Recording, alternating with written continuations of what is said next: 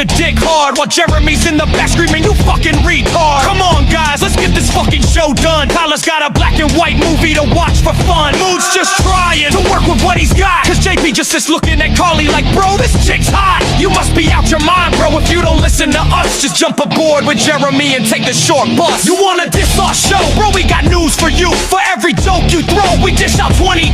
That's not a shot at you, that's a shot of Moodz. 22 shots that'll make you black and blue. We're the 22 shot crew, ready to destroy your ears. Reviewing movies all day while we drinking beer. 22 shot crew, and we're here to stay, making horror history every fucking day. Moodz is a legend for fuck's sake. They say his dick is the size of Camp Crystal Lake, and we're all wondering how much of it Jeremy can take. You wanna hear my opinion, says JP as he rants, but we all love this motherfucking Maxi can. Tyler spitting out info, every little speck, every single movie, there's nothing he can wreck. He's a god amongst men, yo, that's his flex. He loves horror, and that's a fact check. We the best and the rest, that's no contest. Do you feel that knife in your back digging out through your chest? You got your top 10 list, bro, we do that shit every year. You gotta take down notes, bro, we do that while drinking beer. You got a problem with us? Well, Moodz has got something to say. I'm from Canada.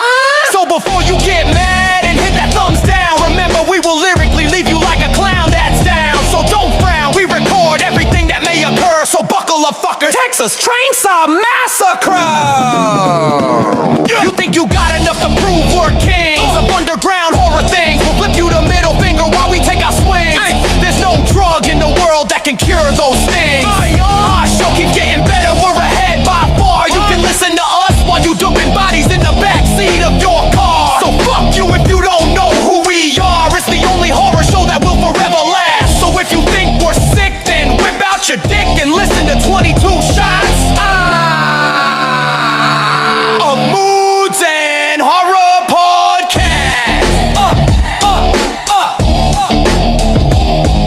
Yes, y'all, it's going down right now. Episode 320 of the Triple Shots of Moodz and Horror Podcast is coming at you live and direct with the homie JP, also known as the cool guy Mexican. And of course, we got Mr. No Fact Check Salcedo, also known as Tyler, in the house. And I be your host, the toxic offender, Moodz. Yeah. What's going on, my cool dudes? Yeah. Just cool duding around. Cool duding like Chancey Phillips. Yep. Sounded like you said Chauncey. I know that I did that on purpose because that's what everybody thinks that he says. It's Sean C, but everybody thinks he says Chauncey. That's fucking dumb. He kind of fucking sounds like he does say Chauncey though. He kind of does. It really does. Bit, but I mean, I think his fucking name is everywhere. I think he figured it out eventually. Yeah, but he's got a bunch of newbies that are watching his channel for the first. I mean, it's also just people being dicks. They got a comment about some shit. Ooh, it sounds like I haven't seen one of his videos, and he still makes videos. I mean, he's been doing a lot of producing and directing, and he's been putting out a lot of movies, man. And apparently, I can't remember the title of the film that came out last year, maybe the year before or something like that. It was actually getting pretty decent reviews. I was like, what? So anyways. Incarnation. Yeah, I mean, he's been putting out some crazy shit, man. That's another guy that was like way more like lovable when he was fat. Yep. Yeah, I mean, generally people kind of are. I mean, I don't know why that is. It's funny, you just sit there and get ridiculed your entire life for being an obese, person, and then you lose all the weight and everyone's like, oh, kind of a piece of shit now, bro. Yeah. It's like, what the fuck is that, man? It's like, how it goes. It's just such a He has like 270 acting credits. Yeah. Look how many things he's directed in the last few years, too. He's been pumping out films. And working with some pretty notable people, too. It's kind of interesting. But then again, when you do so much acting, you do so much indie stuff, like he knows a lot of fucking people. People know who he is. So I don't think he has that hard a time getting people into his films, but I don't know. Maybe we should do a Chancey Phillips special. Hell no, I ain't doing that. And we'll get Chancey on too. That would be fucking hilarious. I can't stop saying Chancey. Yeah, man, fuck. And then we'll get Wet Movie 1 on too. It's pretty funny. But That's a guy I never really liked him even when he was popular. I like Chancey Phillips. yeah, what movie one is cool to fuck out though. He doesn't try as hard as he used to. Remember before he used to be like this guy that would just overly try and say like the filthiest shit, and it was funny. Like I never really watched him that much, so I can't really comment on him too much. But I just saw him when he started doing shit with Cool Duder. yeah. And like he would really amp it up with Cool Duder because Cool Duder wasn't like that. And then he'd try to be the cool guy in the videos. This is kind of funny. Anyways, I don't know the fuck we're talking about this. Episode 320, Tyler stepped away. He's already got to go take a shit or something like that. That's pretty quick. 2 minutes into the show. Yeah, man. So last week we did Killer Penises, aka Dinks. And this week we are on the Vaginas. Yes, man. A lot harder to find movies than you'd think. Yeah, I mean, it always seemed like there was more than there actually is. I just always assumed that there was more. And then you go to, put a show together and you're like, wow, there really isn't that many choices. It's kind of funny. So, yeah. I mean, it's not really the easiest of like a theme to really kind of flesh out. You know what I mean?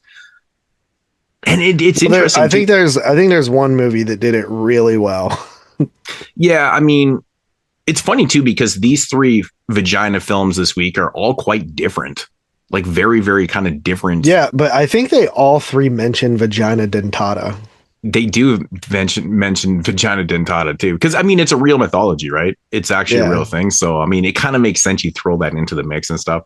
Yeah, when it came up again in the movie, I was like, "What the hell?" Yeah, because that's kind of the main focus of like killer pussy or sexual parasite, right? And then it gets brought up again in teeth and stuff. So.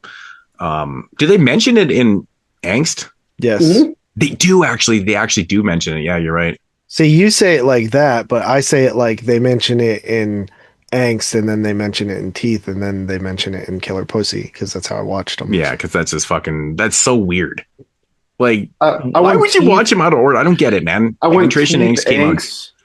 Teeth, Angst, Killer Pussy. Yeah, so completely out of order. And you guys are starting to do that on purpose just to fucking fuck me up, man. Because no, I literally watched Angst because it's the one I thought I was going to like the least because I've seen it before. And I like to tend to get the worst ones out of the way. It was just an accessibility thing, which is easier for me to watch them in that order. Yeah, that was a weird one with Penetration Angst was I thought I hadn't seen it before, and then I started watching. I was like, oh my God, I've totally seen this fucking movie. And then we'll get into it later. I remembered it right away. I was like, oh fuck, it's this one. But you know what's really funny actually, and this is just really weird timing too. I don't know if you guys ever watch Horrible Reviews, like Jerome's channel. He's fucking dope. He's such a dope not in dude. a while, but I used to watch him. Yeah, he doesn't put out as many videos as he used to. He actually just put out one, and he was actually talking about how he doesn't put out that many videos anymore.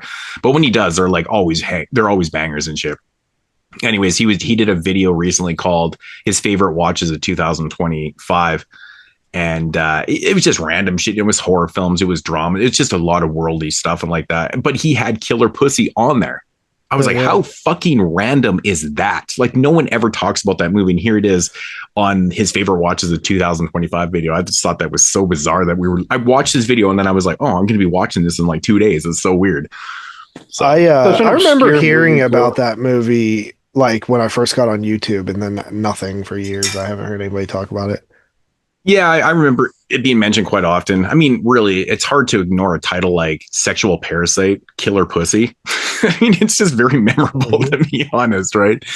I could never find the DVD. I remember looking for it back in the day, and it was out of print and shit. And of course, our homeboy Dave, aka Mr. Parker, came through. I think he'd ripped it and put it on his Plex or whatever, so he just threw me a link for that and shit. So he actually has the DVD, of course. But yeah, shout out to Dave for hooking us up with that because it was easy to find online. You just couldn't find it with subtitles. That was the weirdest thing. They have Italian subs on it. It was weird. Yeah, I found one with like it wasn't even Japanese subtitles. It wasn't Italian. It wasn't Japanese. It was something else. I was like, what is going on with this? So I was hanging out with Dave this weekend. Yeah. Speaking of that, so how was Wasteland this weekend? Oh, it was really fun. It was a good time. This time because you guys weren't there, I spent a lot more time like floating around and interacting with different groups and stuff. But I do got to say, 4 people came up to me and said that your take on, one person literally said, your take on the Tippi Hedren thing was the worst take they've ever heard you have in the entire existence of the show. Oof. What do you mean? Why? No, but like you have to, it doesn't make, I don't understand why people think it's a good idea that you're able to talk shit about someone after they died. My point was, if everyone missed this point, this happened in 1963. Hitchcock dies in 1980. She decides to come out with all this shit after. So she had 17 years before he died. And so basically 20 years later. Why is that a bad take that I support? The bad take part comes from, I think what people are saying is she had so many years to get over it. I understand where your point was, dude, that you're like, oh, it takes people time to get over the shit and stuff. My point is there was 17 years up to that point. It's but I think people look at it like, why is it that the perpetrator allegedly would be the one that needs the grace? Shouldn't we give the grace to the victim? Okay. What did he do that was so bad? If it was really that it actually happened, he sexually assaulted her. If that, according to her. So, I mean, yeah, but there's no proof. There's no, it's no one's word against her. Like there's no proof at all. But a lot of times there is no proof. But my point is, and this is, I don't understand how this is such a fucking bad take that I support. I don't understand how people could support someone that's willing to just wait for someone to die.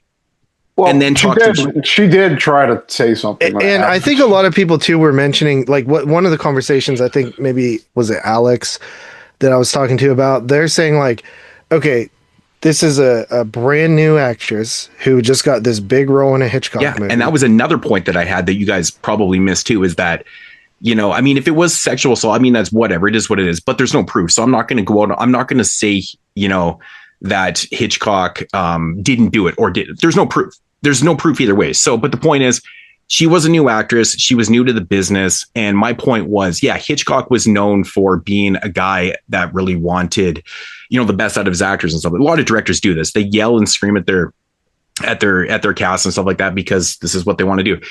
Just not really knowing the specifics of what happened on the set. I mean, it could have been simple as, you know, he fucking yelled at her. She got all fucking butthurt. You know, she took it the wrong way, being new again, not being exposed to this type of behavior, these type of actions, and, you know, this type of way of filmmaking and shit like that. Who knows? There's so many fucking different things. Like, one thing we did see with like the Me Too movement, right, was when like all the Weinstein stuff came out, like most of the time the people that were affected were young actresses who had no leverage at all, and they just had to like basically take it or have their career ruined. So it's like that there is a power dynamic that comes with these major players in Hollywood. Your word versus them. Again, this is all irrelevant though, because there's no proof of him doing anything. My point was the fact that like the shit basically came out after he died. That's what I'm talking about. Okay. Right. So somebody just left a comment again, which was very interesting about how fucking, what's her face? I'm all flustered right now. From The Exorcist, Linda Blair. Linda Blair apparently just came out and said that she waited for William Friedkin to die to expose the atrocities that happened to her on the Exorcist set. Now, this is kind of weird timing, don't you think? Honestly, like, because I've never heard anything about Linda Blair ever. I'd never heard one thing about Linda. Said some things like about, like, didn't she like break her back or something in the? No, but she was talking about straight up abuse though. There was the scene where she got all fucked up there was that scene where she got all hurt and stuff like that. But that happens on the set. That has nothing to do with Friedkin himself. That's not a personal thing. I'm talking about, she's claiming that he did like assaulted her, and I'm assuming it's sexual because it's not like she was going around fucking punching her in the fucking face. Hey, Reagan. She was like a little girl. That's what I'm saying. So it had to be sexual. Like young as hell. But that's what I'm saying. So it probably had to be sexual. It couldn't have been just an assault. My Maybe thing is, I don't trust any of these people. that's like, what that's. but I don't. See, But all I'm these saying I don't motherfuckers trust put- the directors or the actors. But at the same time, I'm not gonna like. I don't care if someone's dead or not dead. And if somebody wants to, if somebody did something to somebody and they want to talk about it, whether the person died or didn't die, maybe they felt safer after they died. I don't know. But course, it's like, called I being don't a have an pussy. issue with that. See, I Dude, do. I don't want. like, isn't that like a hurtful thing to say? It's like if somebody was actually victimized, and for somebody to, if there is come out proof, I'm later- not going to sit here and be like, okay, now that's fucking wrong that you talk some shit. I'm talking about having the proof. If there's nothing in stone, Hitchcock hasn't been fucking, tried with anything. And even William Friedkin, like all these guys, there's a lot of people that have accusations against, but there's really no proof. It's the actor's word against, well, no one's word because the dude's fucking dead. But my point is, how much shit has Freaking gone through in his life? Not a whole lot, probably, right? You're going to wait for him to pass away before you start accusing this guy that can no longer defend himself. Nobody can really defend him at all because they don't really know exactly what happened. If anything even happened at all. Linda Blair's been known as a bitch. Okay, if he actually, let's say he assaulted her. I'm just willing to give the benefit of the doubt to people a lot of the time times. to defend himself. Like if he did it. Like, does that, like, if he did it, you still think, like, oh, he should be able to defend himself? Like, fuck that. He sucks if he did it. You know what I mean? But an accusation doesn't mean that he did it, though. People talk shit. Right, but an accusation, but lack of evidence doesn't mean he didn't do it either. You know, but maybe he could prove that he didn't do it. Maybe he has the ability to do that. So we're just going to take Linda Blair's word. That's not what I'm saying either. I'm not saying we take anybody's word for it, but we at least acknowledge it and maybe like think about it. Of course, I'm acknowledging it, but I want some fucking proof because I'm a very logical person when it comes to fucking, especially the law. You need proof to put someone away. I agree with that 100%. So why are people coming out with all these accusations after they People do lie, but Dude, people it sells also books. assault people in Hollywood. Like it's, Of course they do. like, I mean, it is pretty like, Of course they do. Of course, there's a lot of fucking pedophiles. There's a lot of bullshit that's happened in Hollywood. We know about the casting couch. We know about all the fucking man rape and all the shit that's been going on. All these accusations that have come out from, fucking, dude, just name somebody. The Coreys. Like it never ends, man. There's a lot of this shit that, I'm pretty sure is it's definitely happened. Come on. Oh, yeah. Some of the Corey stuff I would 100%. I mean, shit. So one of the guys was actually. There's so many stories from other shit. people that have, kind of come out and said some shit about, even like, yeah, it's just there's too much going on with it not to be like, okay, well, there's some fishy shit happening here. But honestly, that's kind of how I feel about the Tippy thing. But how big of a story was it before? This is a big thing after Hitchcock died. This is the thing. I've never heard anything about Hitchcock. Exactly. That's the whole point. Like, because Hitchcock is this big, powerful director. Hitchcock was at this time. Hitchcock was maybe the most important and like credited and accolades and everything director. But I'm not. I don't want people to think that I'm trying to defend someone that's doing some bad shit. I'm just saying. I just find it really interesting that this type of shit comes out completely. Like no one filtered out anything about Hitchcock until I've always heard stuff about Hitchcock too. But it was more along the lines of like the Fulci stuff, where it's like he's just too aggressive with. That's what I said. That the reason Fulci was a piece of shit to work with. I think the reason I give where there's almost too much to not again this doesn't affect any way I watch Hitchcock movies or how I view any of the history. This is just how I logically work it out. The fact that there's documentation of her trying to tell people on the set when it happened and the accusations the things involving Tippy later in his career being just a little bit more. What's the right word for it? A little bit more serious than previous. Than like JP saying with the Fulci stuff and blonde women. It's just all that adding up makes you pretty sus about it, and it's not like she wrote a book and came out with it. Someone was doing memoirs on. But the thing is, though, man, if you're a predator like this, man, you're doing it to multiple. So where's all the other accusations? right? Well, Because there's like even with the have- Fulci thing, there's tons of people that have said that they all tell the same stories about how a big of a piece of shit he was to work with. He was difficult. He yelled. He didn't give a fuck about you. He wanted shit his way. I get that. I completely get that. But that's a different type of scenario. This isn't sexual assault. But like, is there other people? I mean, I haven't really too? looked deeply into it, but it wouldn't surprise me if there was. And It then just- I know her co-star, the guy in the movie, he co-signed her statement on that as well. And so did So- her agent. That was like the big thing. It's like there was all these other people that she tried telling that and the studio basically told her to Shut the kick fuck rocks. up. Well, of course. Yeah. You're not going to try and fucking bury somebody like Hitchcock at that point in his career. I get that.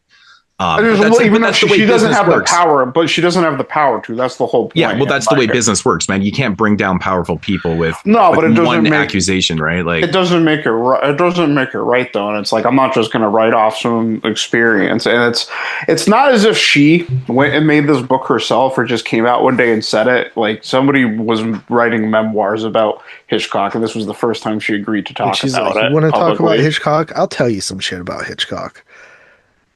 yeah, but- whatever. But I'm just, it just the timing. I hate that shit, man. It's like I said, if you put yourself into that position too, like if you were being accused of some shit and you totally didn't do it and you weren't here to Right. defend But if yourself, you it's put like it's yourself kind of in fucked the up. Other position too, where someone did something to you and they got away with it for their whole life, and then when you did try to speak up, nothing happened, and like maybe your final satisfaction is like, I'm gonna fucking, now people are listening to me, I'm gonna fucking say it now. You know what I mean? So it's either way you put yourself. If you put yourself in the position of Hitchcock and he didn't do it, yeah, that's fucked up too. But if you put yourself in the position of Tippi Hedren and he did do it, I think my arguably biggest more fucked up. No, I know what you're saying. I think my biggest problem with the whole thing though, man, is the fact that there's so many people trying to fucking bank off it. Right. When you, I just feel like, get it, too, like in the she was time- saying some shit, but like most people, like even with the Linda Blair shit, man, it's like, Well, I'm gonna wait like, for Linda freaking. I'm Blair gonna writing a thing- book about this. It's like, dude, like now you're just banking on this shit. Bro. Like Linda Blair seems like if I was analyzing the two situations, like Linda Blair seems like a completely different thing, especially because all this time has passed. It's like she had like her career, she's whoever person is like, and then like someone dying to come out and say like, well, now I'm gonna say this. I think like that situation's quite a But bit there's been different. other actors and actresses and stuff like that have said some shit in some book, and you're just like, what the fuck? Well, that's why everything's like a case to case. But I mean, the book is about banking on fucking bad publicity and all that fucking The thing is, it's negativity and not- shit that it sells books, bro. It sells but it's books. also not her book. But still, she's still, Hedren. she's still claiming this shit though. I mean, if she like, I don't really have an issue with her telling her side of the story. It's Even if not, it's complete, even just F8, just like to play devil's advocate that she completely made it all up.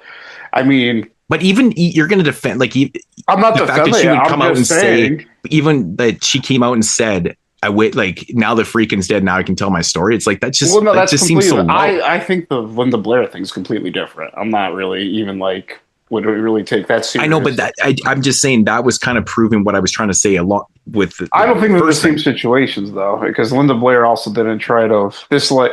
Also, you have to like look at if you look at the Tippi situation too. Not only did she try to tell people, if she like really when the studio told her like to just shut up, if she really made noise and really tried to like go like ruin someone's career, she's never working again. She's just not. Like her career is just over now. Yeah, and I understand that too. I mean, the blacklisting thing is what it was and is a real fucking thing for sure. It is. I mean, yeah. I mean, there's. I lots just of like people this that is are the situation. currently blacklisted for shit, right? But At the And end of to the be day- fair, like just to like not put out misinformation, I'm not actually seeing anything of Linda Blair saying anything sexual about freaking online. I don't know if you knew that for sure. You assumed or what. Yeah, I don't know anything about it. No, but, I don't like, really know anything Linda about Blair it. like coming out after like freaking died to say, here's something that happened to me 50 years ago, and it's not something like sexual. Then there's definitely. she's mainly talking about her spine getting fucked up. Well, yeah, everybody. I mean, to that's like just, unsafe. and like I think there's literally people, video footage of that. and the thing So- is too is like I think there's people. It's not like something like that. The responsibility. I don't believe like the sole responsibility that is on William Friedkin. Even if he's the guy in charge of the production, like there's still producers. There's still people above William Friedkin that got into. There's still people paying for this. It's like it's on them to make sure it's a safe environment. It's not just William Friedkin. Yeah, no, of course it's not. I mean, it's, there's effects, and there's guys that go into setting up all those stunts and shit like that. I mean, there's just shit that goes wrong, right? I mean, look at the Twilight Zone movie, man. Yeah, but I fucking think that he should have been crimed for that shit, man. Honestly, fucking charged with some shit on that. That was another case of Hollywood like fucking protecting their own, because Landis 100% like fucking essentially. I couldn't tell you anything about it now, but I remember reading up on it one day. And I've read so many different. Dude, he kept telling the helicopter to get closer and closer, and they were like, "Dude, this is unsafe. Like, we can't get closer and closer." Yeah. I mean, yeah, there probably was someone there that should have like. I mean, there's definitely probably some negligence there, but I mean, at the same time, again, he is there hired to. I mean, fuck, dude, people. There's so many fucking people that have died on films doing stunts and shit. I mean, I guess they're not the stunt people, or the actors, but it's a little bit different when stunt actors are dying doing stunts and shit. But I just there's got to be a little bit of negligence there for sure. Who is the number one person in charge of everything? Like, who is the person that answers to no one and makes the final decision if it has to be made? That person. It's that person's responsibility to make. Yeah, sure well, I mean, there has to be negligence there. So, I mean, people obviously were negligent. There was just no criminal negligence that ever went down for that, because they chalked up as an accident. But people did get sued, and there was money that was that was paid out for that and shit, for sure. But yeah, but like 2 children died. I know, like, it's sad. It's fucking sad. But but I mean, I feel terrible about that. That's fucking awful. But I mean, it's not like Landis tried to fucking kill them. It's a totally different scenario. I think it's definitely negligence for sure. Yeah, I mean, but I mean, it's not just him. It's the studio. It's everything. Yeah, I mean, it's going to come down on everybody. I mean, John Landis at that point is really trying to do his job. He's trying to get the best shots. He's the director. He's literally directing shit like, "Hey, get it closer, get it closer." I mean, then at the end of the day, there's maybe it's in bad decisions. Yeah, people make bad decisions. That's at the end of the day, it's like, it's a liability, and there's somebody, whether it's the executive producer, who I don't know who's ever like the number one person in charge on this. At the end of the day, it's their responsibility for everyone to be safe. It's someone's job to like make sure John Landis is doing his job. Yeah, the pilot apparently told Landis that the fireballs were too large and too close to the helicopter. Yeah. Which Landis responded, "You ain't seen nothing yet." Like, that's probably not a good look, dude. And then witnesses testified Landis was shouting for the helicopter to fly lower and lower moments before it crashed. Jesus, John. Yeah. I'm not a big... there is millions. There's so much... It's different when you're working on a movie set, though, too, man. I mean, you're signing waivers. Like, everything is a lot more secured when it comes to that type of negligence and shit like that. I'm pretty sure that they're kind of protected from that. I mean, it's not like you're out there and try to push the limits to try and kill some people and shit like that. But I'm just sure it works a little bit different, because the insurance level when you're doing major stunts and shit like that's got to be pretty fucking high. Yeah, you know what I mean? Like, there's a lot more that goes into it. It's not just like your regular work job and shit. So, but I mean, these are the type of events that really kind of changed the way Hollywood made films. I mean, after the 70s and early 80s and shit, so many people were dying on sets and shit like that. You don't hear a lot of the stunt people, but in the 70s, like, I watched there's actually a documentary on it, and it's really, really eye-opening how many people fucking died in the 70s just doing crazy car stunts and shit. It's fucking wild. It's pretty gnarly. I think the thing that also so with negligence, but they're signing their lives away though too, right? So I think the thing that always like bothers me about it is like that Landis has like never come out and like talked about like how like horrible it was and how tragic it was and stuff like that. Like, he's kind of ignored it like his entire career. And like, to me, it just seems like a guy that didn't want to take responsibility for any part of it. Which I mean, again, I mean, the flip side of that too. I mean, it's, it's a lot of emotions though too. I mean, he ended up killing 3 people. One person being a very big actor in Vic Morrow. It's shameful. It's embarrassed. It's a Hollywood fucking sore. I mean, it's forever just embedded in his mind. I mean, I get the emotional level. I don't know. That's the thing. I don't know if it is. Like, it doesn't seem like it. Well, I mean, if he's not affected by that, I mean, he's purely a narcissist, probably a lot of different things. Sociopathic, actually, because if you could just kill people and go on with your day, I mean, you're sociopathic right there. But I don't know, man. I'm not trying to defend it, like I said, but I understand. You were already a name director, but I mean, not to apologize and shit is pretty fucked up. It is pretty fucked up. Maybe if I never mention it, they'll just forget. Also, he signed a petition in support of director Roman Polanski in 2009. Yeah, a lot of people. Now this is just turning political, man. I don't fucking. A lot of people did that. You just I know, like that's another one. That's what I'm saying, man. It's a fucking cult. It's a cult. Everybody protects each other, dude. Hollywood's been like that for fucking ever. They protect their own. I don't fucking trust any of them. They protect their own. We understand that shit.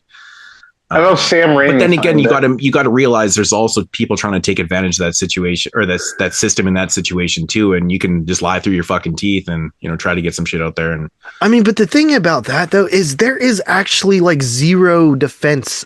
Like, what is the defense of Roman Polanski? Well, I'm not saying people are lying about Roman Polanski. He feels bad about it. I mean, he did some fucked up shit for sure. I mean, it seems like it's pretty on the level that he did some shit. So, but I never once said I ever liked Roman Polanski as a person. I just one of those people that can separate the people from the art. Oh, I 100% can. Like, I fucking yeah. It doesn't affect me when I'm watching Rosemary's Baby. I'm not like, fuck, I can't watch this shit because Polanski's such a piece of shit. Like, I mean, I've heard people say like they can't watch movies and stuff based on some of the actors that are in. I'm like, you do realize that they're acting, right? That's kind of fucked up. They're not playing themselves in the films. It's like that's kind of a fucking weird situation to be. The older I get, the weirder the whole thing is because like 13 seems so fucking young to me. Yeah, like like I could see like, oh, like this 16-year-old kind of looks like and acts like an adult. I don't know any fucking 13-year-olds that kind of look and act like adults. I see girls below drinking age now, and they look like children to me. It's crazy. Well, man. That's because you're getting older, right? I mean, I cannot tell ages. If I look at something, I'm like, I'm pretty bad at telling ages too. Yeah, I'm really bad. I'm usually able to tell kids.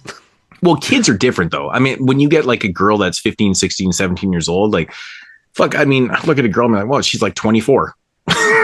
She's like 16. I'm like, Jesus Christ. But then you got on the flip side too, you got some girls that are 16, 17 that are, they look way fucking younger.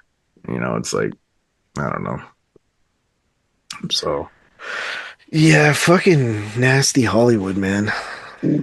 Other than that though, dirty fucking business. Yeah, Wasteland was really cool. I ended up buying a good bit of stuff. Severn actually really hooked me up. They're non-slipcovered titles. They gave me, I think it was like 3 for $50 on the Blu-rays. But then he was like, any one you buy after that, I'll give them to you for $10 each. So I ended up getting like 8 titles or something for like $100, which is pretty good deal. It's like $12.50 a title or something. And then he threw in DVD, Intervision DVD for free. And then didn't really hit up much of the TerrorVision because I pretty much had like most of the stuff that I wanted. But I did grab 2 tapes from them. I got the Friday 3 and 4 score, which is pretty cool, on cassette because I bought the first 2 last October. And then Carly ended up buying me Deadly Spawn for my birthday. Oh, dude, there was some crazy shit that happened too. So Synapse, like right when we first got there, this is like an hour after it opened, and we rode up to the con, and there was a police outside, and I was like, what the fuck's going on here, and I was like, well, that's kind of weird, and I saw them talking to like one of the con people, and I'm like, oh, like, wonder what's going on. And then I ended up like going inside, and I was doing my first round, and it was somewhere like right over, I saw the police over by the Synapse table, so, and I was like just going to that area, and there was a dude who was like flipping shit on Synapse with the police there. Like, and they started arguing and shit.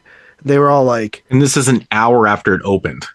Yeah, like the police, like the dude is like, when did you release it then? When did you release it? And he's like, I'll have to go look. Like one of the Synapse guys was like, I'll have to go look up the production date and stuff like that. And he's like trying to look through his like phone and stuff like that. And like you could tell the police have no fucking like these are just local Ohio cops, right? Like that, like this guy's basically claiming that they released a title that they shouldn't have, or that their rights had elapsed and they're selling the title and it's like his film or something. And the film was I think it was Invaluable, the true story of an epic artist. Yeah, the fucking documentary. Yeah. Yeah.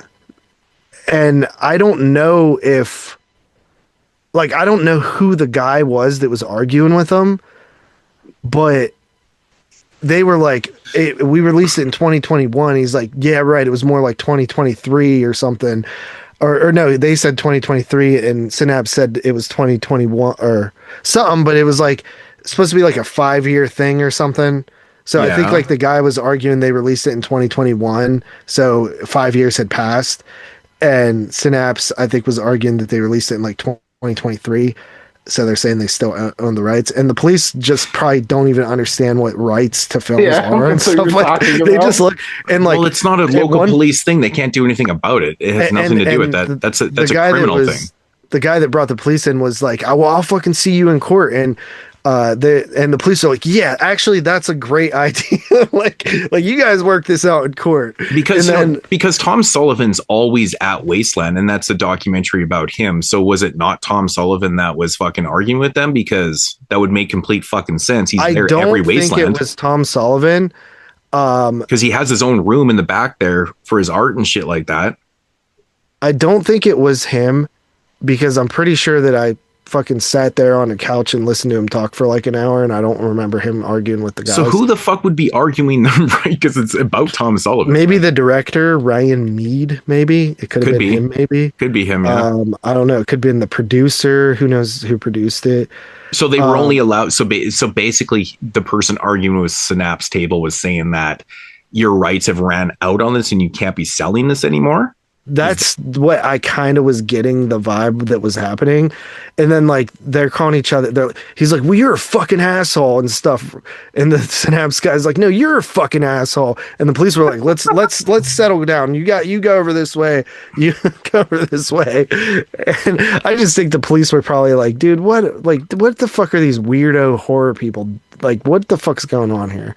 Right. But it was fucking hilarious, man. I was just sitting there. I was standing right next, I'm right next to the guy flipping out, like literally standing right next to him. I'm just standing there looking at Deadly Spawn, like just trying to look like I'm just doing something else, but I'm clearly just interested in what's going on.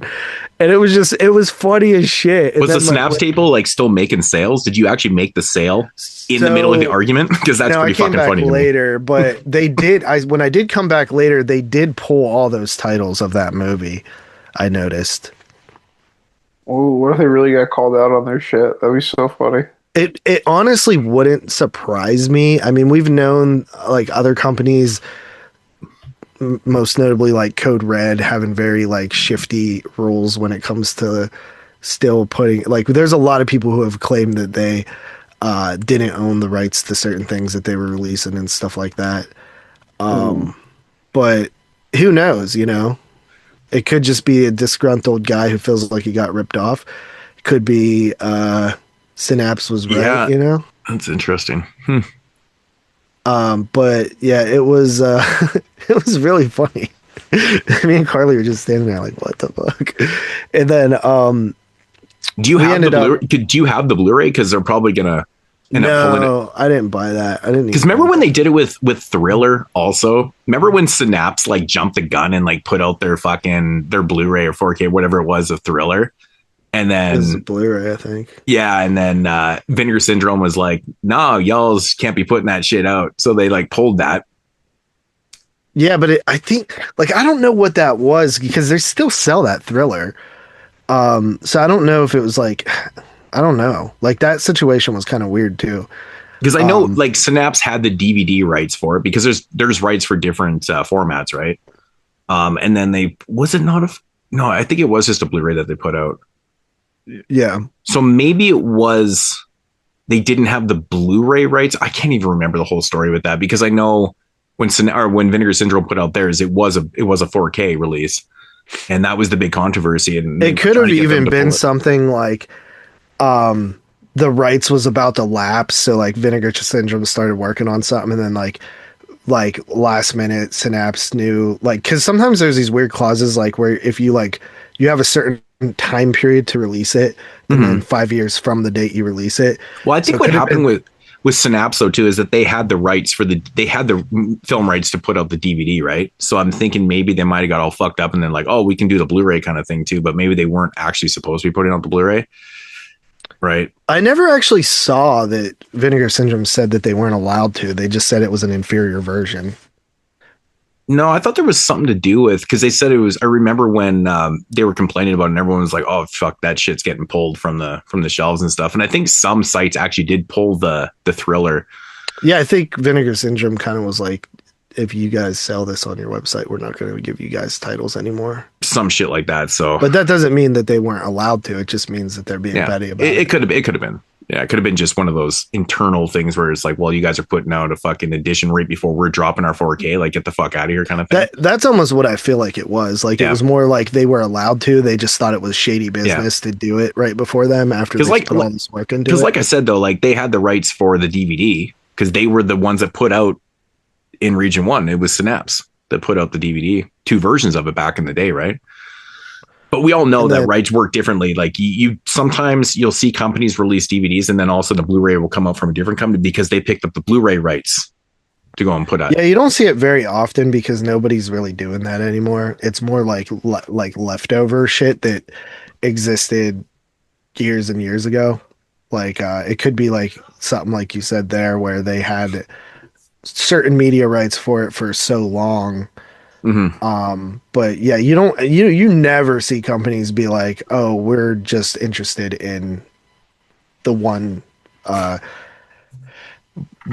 format anymore. It's usually like all encompassed now. Yeah, who really knows though? I mean, it would have been really interesting because, you know, Vinegar Syndrome and the Synapse guys are there.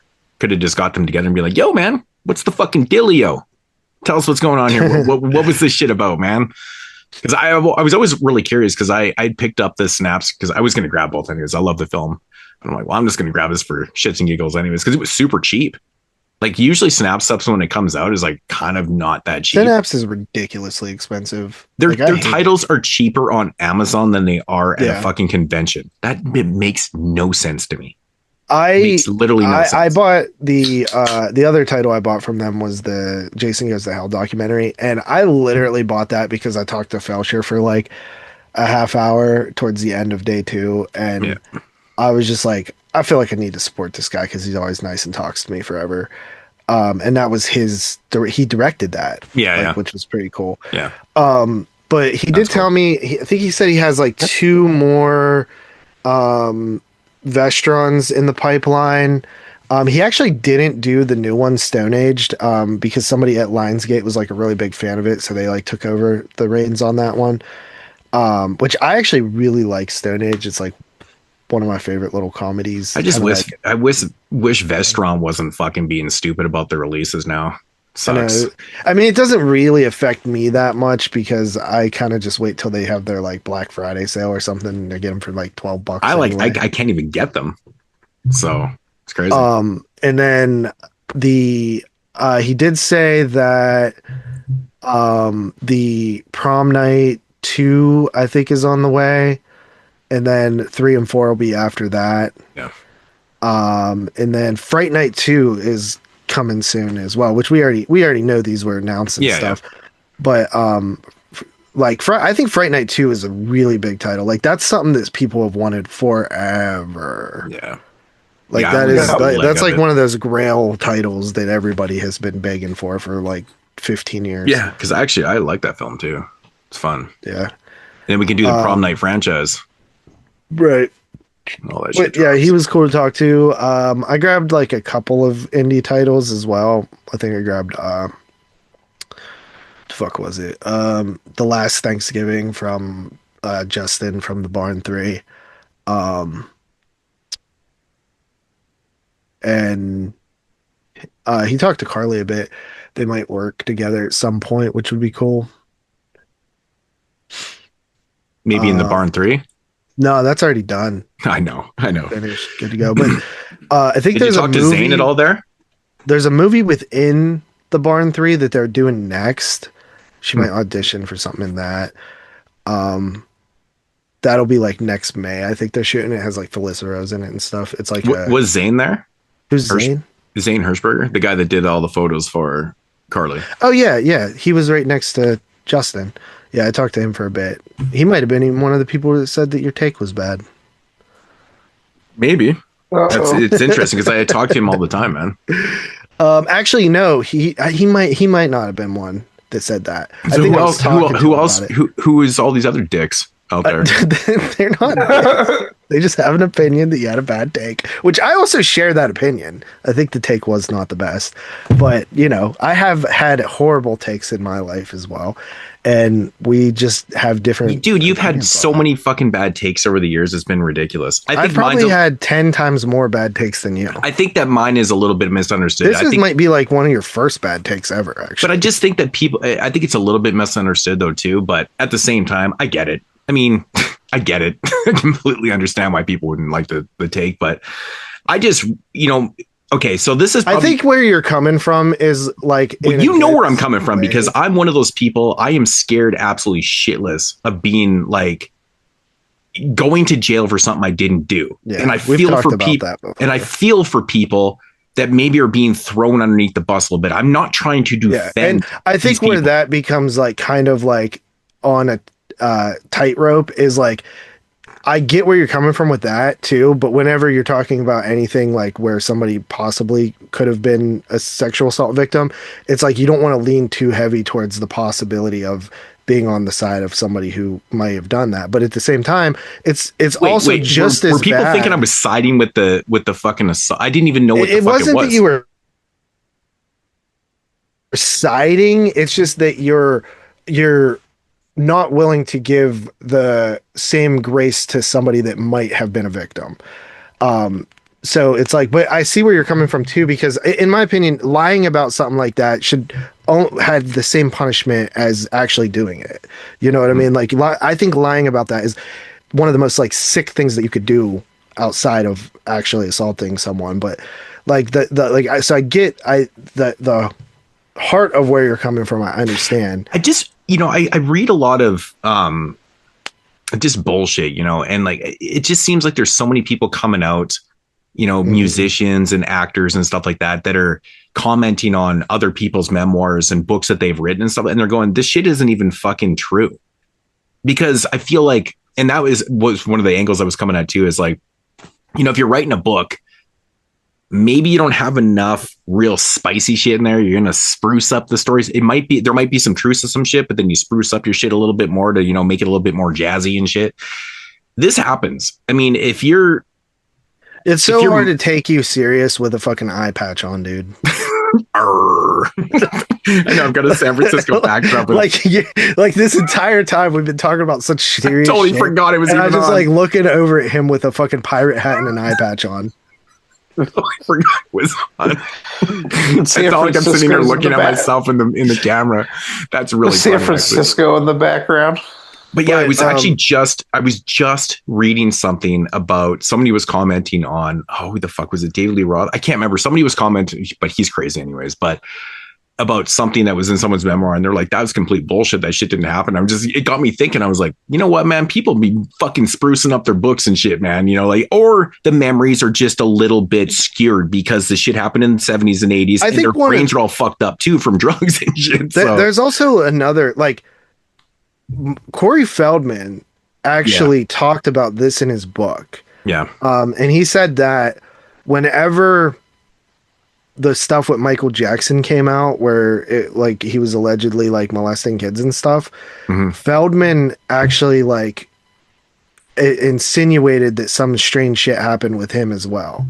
And in his book, he actually says it's one of his biggest regrets that he just like lied and made that up because people. I remember that. He felt like slighted by MJ because they used to be really good friends, and he hadn't talked to him in a while and stuff like that. And like he really did say like that Micheal Jackson, out of like all the pedophiles in Hollywood and all the people who had like done stuff to him, Micheal Jackson was one person who never did anything to him or with him. I always felt like the initial story that came out about Micheal Jackson with that one mom and kid and stuff was, I used to think it was fucking 100% true, because I'm like, MJ's kind of a weird fucking dude, and he's like into this like it's like he's being like a kid. It's kind of creepy. well, it's because But a lot of people in just- hindsight, I don't think he did any of that shit. I think everybody was just trying to make a buck. it was extortion as motherfucker, man. I mean, you make some shit up about someone that's worth so much damn money and shit. I mean, Could you believe it's a if quick he buck, man. It's a actually real quick didn't buck. do anything wrong but try to show children like amazing times because he didn't have a childhood? If that's like killing Santa Claus, bro, like that is the most fucked up thing. Like Dude, if he that's truly pretty was bad. just a nice guy who wanted to like enjoy like childhood again with these kids. Dude, I truly believe Dude. that Micheal Jackson was a fully grown man still stuck in a child's mind. I mean, if you look at his estate, his huge fucking ranch mansion Neverland with Ranch, Neverland. bro. I mean, it was all about kids. It's because he was still stuck there.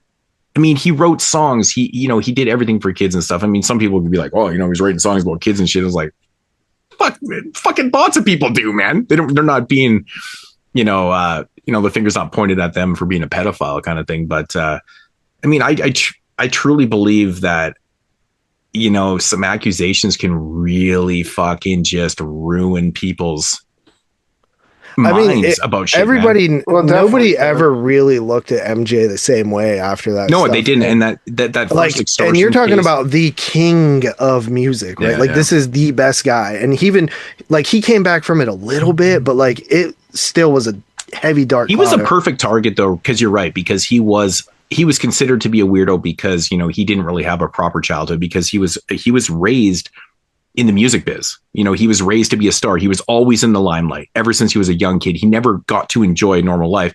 And so when he got older, that's what he was trying to do with kids. This is what normal kids do. They go to, at least I hope so, man. they go to Like, rides.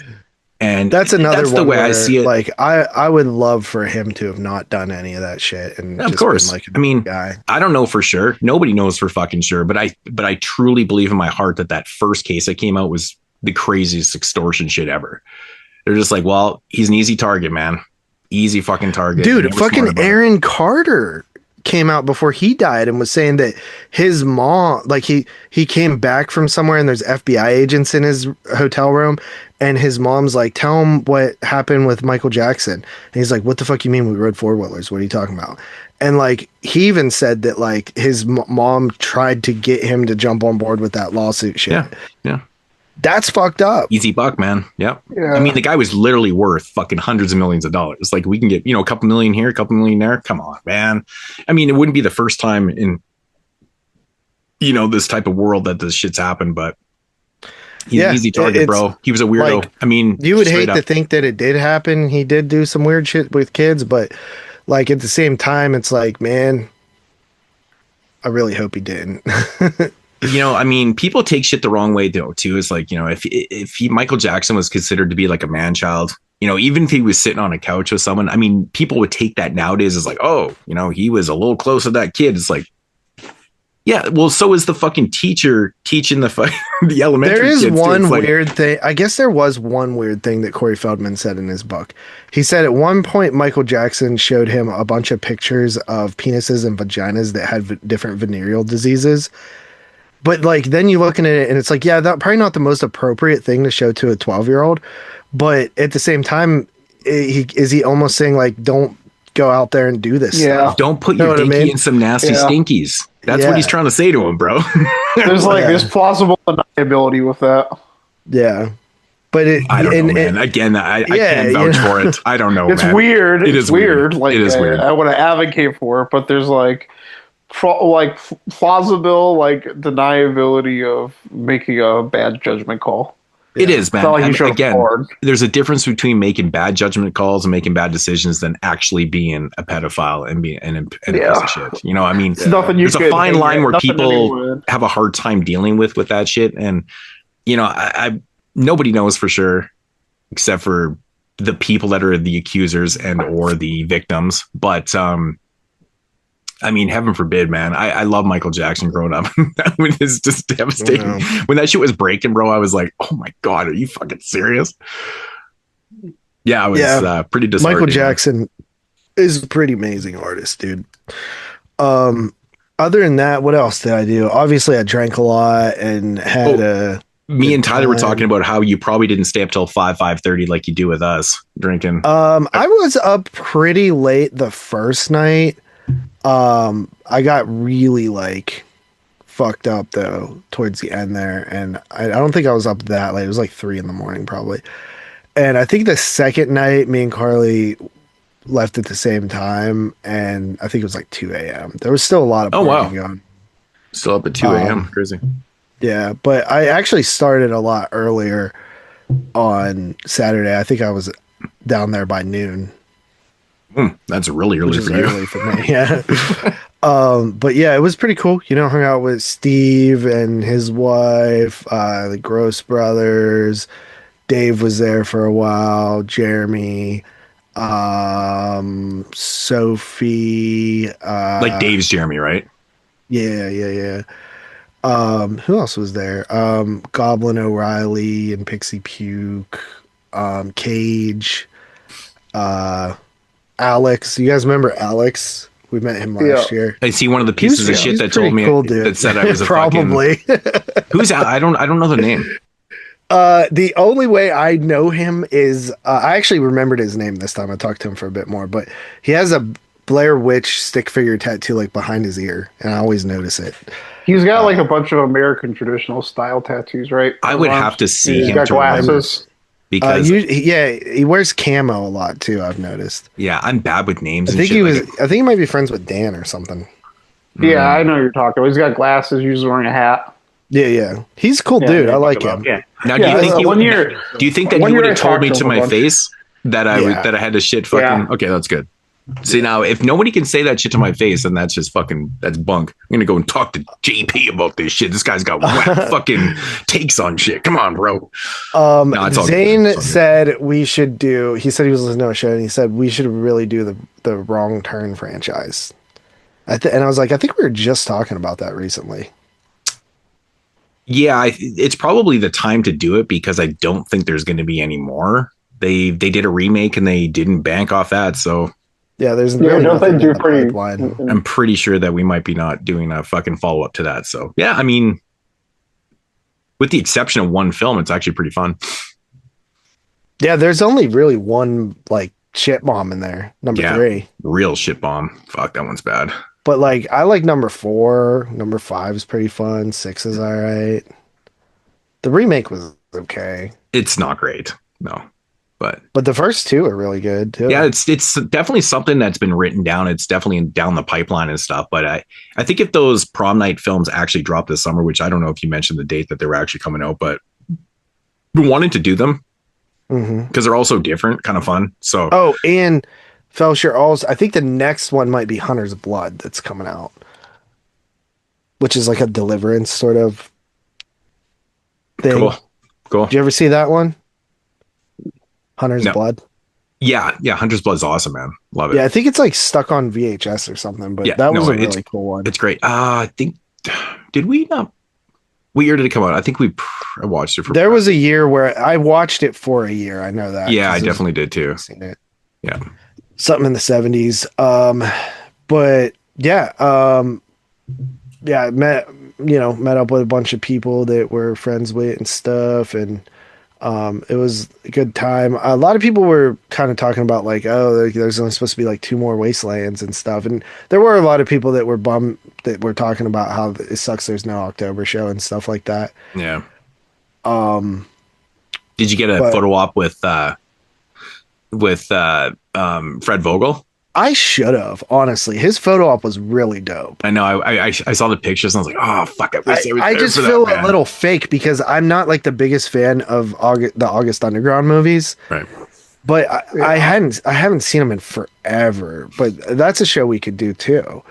I tend to like the first one more than the other two. I've only seen the first one. Well, the first one, it is what it is, and then the second one amps it up to the point where it's actually like a hard watch, and then the third one is more polished. It's weird. But the first one to me felt like more like a actual like found footage thing. Like it kind of felt like it could be the tapes of some serial killers. So I kind of like that aspect of it a lot. It felt very much just like the home movies of some serial killer, which there have been people like that, like in real life. So it's like kind of cool. But yeah, I was talking to TerrorVision, dude, and I'm like, yeah, man, I can't wait for Gator Bait 1 and 2, you know? And he's like, me too. And I fucking own the company. Like, he's like, I don't know what's going on. I was like, shit, dude. Waiting on the transfers? Is that what's going on? I guess the production or something, but like I don't know if you've noticed, but they've slowed down a lot. Like they've had trouble getting these titles out, it seems. Man, I've noticed big time with that. I was actually going to ask you, like, and he did tell me the next Giallo thing, because like I said, they're doing the Giallo line. What is that? What is the line called? Do you remember? Death Nerve video. The next title in this is a box set. He didn't tell me what they were though. Nice. So it's kind of cool. This kind of sucks, man, because that's one of my favorite things about going to Wasteland is, you know, going to the table and buying the titles like that and shit. And it kind of hurts my feelings a little bit because the shipping from TerrorVision to me is not great. And just it really amps up the price. And I'm like, I'm gonna start missing a bunch of shit now. Oh well, it is what it is. First world problems, right? So yeah, I should ask Tony why he didn't come down, because he's close, I think, right? I think he was out of town this weekend. He was doing something. Yeah, I asked him. He said he was doing something else. I gotcha. Yeah, because it's only like 2.5 hours for us, which is like nothing. Like, yeah, that's like driving to work twice for me. But you know, it does suck not seeing like all of you guys. Like that's one thing that's like kind of shitty about it, but still a pretty decent like turnout. I grabbed those also, those Diabolic titles, the Cauldron titles for $10 each. Like they didn't have the box set. I think the box set's out of print now, but like I've thought that was like a steal. Those the house titles for the. So you paid $40 for the box for the 4 titles. Yeah, that's a good fucking price, because I think the pre-order with the box was like $100. So, I mean, $60 for a box is pretty crazy. Yeah, I really wanted to grab some of the Severin box sets, but the thing is, for me, is they're actually cheaper on the Black Friday sales. Like those $100 box sets are like $60 on the Black Friday sales. So I didn't end up picking up any of those, but the Margaretti one I was interested in, and the Shark one I still didn't get. Do you have the Peter Cushing one? No, I'm not really like super into those ones as much for some reason. Oh, okay. Or the Christopher Lee ones, or I don't have a lot of them, honestly, but okay. Well, I guess I'll take it out of the box I was going to send you, because I was going to send you that box that I have. Oh yeah, give me that. Not even joking. No, I don't have that because when I say I'm not into it, I'm just not into buying it. It's the same thing with Deadly Spawn. Like I wanted Deadly Spawn so bad, but I could not bring myself to spend the $65 on it. So Carly bought it for me for my birthday instead, and now like. Man, what was the other title I was going to send you? I have no clue. I can't even remember now. Just like totally losing my mind. But yeah, my Cinema Wasteland was pretty fun. We ended up just leaving. I'm like the type of person that like I'm just ready to go on Sunday. Like I'm just want to go home. Oh, I know. You ditched me on a Sunday one time. I literally spent an entire Sunday by myself. It was fucked. Yeah, that was kind of fucked, but that was a different scenario. So we ended up just leaving on Sunday. Oh, you guys never even went down or nothing. No, we just packed up and left. But I I bet you didn't beat Parker out of there. No, Parker didn't even stay there. He didn't Like, stay at the either hotel? day. No. He used my Hilton discount. Like, So did he show up on Friday or just Saturday? he showed up late on Friday, and then he was there a lot longer on Saturday. Interesting. Yeah. So what was the consensus around that place? You know, just possibly being one of the very last ones and shit. And I'm sure it was a topic of I conversation. think a lot of there. people just aren't convinced that it's happening, and they're just like, somebody else will do the same shit here. Well, that's what I think. Someone's Call going to pick it something up and else. just keep putting it on. Like, it's hard to get rid of that one, man. Yeah. It's just so funny because the hotel is like so dilapidated. Yeah. Although the Gross. elevators worked the entire time this time. They Like, did I last like how time, too. that's the bar. The elevators are working Yeah. now.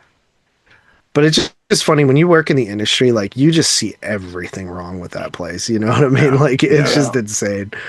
Like, but that's why it's not a Holiday Inn anymore, and it's a Best Western because they don't have the standards that the Holiday Inns have, which still isn't as big as some chains. Like I would honestly say like Hilton and Marriott are like the two that have like, you know, very consistent quality. Yeah. But yeah, it's Right. funny seeing that place like that. And It's always been shit, though. The first time I went, I think it was in 14 or 15 or whatever it was. And I was like, this is the hotel? Like, well, I thing had heard, sucks. I haven't been going nearly as long as you, but I had heard from other people that when it was a Holiday Inn, it was actually like, you know, still somewhat quality. It was better than it really got run down. The year that Dave Z, me and Dave bunked together, that was funny because the elevators were shit. Like everything was broken that year. Like everything. Ice machines You guys were kind broken. of would have been annoyed this time too, though, because they had like where the normal big table we sat at in the lobby, they had like you know how they do like the catered food where they sell like hot dogs and sandwiches Yeah. and shit like that. Yeah. They had that set up there like the entire event and stuff. Really? Yeah, it wasn't in the lobby like it normally is. Like That's annoying because that was like the best spot, like to hang out. But Yeah. back in the Oh. back wall with the TVs and shit. Yeah. And I also filmed a video with Addison,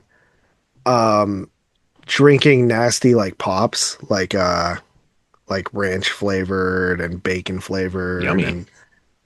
and cucumber flavored and hot wing flavored and peanut butter and jelly. And I just kind of wandered into the video. Carly was actually doing it, but then they asked me to do some, and I went and tasted them. Started gagging on the bacon flavored one because it tasted like fucking dog food to me. So I started was like That one gagging. sounded the And most Carly appealing started one. mentioning like mashed potatoes, and it's making me gag worse.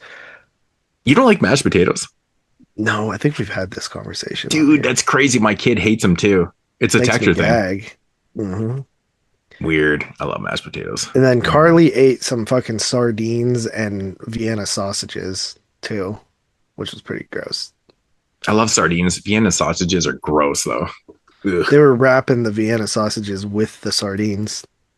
Oh, damn. Yeah, she. Generally, you I just think wrap she likes them. Yeah, generally you would eat the sausages wrapped in bacon, but not fucking sardines. I've never heard of that, man. That's kind of gross. Yep. It's a weird Yeah. texture. You want to talk about weird textures, man? Because sardines aren't very hard. Like they're kind of soft, and you get, oh man, come on. Yeah, it was. It's a good time. I had fun. That's good though. That's good. But yeah, definitely not the same with all the whole 22 shots collective there.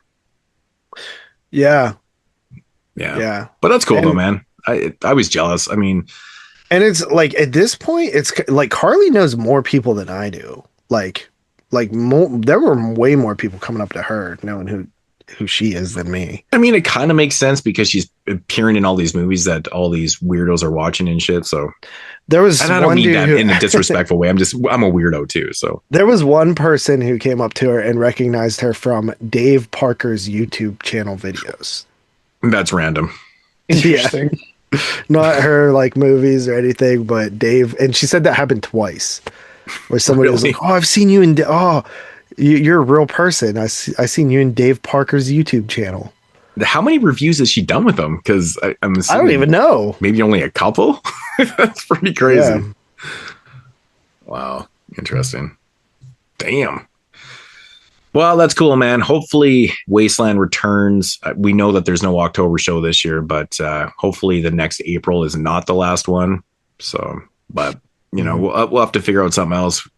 Dave Z was throwing around the idea of hitting up Frightmare Weekend or whatever in Niagara Falls. And then the chat just goes silent because everyone's like, no, I'm interested in that one, but I just think the days are like, I don't like stuff that's like right in the center of October. You know what I mean? Like that's why I always thought Wasteland's dates were perfect, because it was the kickoff to October, like very last weekend of September. Yeah, it always fell on my birthday too. It's nice. And you know what's weird about that is the April one falls on my birthday. Yeah, that's fucking trippy. That's totally trippy. That's crazy. But yeah, no, I mean, hopefully it continues. Somebody picks it up, and or maybe they change their minds and they continue to. I don't know, but I guess it remains to be seen. But yeah, we're definitely gonna have to figure out something. I mean, no matter what we figure out, I'm still gonna be traveling like 3,000 miles because everything's on the East Coast. Like, it sucks for me, but. Yeah, I think they're doing I think the last Living Dead weekend is this year too, before they tear down the Dawn of the Dead mall. Right. Which is just a fucking travesty. Yeah, it's crazy. You're going to build a Walmart there? I think they are. Yeah. Fucking losers. You know what's fucking crazy, man? So I was taking the wife to her dinner on Saturday night. We're fucking driving. I'm driving her to the restaurant and shit, and fucking some dude just got nailed by a truck, and the fucking truck took off. This guy's like all laid out on a sidewalk and shit. I was like, that's crazy, bro. But he took off. I was like, it's not funny, but I was like, damn, bro. Like, this is about 5:30 in the afternoon. I'm like, man. I almost having like flashbacks of that shit, man. Because when I was younger, I probably told the story on here before, and I think it was 9 or 10 years old, maybe 10 years old. And I was in Edmonton. I was there for a wedding, and my mom, they had stopped at a 7-Eleven to grab some cigarettes or whatever at the time. And I'm sitting in the back of the vehicle, and I was like watching the traffic, whatever.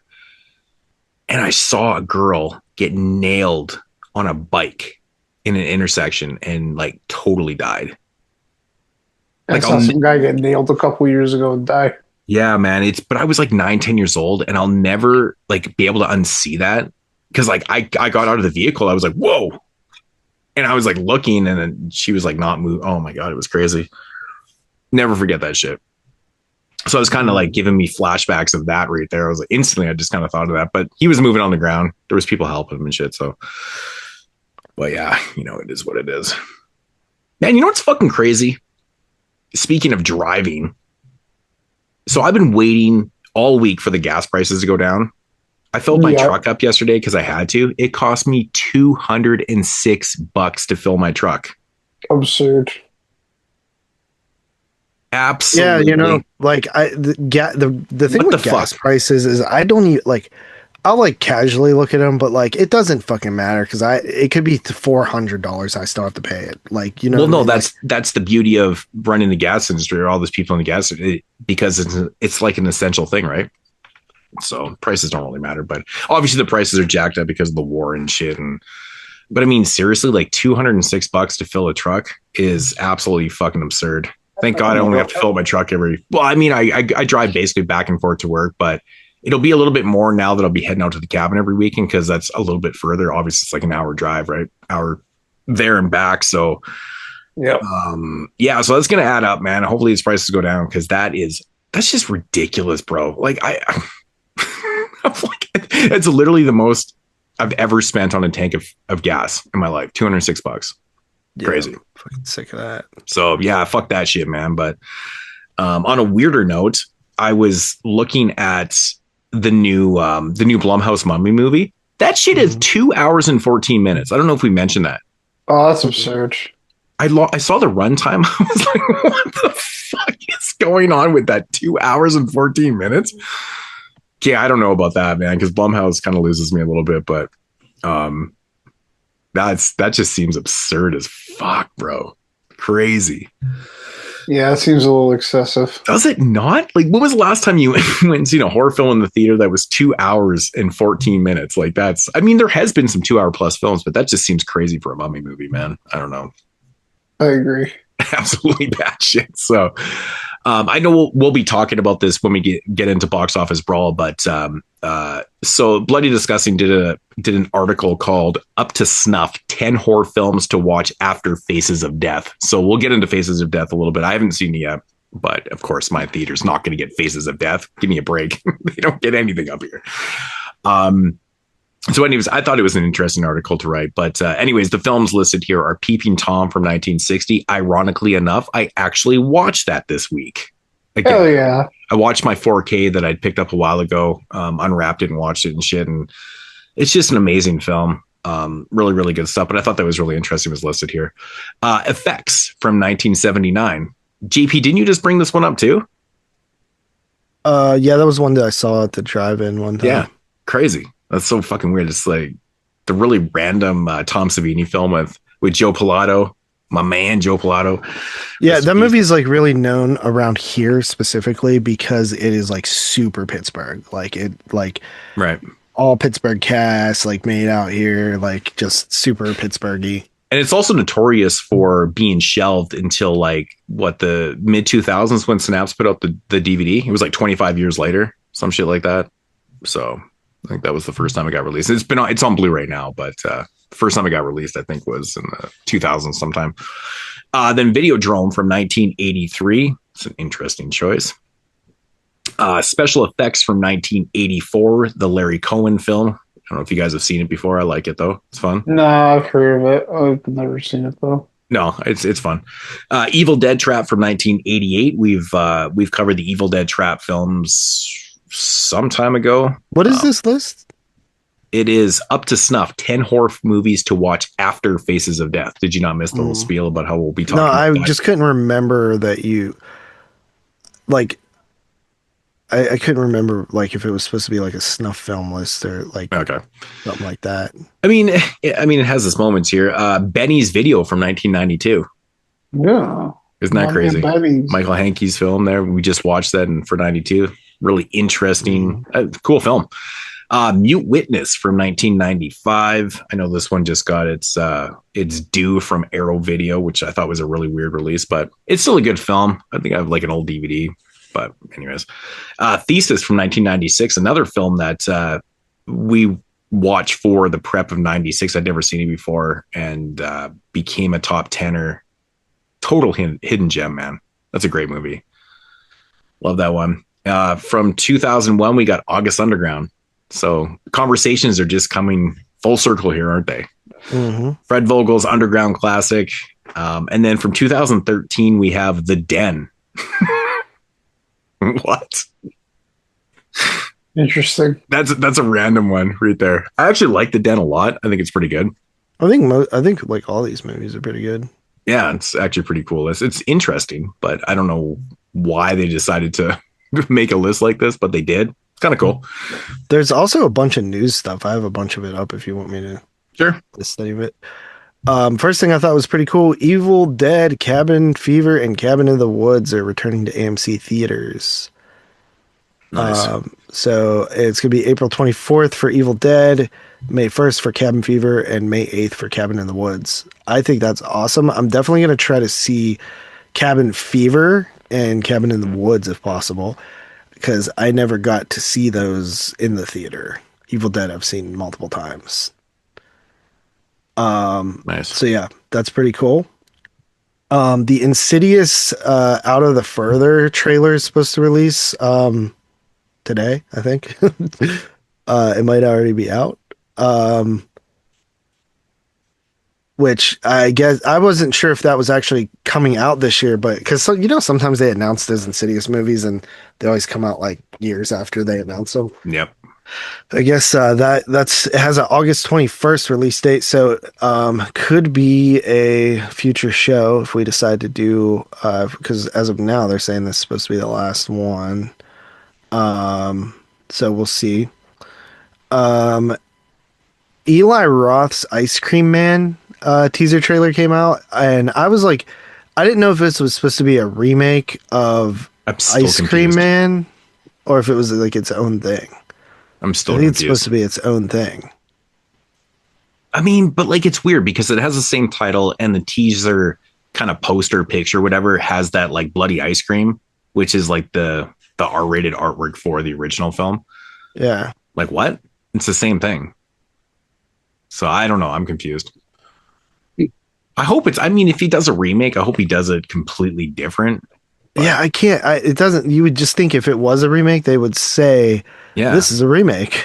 But I mean, of the 1991 film or whatever. But that's still, like with the bloody ice cream, I'm like, that is completely taken from the original film. And what is up with like Eli Roth like partnering with like Snoop? rappers? Snoop? Well, no, Nas fucking executive produced this shit. Is Mass Appeal doing films now? Does it have Mass Appeal written on there at all? Yeah. Okay, so Mass Appeal must be getting in because so Nas owns Mass Appeal, which they just did their whole Legend series last year. It's obviously a hip hop label. So they must be getting into film, and I did not know that. I just took a wild stab there when you said Nas. So Mass Appeal must be in the production game for films now. I know obviously the thing with Snoop is that Eli Roth did the film. What is it? What's it called? Get Out. Don't go in that house, bitch. Don't go in the house, bitch. Yeah, that's what it is. Yeah. Yeah, and apparently they're making that too, so that's kind of cool. Which Snoop has nothing to do with Mass Appeal. It's a totally Nas thing. So yeah. Anyways. Yeah, but that's what I'm saying. Like, what is up with like Roth and working with rappers now? I don't know. That is what I like totally it. wild. I'm down for it. But yeah, because this is produced by Eli Roth's horror section and Iconic Releasing, but it also says rap icon Nas executive produces alongside Peter Bittenbender via Mass Appeal. Wow, But I did not know that. That's crazy. It seems like Eli Roth is in the stage of like, I'm just gonna make fun movies now. Like, he's like, I'm just gonna do whatever I feel like it. Yeah. So that's kind of cool. And then Felissa Rose once said she wanted to play Aunt Martha in the upcoming apparent Sleepaway Camp remake, which I think is being done by the original director. I don't know. I mean, it would make sense to have Felissa Rose in the film. Sleepaway Camp writer director Robert Hiltzik is gearing up to remake his 1983 slasher with original star Felissa Rose, hoping to join. It's kind of a weird thing that doesn't happen very often, right? Where an original director or a director comes back and directs a remake, Well, especially that fucking long later, with an original star, though, too. But that's it, dude. Sleepaway Camp has never been more popular in its entire existence than it is right now. I know. It's like that movie. Like, I remember when I was growing up and like young in the YouTube, like early 2010s, right? Mm-hmm. Late 2000s. Like, that was like an oddity. Like, people knew it, but like it would, like, I see Sleepaway Camp shit everywhere now. Like, that is one of the most popular cult films at this point. And I think I was always thinking, like, why wouldn't somebody produce that? Like a new Sleepaway Camp movie. I think it just would make money. I wonder what they do, like what he's going to do with the Sleepaway Camp film, because it has to be a completely different story. You can't use the same shit. It's a one and done deal. Why not? Heavily into the trans aspect of it, like, and that not be like a twist, but like actually like like you take that little concept at the end of the movie and you make it more of like in the forefront of what the movie's about.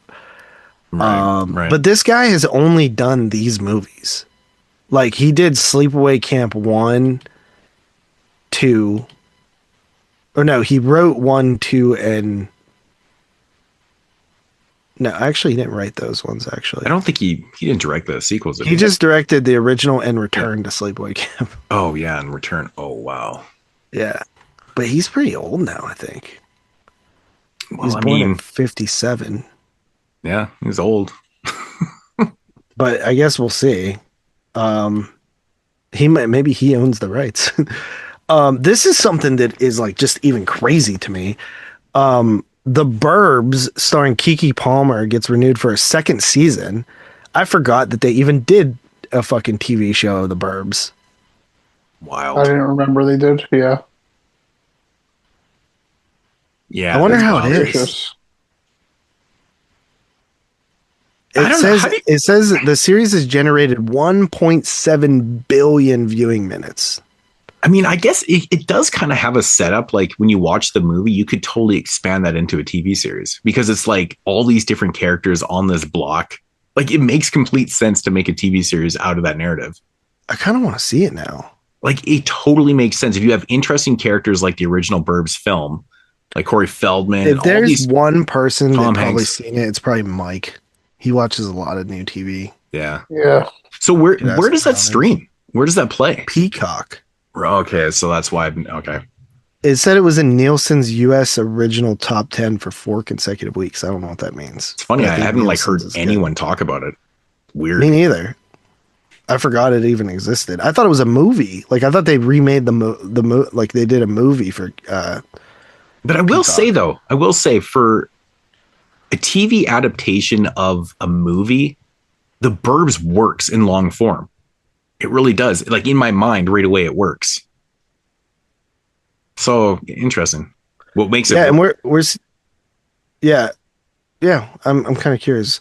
Yeah, I'm kind of curious now too. We're seeing a lot of like announcements for remakes again all of a sudden. Joe Dante's The Howling is supposed to get remade by Studio Canal. Supposed to be adapted from the novel. Okay. Which is kind of weird. So then they're going to announce a Werewolf in London remake same year, because would that make sense? Came out in the same year, might as well do the remakes in the same year. Yeah, I'm actually curious. Like, what the fuck are they going to do with that? Because my thing is like The Howling. There's nothing like that. When I watch The Howling, and this is maybe why I've always had like it's not been one of my favorite werewolf movies. I don't think there's anything that like sets it apart as like a unique werewolf movie. Like it just seems like a werewolf movie. Like there's nothing really that special about it to me. Okay. What's unique about it? I mean, it's not it's not the typical werewolf story. I feel like it is the typical werewolf story. Like even with the whole kind of society, like the whole werewolf kind of society and shit like that. And I mean, when you think about werewolves, when you think about Wolfman and werewolves and stuff like that, I mean, it's about a cursed man, and he's kind of fighting that curse and stuff like that. It's not really that. It's kind of a bigger thing. It's almost like a society in a sense. I guess so. Maybe that's the unique selling point that I've always missed. I think the setup is a little bit different though too. Like Dee Snider's character with the whole. I mean, it's weird though. It's kind of like Dee Snider. Did I say He's in Dee that Snider? bitch? Did I say Dee Snider? Oh, you know what's so fucking weird, dude? I was literally just reading an article on Dee Snider like before we got on here. Dee Wallace, I meant. I totally said Dee Snider. I just picture like Dee Snider from Strangeland, like in Crazy. I was werewolf literally movie. just I'm like, reading what the something fuck? on Dee Snider before like a couple hours ago. And that's fucking weird. It was still stuck in my head, I guess. But yeah, Dee Wallace. I think the setup with her is a little bit different. Like there's kind of like a romance angle. And I don't know. To me, I really like how to me, it's just different. I don't know. I like it. I used to not like it, but now I like it. It's just like I'd rather watch like Silver Bullet or fucking Ginger Snaps or fucking even honestly American Werewolf in London. see, for me, it's funny because when it comes to like I hate comparing those two, and they're constantly compared to each other because they came out the same year and they're known for like their transformations and blah blah blah. But I just find The Howling to be a little bit more cerebral for myself when it comes to like American Werewolf. Grittier. My favorite fucking scene in the film is like a nightmare sequence. It's weird. American Werewolf in London has grown on me a lot. I mean, it has some really good atmosphere. There's some really good, there's some good scenes in the film. But all the stuff at the Slaughtered Lamb and that whole sequence before they get attacked is all like amazing. Yeah. No, I almost wish the whole movie was more like that. But then again, that movie, when it comes down to like originality, when it comes to werewolves and stuff, I mean, there's nothing really deeply in the core of that narrative that really kind of separates it from anything you haven't seen before. It's just the execution of it, really. And it's known for its transformation. It's known for its effects. Separates it is that the transformation, the dream sequences, storyline, and like the dead friend coming back and the like Pet Cemetery type thing. And then the comedy. I feel like it is kind of a unique werewolf movie. I think the comedy in that film is actually what kind of hurts it for me. I wish it was a little bit more serious, but I think the serious stuff is the best stuff in it. So yeah, me too. Me too. Yeah. Also, Escape from New York remake in development, also from Studio Canal. Jesus. Ooh, really? There's a lot of remakes on the docket today. Wow. Apparently Lee Winnell has been attached to write this reboot. Damn, That's Lee. really the only thing we know. Honestly, I'm quite surprised that we haven't seen a remake of Escape from New York before. Wasn't there one? Well, there was a sequel. Was there not a remake? I don't think so. If there was, I can't remember. I definitely didn't see it. I feel like there was. So there was Escape from New York, Escape from LA. Mm-hmm. Which is the long out of way sequel. Just came way after the fact. Maybe there wasn't. Maybe I just always felt like there was. Yeah, I don't think there was actually a remake. I mean, there's been films. There was one. There was one planned in 2007. Yeah, I remember them having rumblings of one before, but it's kind of interesting. Damn, this thing has such a long history. Robert Rodriguez was going to do it in 2017. It's crazy. That would have been kind of cool. All right, so yeah, and then Night of the Living Dead trailer comes out. Vivica A. Fox stars in a new remake of the Romero classic. What?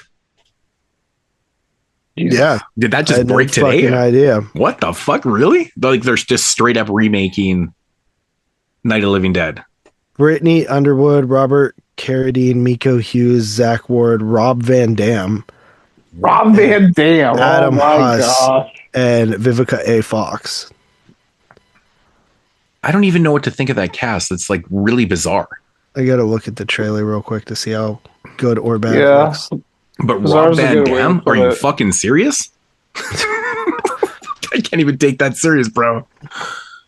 I mean, I love Vivica A. Fox, but like, come on, man. It doesn't seem like it's a weird cast for a film like that. I don't know about this. Ooh, dude, it doesn't. It's yeah, I'm not. This looks kind of bad, honestly. I mean, Rob Van Dam's a pretty quick tip off for me. Oh, it looks like it's gonna be like filled with CG. Looks horrible. I think. Yep, looks bad. I'm out. Don Mancini.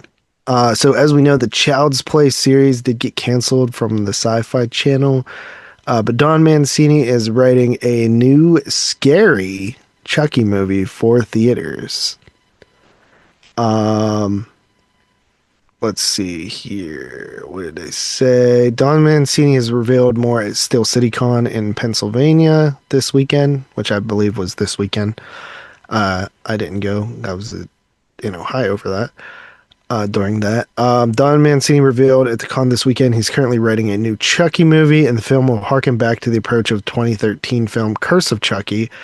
the sixth installment in the franchise, which initially positions itself as something of a full-on reboot before firmly connecting itself to the previous installments. It also brought back the horror vibes of the original Child's Play movie, while the more campy and comedic aspects of Bride of Chucky and Seed of Chucky weren't fully embraced again until the Chucky TV series. New Mancini film. Yeah, he says that he's going to make a new Child's Play that's going to be like more scary, more in the line of Curse of Chucky, which I think is a good move because when Curse of Chucky came out, I thought that it was a step in the right direction. And then when Cult of Chucky came out, I thought it was a step in the wrong direction. So, does it say that he's going to connect it to the TV series though too? Because I don't want to have to finish that because I really didn't like it. Let's see here. Curse of Chucky franchise reset the vibes, but the plans is for the movie to also connect itself to the events of the television series for fuck's sakes. and previous movies. Mancini is big on continuity with all his movies, and the show existing is an impressively connected single timeline. It didn't even fucking finish though.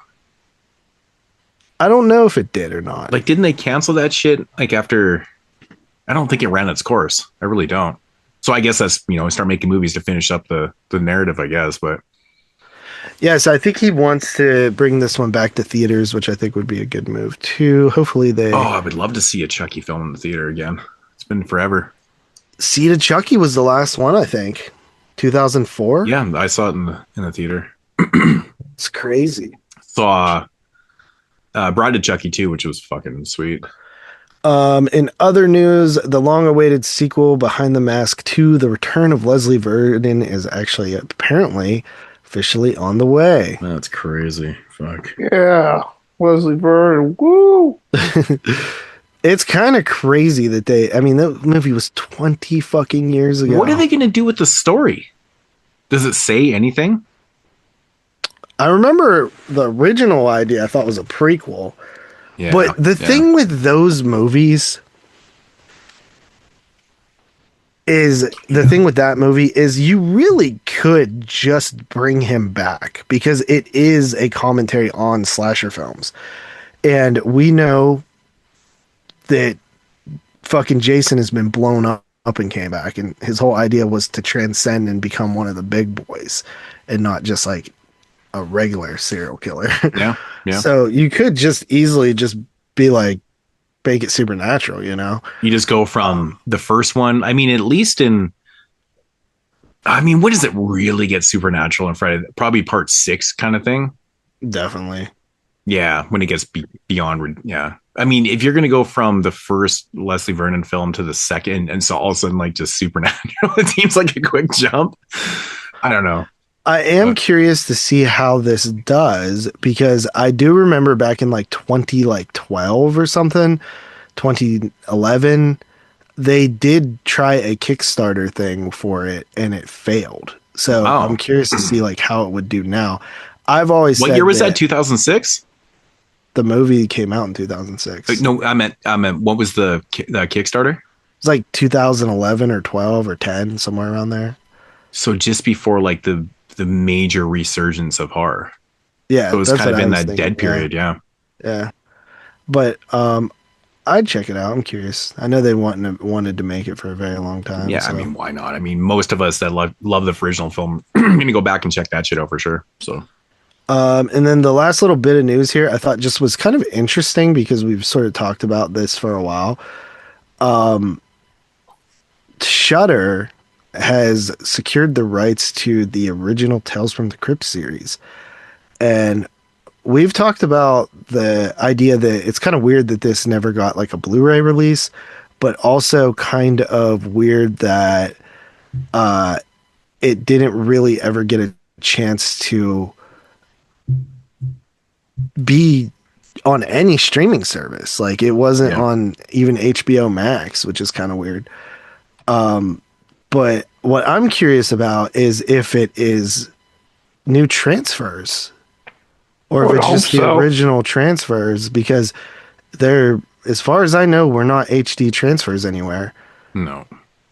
So it'd be kind of weird to have it on. Well, maybe they've been working on it for a couple years and it's just coming out May 1st. And yeah. Maybe they're so Vinegar Syndrome's next big box set is fucking Tales from the Crypt entire series. That's what I was thinking. I mean, they have the TV line, right? It's kind of like, no pun intended, but it's lining up pretty good. Like sometimes you see whenever stuff starts getting on streaming in like HD quality, like sometimes you'll see somebody is about to release it on Blu-ray or something like that. Mm-hmm. I mean, that would be a massive get for anybody, like, because that is probably, I mean, if you're talking about the best horror like shows of all time, I mean, how do you not have Tales from the Crypt in like the top 5? It's really interesting and oddly timed news, because the other night I literally grabbed, well, I'd watched half of season 3 like months ago or whatever, and then I grabbed season 3. I'm like, where am I? In my phone, I keep a tab on where I am if I'm watching shit at nighttime. Anyways, so I popped in a couple episodes of Tales from the Crypt, and this news comes out. I'm like, that's just weird timing. It's like my intuition is fucking telling me something here. It's coming. It's coming. Yeah. Hopefully. Also like, the only thing they're doing kind of weird with it is they're not releasing it all at once. So the first season debut, it's kind of like they're treating it like a fucking new show or something. The first season comes out May 1st, and then with additional seasons rolling out every Friday till the middle of June. So I mean, it's good for traffic. It gets people going there and shit. Yeah, I think so. I think people who maybe aren't like physical media people would be really interested to check it out. You know, a lot of the younger people who maybe never even seen it before, and then obviously some of the people that just stream pretty much only that want to revisit it. But so yeah, it says the content archive is made possible by Dark Castle Entertainment.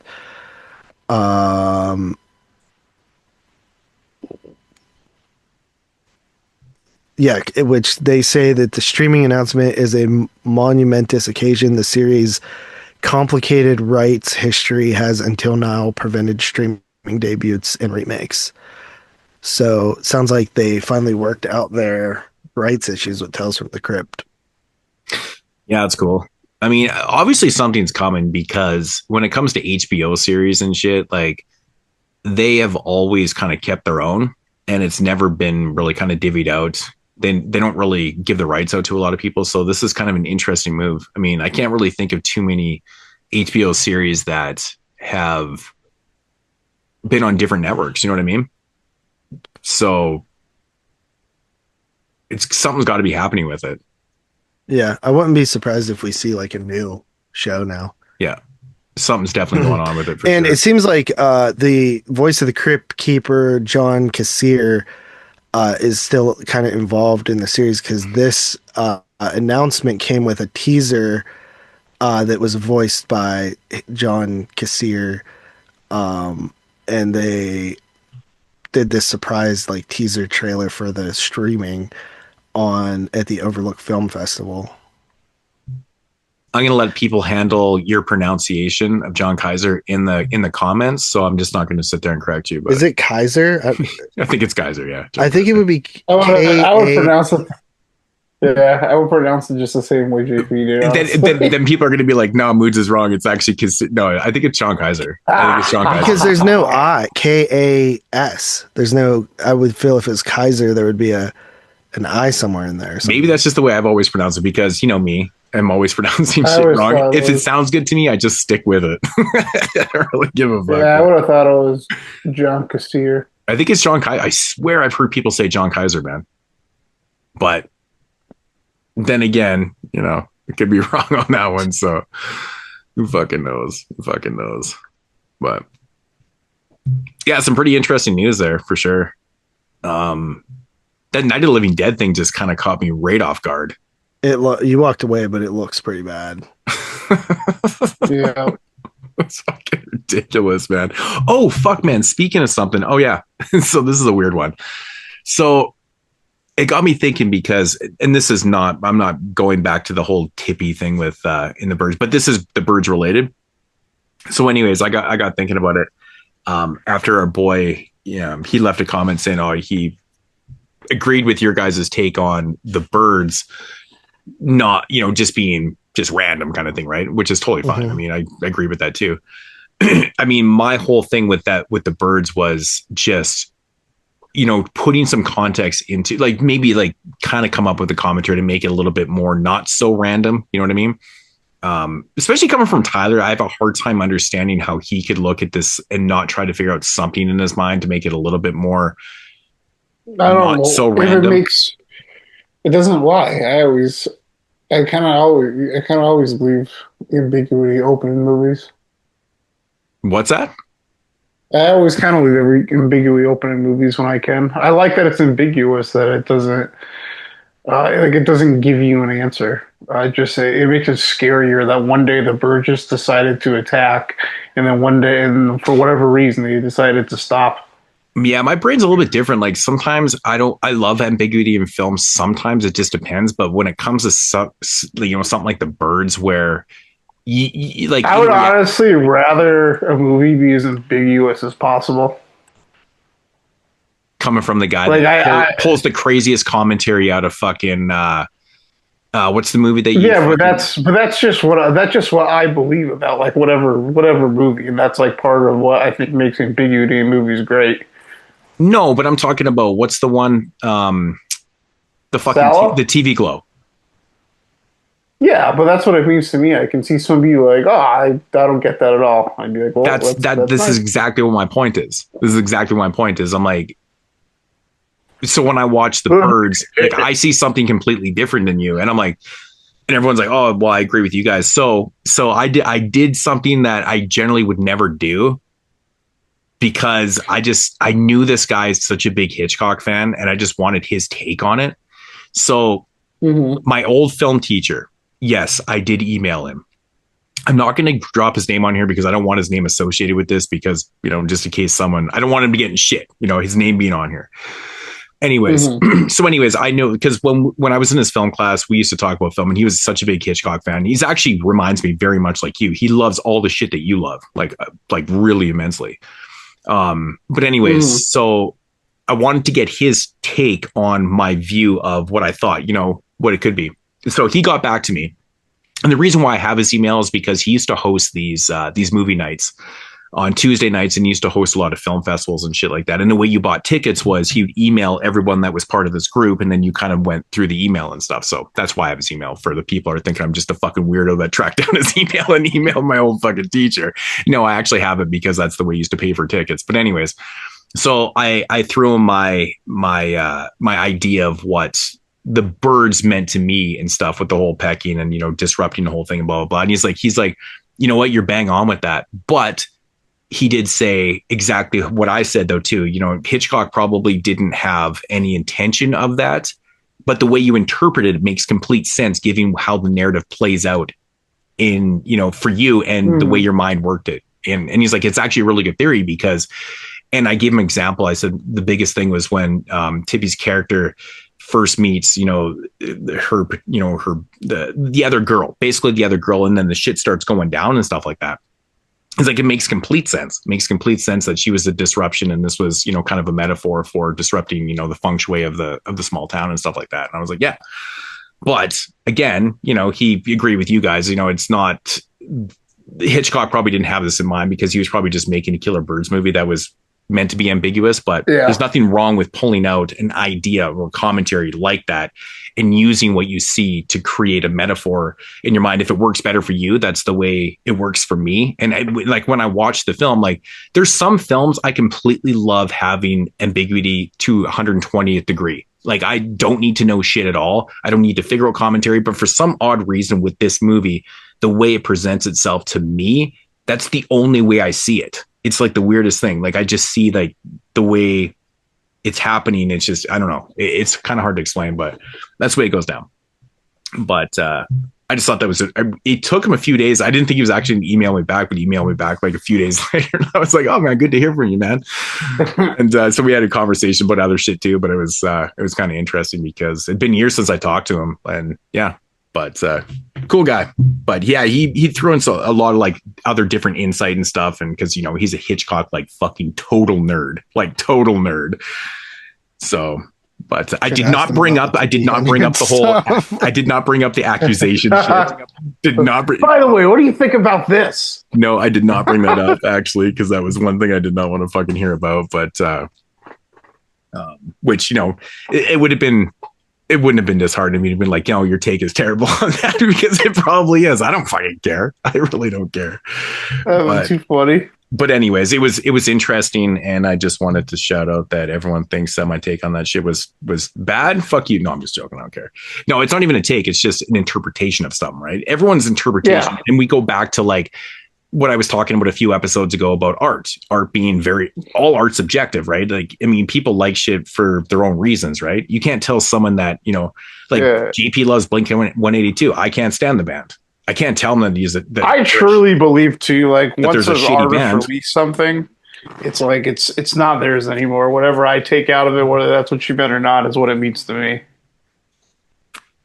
And that's how I kind of felt with like Let the TV Glow too, is like the amount of different commentaries that people were pulling out of that shit. Cause I remember you saying what you thought of it. And I remember someone had left a comment. I think it was on one of the, I don't remember where it was, but they had a completely different idea what it was, and they were like, no, it's completely not that. When you were thinking, I was like, that's crazy. How you can see something completely different. But like, I mean, I use the term crazy loosely also. I'm completely joking when I say it, but I'm like, it's subjective in the terms of how people perceive things, because everybody sees shit completely different. And that's what the beauty of these podcasts and talk about shit and how we interpret, and just having playful arguments and stuff about things. But it is truly amazing how people can see something completely different than someone else when you watch the exact same thing. But it's just the way our brains work. Yeah. So, but I mean, Let the TV Go, you got to admit though, like the amount of different commentaries and the amount of different ideas and interpretations of that film that came out was pretty wild. Yeah, it's very much. This is what I'm presenting, whether the director had their own intentions or not, which I'm sure they did. They're probably completely different from mine, but right. They presented their thing, and then what's there for you to take out of it. But you're not wrong. But you're not wrong about how when you create a product, a movie, hence a piece of art, it's open for interpretation. It's just like abstract art. Like you throw out something like. If an artist had an idea of something and then someone interprets it completely different, like, no, that's not what that's not at all. Well, it's like you can even look at it too, like from like, just like, this is a weird example, but just say like someone made something, they have like no ill will or no like nefarious intentions at all, but it comes off as something like, let's just say completely racist or whatever kind of unsavory thing, and then all of the people who see it say like, I think this is fucked up because of this, and they're like, oh, it's not what, well, that's not what I meant. Well, this is everyone's taking it, so it doesn't really matter what you meant. Right. Yeah, absolutely. So, I mean, it's so funny because people can hear these conversations, but then they'll still tell you that you're wrong. There's like, that's like, I think that's something I try to get at all the time. Like, there is no wrong answer. There's just like discussion. That's like, there's exactly like, you can take point. people like a level of like serious where you think they're like just being a troll, or like they're just saying something just to say something. But people like that, you kind of just like, I don't know, I kind of just like, oh, okay, well, that's cool. It's not even like, I mean, if there's one thing that I've learned, from doing podcasting for so long, it's like you don't actually get mad about things. You can sit there and have heated arguments, but at the end of the day, you're still arguing for the fact of what you truly believe in, right?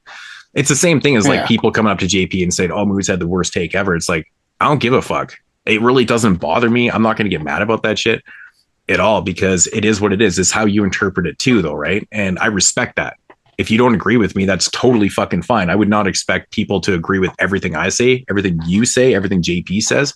In fact, most people don't agree with anything JP says. So, because he likes Blink-182. So, but, an entire generation can't be wrong. It's not about being right or wrong. It's fucking ignorance, man. So ignorant. But, anyways, man. But I just, I went Flyers out about the clinch. I went out of my way and did that. I just thought it was, I just really wanted to hear his, because I knew, and I only, like I said, I only emailed him because I knew he was such a big Hitchcock fan, and like he really, really studied this. Like he's really into Hitchcock. It's fucking wild. So anyways, but yeah. So, but anyways, I don't have anything else. Philly just clinched in a shootout. Did they really? Oh, baby. So they did all this what's work that, to get just one swept in the team first round by Pittsburgh? I hope. I fucking hope. I'll be super depressed. If Are I they lose still playing Pittsburgh? Is that the way it lines up right now? Yeah, it'll be Pittsburgh now. Yeah. Because I know the... I think locked the her. East is done. Yeah, no, Yeah, the East is done. yeah, That was the the last East... one. The East...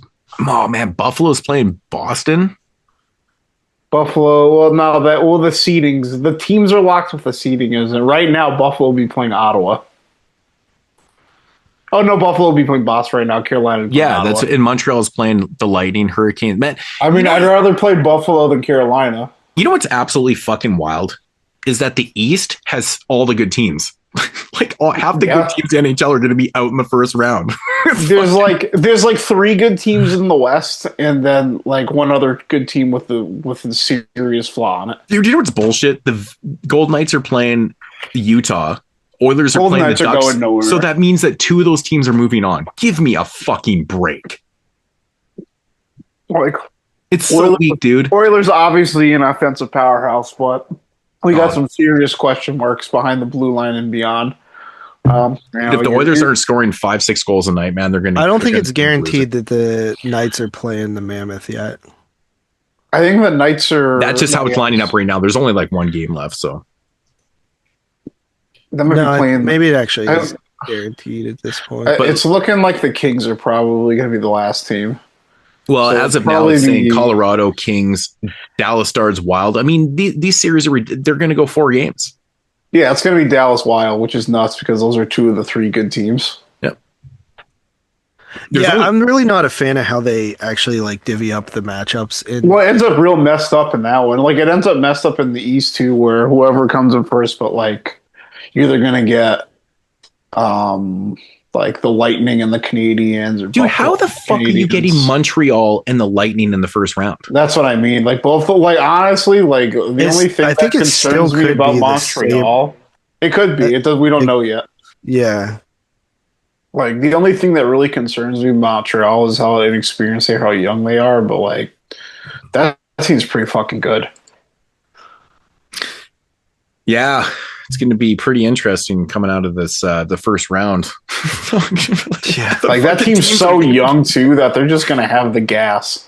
Dude, every 2 minutes there's a goal in this game. So the Leafs were up 3-0, and Dallas came back. It's 3-3, and then Toronto went up fucking 5-3, and now it's 5-5. It doesn't matter. I mean, the Leafs are fucking out of it. It doesn't matter, but it's just funny. Anyways, I guess we should probably move this on. I have no idea how long this intro has been, but our intros always seem to be at least 90 minutes, give or take a minute or 2. But again, do you guys have any last words? Nope. Like Tupac said, any last words? All right. Okay, so that is going to conclude the intro, and we'll be back here with some box office brawl. Let's get ready to rumble! All right, so getting into box office brawl. JP, you got them digits? Yeah, I actually am pretty happy with the results this week. Faces of Death was the only movie we were talking about. At first, it looked like it might have been disqualified, but it was in 1,600 theaters, so that is plenty of theaters to give us a number. It apparently only made 1.65 million. I believe that Moodz picked 3.5 million. Tyler picked 4 million, and I picked 3.4 million. So I win Great by job. default. So I get a point, which I was in desperate need of because I was 2 behind. So now I am 1 behind you two. You two are tied at 5. I have 4. So that was a much needed win for myself. So my initial guess wasn't that bad with 3.5 because I went first. No. I mean, it's not that far off. Right. One thing I've learned about this thing is I'm honestly really surprised at how much the reviews influence how well movies do the rest of the weekend. It does seem like the case, huh? I don't even know if it's the reviews as so much as just the the fucking Rotten Tomatoes score. Yeah. If people actually follow that shit, that is just so corny. It sounds to matter because you get movies that like do okay on Friday and then they get really bad reviews and then they just like blank off the rest of the weekend. Yeah, I mean, it definitely probably affects it for sure. 100% it does. Which is crazy that people actually put that much merit into some shit, man. Again, just going back to having your own mind. If you want to see some shit, if it looks decent, go fucking see it, man. Stop worrying about what fucking, Hector says about your fucking movie. Hector. I think a lot of nobody cares what Brett says. It's the whole Dave Z argument, right? Like he just doesn't have time to waste on stuff that he's not going to like. So but you have to have some type of ambition to see some shit. Like I don't get my hopes up about everything, but there's certain films I'm just like, I don't give a fuck. I'm going to see it. You know what I mean? Like you guys have the same films, like somebody that one of your favorite directors is putting out a film. I'm not going to sit there and wait for reviews and be like, oh yeah, the new Eli Roth movie got shitty fucking reviews. I'm like, I don't give a fuck. I'm going to see it. Regardless. I don't care. You know what I mean? Like I already have my mind made up half the time anyways. Like, I mean, there's always films that are going to be on the fence and shit, but when it comes to franchise shit and stuff, like I'm always down for seeing that, but that's just me. I mean, I know Tyler's not into franchises. Me and JP are. I mean, I'm going to see shit. So I don't care. I don't care if someone says the worst film they ever saw. And that makes me honestly a little bit more intriguing for myself anyways. So whatever, man. Hell yeah. End of the day, reviews are affecting shit, though. I mean, the internet's just like wildfire, bro. I mean, you post something and the whole world knows instantly. Mm-hmm. It's like, yeah.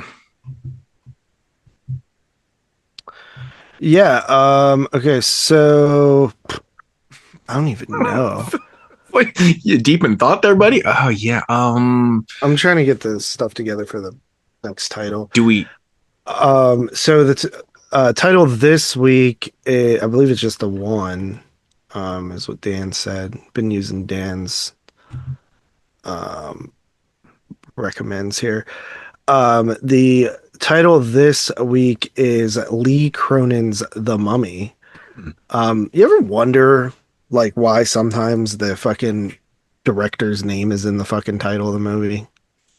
Like who even is Lee Cronin? I don't even know who that is. Yeah, like I get it when it's some people, like, or they go presents to sell a movie. Well, if it's a presented film, I get that. I mean, it's to sell it, right? Like Steven Spielberg presents. Yeah, but who the fuck is Lee Cronin? He directed Evil Dead Rise. Yeah, he's the guy that did Evil Dead Rise. The best one in the whole franchise. Yeah, he's the Evil Dead Rise guy. Perfect. I feel like you don't get named. Well, maybe it's just because there's too many damn mummies.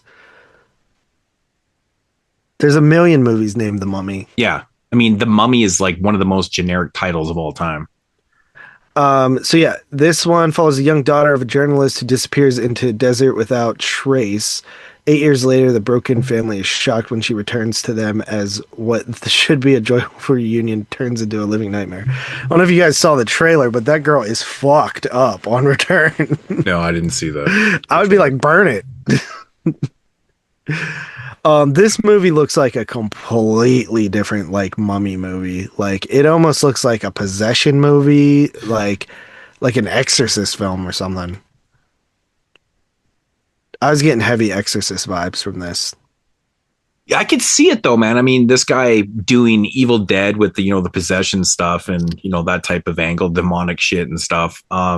Actually, now that you mention it, yeah, very Evil Dead / like Exorcist. Yeah, so I think he's kind of playing off that. He's going to put his little twist of Evil Dead Rise into The Mummy. So, I mean, if you liked Evil Dead Rise, you're probably maybe get your hopes up a little bit for The Mummy. I need to revisit it. I didn't hate it when I saw it, but I knew I didn't like dislike it. But dislike what? Evil Dead Rise. Oh, I loved Evil Dead Rise. I liked it. I think it was just a little bit indifferent on some of the effects. I was kind of pissed off. It was some of the shit was CG, and I was like, why the fuck even bother with that shit, man? It just felt like there was parts in the CG. I was like, I just don't. Why not just do it fully practical and just make it better? But anyways, is this a Blumhouse, right? Yeah. Yep. House. Yeah, you know, that always makes it interesting with the box office prediction. One thing about Blumhouse is they have been able to make really successful films, whether they're good or bad. So yeah, and they've also been able to really fucking bomb at the box office too a lot. I mean, the thing is, their wins are better than their losses. Make their movies obviously so cheap that even when they do have a loss, it's not that bad of a loss usually. Right, you know, right? Now I don't know what the Mummy's budget is, but traditionally they've not had super high budgets. But this one seems like it might have a higher budget. Oof, that better not be true. The what? I said that better not be true. Google's telling me that it has a $300 million budget, which no fucking shot. There's no way they would make a movie for $300 million. Blumhouse would, if this movie failed, the whole company would fucking would bail. It would. I think this is some AI fucking bullshit. Yeah, dude. I mean, maybe try to go to the IMDb page. Is probably a little bit more accurate there. Well, they usually don't have the budgets this early on. Really? On IMDb. Yeah, have no idea. If it has a really big budget, but traditionally they have not had really big budgets. I think that's bullshit. It's probably maybe 50 million or some crazy shit. I could see it being. I mean, it's a 2 hour and something minute film. It's pretty long. This one is this one? Is this one? So this is Warner Brothers and Blumhouse. I think wasn't the last one, the Wolfman, was that not Universal? I would assume so. Universal still owns that fucking name, so yeah, probably. So why would you say Warner Brothers? Yeah, Warner Brothers. And the Mummy, is that no? Because the original Mummy is definitely Universal, but was the 99 Mummy? It must be. Warner Brothers? It's got to have. It's funny that all these movies in different companies can use that name, the Mummy. I guess it hasn't been fully trademarked or something. It's interesting because it definitely was not Universal that did the 99 Mummy. But that one was a remake of The Mummy. Yeah. That was what it was marketed as, I believe. Yeah, I'm not sure about that. That makes it interesting. But it is rated R, 2 hour, 13 minutes, listed as a straight horror film. Watching, I think honestly, I think trailers are good for Box Office Brawl if you've seen the trailers. Because like watching this movie's trailer, the original or the 99 Mummy was Alpha Phil Films with Universal, so it was a Universal film. Kind of weird. Yeah, interesting. Huh. Because this is their third, right? They did Invisible Man and then Wolfman and now Mummy. Yeah. But they're doing it with Warner Brothers instead of Universal. That's it completely makes sense. That's fucking. How the fuck does that work with Warner Brothers though? No clue. But I mean, this thing looks so far detached from any of the like original like mummies. Like it doesn't even look like it's like Egyptian really. But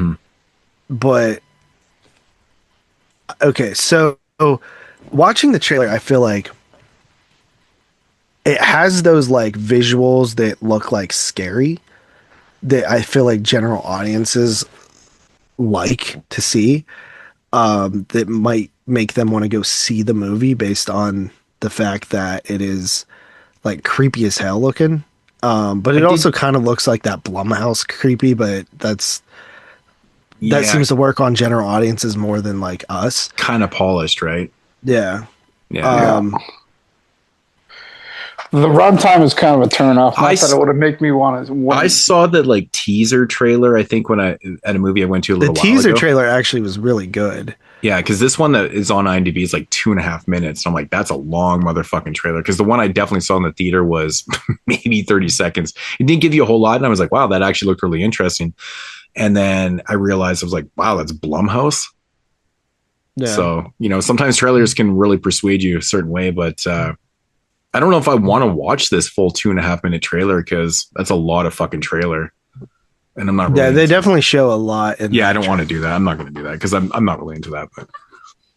But so yeah, I mean, obviously you can look at some of their other titles and what they made. But I think looking at strictly The Wolfman is a bad idea because that came out in dump month, like a January release. So I don't think it'll be very like apples to apples, So what I'm also thinking about with this one is the competition. It doesn't seem like there's a whole lot out. I mean, Mario's still out there, probably crushing it. But I don't think that's gonna. It's not gonna affect this much. No. I think that the one thing I think that is a turnoff, honestly, is the title. Like, I don't think anybody gives a damn about a mummy these days. So I think that that's why that's why it's called Lee Cronin's The Mummy. Right. And then remember there was that one shitty mummy movie from a few years ago too that really sucked. Do you guys remember what I'm talking about? I think so. I kind of don't. That's how bad it must have been. I can't remember. Oh man, there was one that actually took place in the pyramids, or I think it was called The Pyramid, actually. Oh, I remember that movie. That movie was fucking awful. I liked that movie actually. I thought it was all. That was over 10 years ago at this point. Yeah. I kind of like that. This one was 2017's The Mummy. That I thought was really shitty. Tom Cruise's The Mummy. Tom Cruise movie. Oh, dude, I never saw that. Gracious. I passed on that because Tom Cruise was in the fucking Mummy movie. I was like, I'm not watching this shit. Dude, that shit made $410 million at the box office. It's because it's fucking Tom. You could fucking put Tom Cruise in a movie of him just riding a horse for 90 minutes and it would probably do 100 million. Nothing happening. Nothing. Yeah, no, seriously, bro. That is definitely the Tom Cruise effect on that shit. I'm telling you, bro. I'm telling you, the guy he's the biggest game seller out there, man. Nobody's bigger than Tom Cruise. Nobody. It's so weird. I mean, I don't know a single person that's like, oh, Tom Cruise is my favorite actor. You know what I mean? Tom. The one thing about Tom Cruise I do respect though is he is insane. Kind of insane when it comes to being, doing his own stunts and shit. The guy really puts in a lot of work. He learns how to fly shit. He learns how to do stunts. I mean, that's definitely respectable. He puts the work in like nobody. He's pretty dedicated to his shit. But, at the end of the day, it's the movie still has to be entertaining. And Tom Cruise is kind of a one-note actor. He doesn't really have Christian Bale say that he got his inspiration for American Psycho by watching Tom Cruise? Oh, the one-noteness? Yeah, that's pretty fucked up, dude. Yeah. But so that movie opened at 31 million. I don't think this is doing that. No way. I would love to see what the budget is on this because Blumhouse is interesting. Because I think the budget doesn't really matter because they promote the hell out of anything Blumhouse. So it's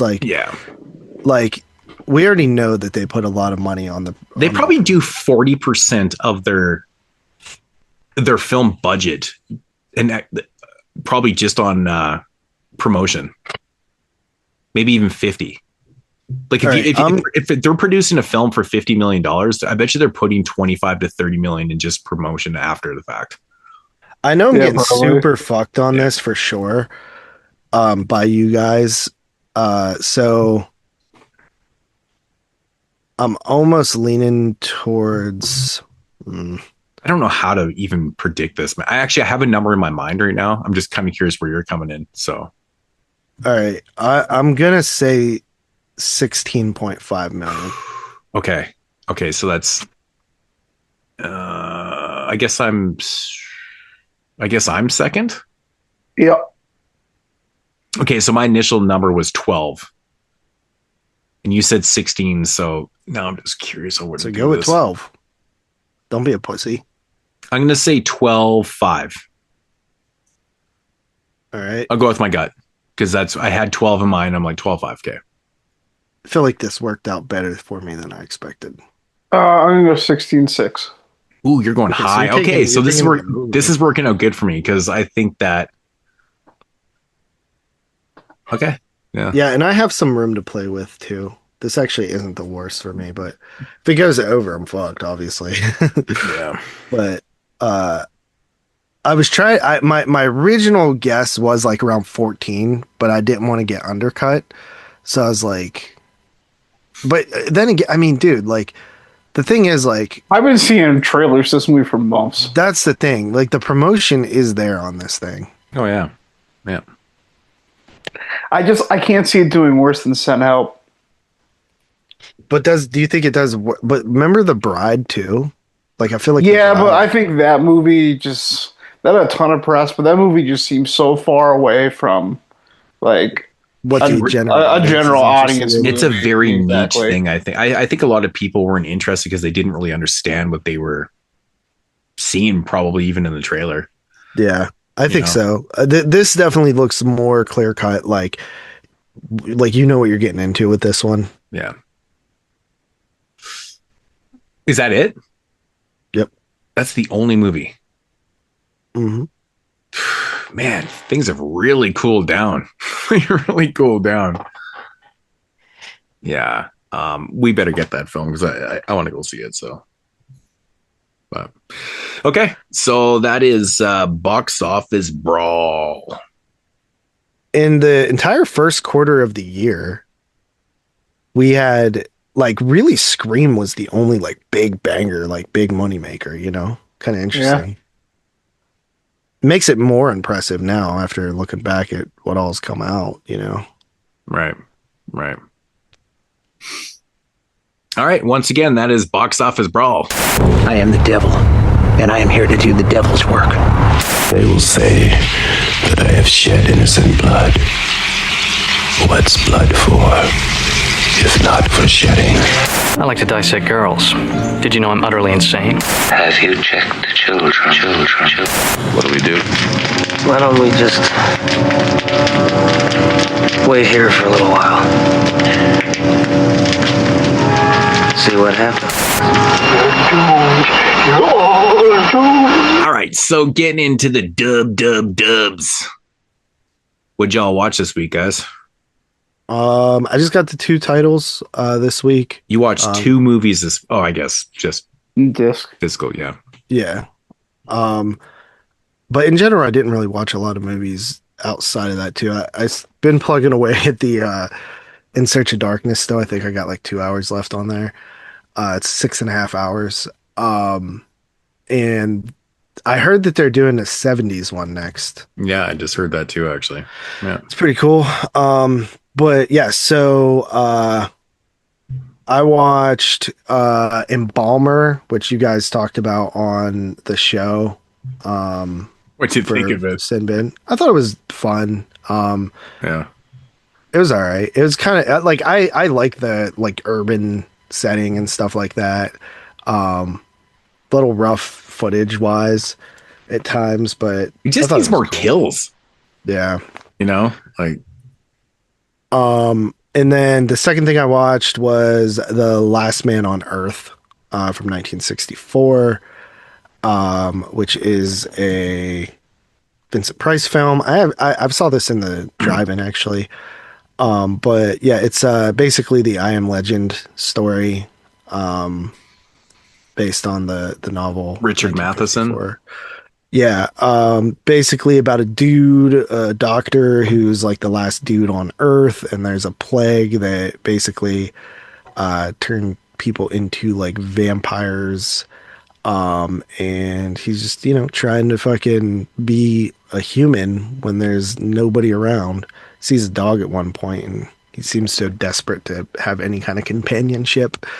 He's like super like begging for the dog to come back, which is actually kind of a sad scene in a way, because you're just like, man, like that would suck probably. I actually forgot how this one like ends and like what all happens at the very end of the movie. And I was like, oh shit. Like I forgot about how this all plays out. It's kind of a bit of a downer. But yeah, I mean, I think this movie, the cool thing about it is like you could see tons of influence for a future. Like this is almost like a zombie film. You know what I mean? Before Romero's zombie films. Yeah, it pretty much is. This is definitely like a precursor to Night of the Living Dead. But yeah, definitely a pretty good movie from 1964. I think this is one that a lot of people would consider for top 10. Watched the Kino Blu-ray that I had in the collection for a while, so yeah, I thought it was pretty good. I've seen it before. But yeah. This film actually is a public domain film as well. Do you not have the Shell Factory or the Scream Factory sets? Vincent Price what set is it in? It's in the Vincent Price sets? Yeah, it's in the second set, I think. I actually do have all of those sets, so I guess I did own it there first. I don't know why I rebought it on Kino then. Yeah, that's why I was wondering when you said the Kino. I was like, I'm pretty sure you have the... Yeah, because I do have all three of those Vincent Price sets, which I've never actually even opened the second or third set. I've watched all the movies in the first set. Yeah, I think it's in either the second or third one. Maybe the third one. I've actually watched all those sets somehow. No, I've watched them all too. Yeah, I watched like Mask of Red Death the other week, but I'd already seen that disc.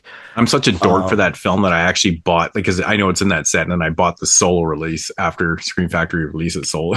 Like, it's such an idiot. The thing I love about that, at least the first set, is it has all those introductions and end sequences from when Vincent Price was hosting all these movies on PBS, which is so like an evening with Vincent Price or something. Yeah. Yeah, those shits are so fucking cool, dude. I love that stuff so much. That's why those sets are so unique and cool, man. Because, and you know, the crazy thing about those are shot on video. Oh, I know. It looks like yeah. it too. Yeah, it looks like it. It looks wild, man. Yeah, it's wild.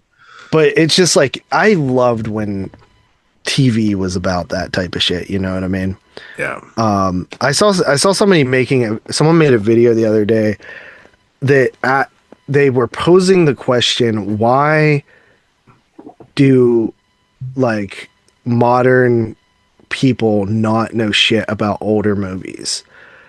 And their conclusion was that because they didn't grow up with like TV, basically, like they didn't grow up with these old movies that, because like you think about like when we were growing up,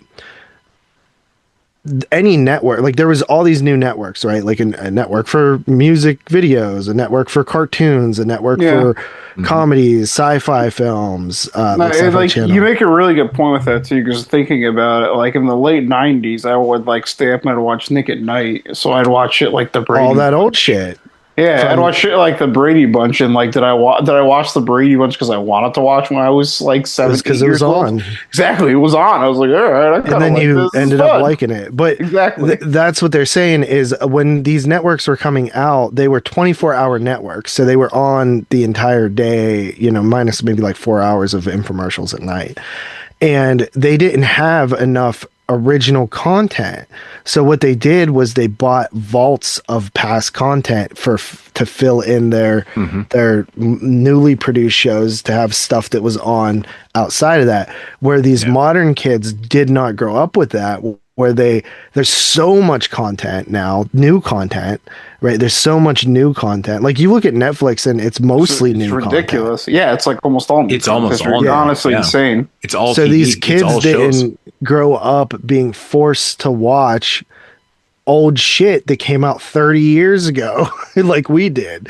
So that's why we're naturally more versed in stuff that came out before we were born versus somebody modern who has like no knowledge of stuff that came out 10 years ago, let alone 30 years ago. It's definitely part of it. It's definitely part of it. But I was, just, going back to the whole video store conversation though, too. It's like, I mean, you're right about the networks not having a lot of material and stuff like that, but it's also not having the shit that you were also into. Going to the the video store and just renting a bunch of fucking shit, and it was probably mostly older stuff. Well, and a lot of times the older stuff was cheaper to rent. So like sometimes we would only get one new release and get like 4 older releases because they were half the price or a quarter of the price as a new release. You're right. So my thing was, I've talked about it a million times, but the 5 for 5 thing, right? You get 5 older movies for 5 days for $5 kind of thing. And that's what you did. You just rented up a whole pile of older shit. And I was always doing that. And then you'd wait for the new releases to go into the old section and then you'd scoop those up. So, and you'd watch some stuff when it came out. Obviously you would, right? Yeah. But I would rent a lot of older stuff. And, that's how I became so immersed with like just older films. Like, cause that was the thing. Like you rent 5 for 5 and you want to rent some shit that you didn't rent before. So you just keep picking them out and yeah. But the general person, like just a random person, not like a film fan or like AMC and PBS help though, right? For sure. Yeah. Yeah. Anybody off the street. You take somebody who grew up, in the 90s and you ask them in the 90s about shit that came out 30 years before or whatever, and they would have a general knowledge of a lot of different things. Right. You ask a kid now about anything that came out like even 20 years ago, which in the 90s, we're talking 90s now for them. Right. Yeah. They have no clue. Right? 96 was 30 years ago, bro. 96 was 30 years ago. Put that in perspective. Mm-hmm. That is fucking wild, bro. They don't know shit from the 90s. It's like, I mean, when it comes down to music and shit, like a lot of these new kids, they're into their style of, music and hip hop and all type of shit. And they will not, I mean, it's a big thing in, in the media and stuff where all these guys will not give props to like the older heads and shit. Like, they won't even give it a chance. Like when I was crazy. Getting music, like if I liked Eminem or something who came out when I was growing up, right? Like he was a new artist, I love Eminem and stuff. Yeah. You were like right in the wheelhouse. Cause like when Eminem became, big in the mainstream, right, would have been 99, right? So you were 8 years old. You were right. It's kind of interesting that you bring that up because that's exactly where I was in 1988 when I got introduced to Public Enemy and, KRS One and all these cats in 1980 when I was 8 years old. Yeah. That's what I grew up listening to. I was 8 years old going, Mom, I need to go get the Public Enemy record. I need to go get EPMD and shit. And it's like fucking wild when you think about that. Like the first 2 like hip hop albums I ever bought myself was Slim Shady LP and Kid Rock's Devil Without a Cause. That's crazy. And it's crazy to think though that was Kid Rock's 3rd album at that point. The Kid Rock had just aged like milk. Yeah, dude. You know what? I actually spun that whole record a couple weeks ago driving in the car with Carly because I was like, Rock? I used that album, the Devil Without a Cause album, and like there's some stuff on it that's all right, like little Joe C. That little dude that was like showed up at his shows. He thought he was a little kid. Is the song with Eminem called "Fuck Off" on that record? There is, I think it's like was a bonus track on like something or something like that. It's been years since I've listened to it, but I swear he was on a song called "Fuck Off," unless I'm just tripping off. I don't know. But, yeah, I can't. Was it? I think it's "Fuck Off." I'm not sure, but I'm not going to fact check that. But yeah, so but what my point to that was when I was listening to like Eminem and shit like that. It made me want to go back. Like when I was like, oh, I love like rap. Like it made me want to go back and listen to like other shit that came out before him, especially because he was always someone who like sort of name dropped other people and stuff like that from the past. Yeah. And then like my uncle like had like Mobb Deep's Infamous and like Tupac albums and Straight Outta Compton and shit. So I went and listened to like all that shit. And I just feel like people don't have that same. I think it also helped that there wasn't, I didn't have access to everything. Like if my uncle had a tape of Infamous, like it's like, oh shit, that's one thing that he has, like this is what I have to listen to, you know what I mean? So it's like you spend more time with it, but you have like kids nowadays, like they don't have no interest in like going and seeing like where the foundations of this stuff started, or like where you know, like me, I remember when I got really into it, I just like looked up lists of the best hip-hop albums of all time, you know what I mean? And I was like, what do people consider the best stuff ever made? And you know, I'd go back and listen to like Death Certificate, or you know, fucking, like you said, the Public Enemy, it takes a takes a nation of millions. Takes a nation of millions to hold us back. Ghetto Boys was like another one. Like my uncle had Ghetto Boys tapes and shit like that. And it's just so interesting that, and then this translates to movies as well. Like the modern person that just is interested in movies, like unless they're like a film student or really like balls deep in movies, they're not going back and watching the older shit. It's so weird. The music industry is really weird with like this generation of kids, like Gen Z, is like they just have no respect. They don't give a fuck where the shit came from. It's not like the second and third generations of like hip hop music and stuff. You know, like by 88, that was already like the third generation. You know what I mean?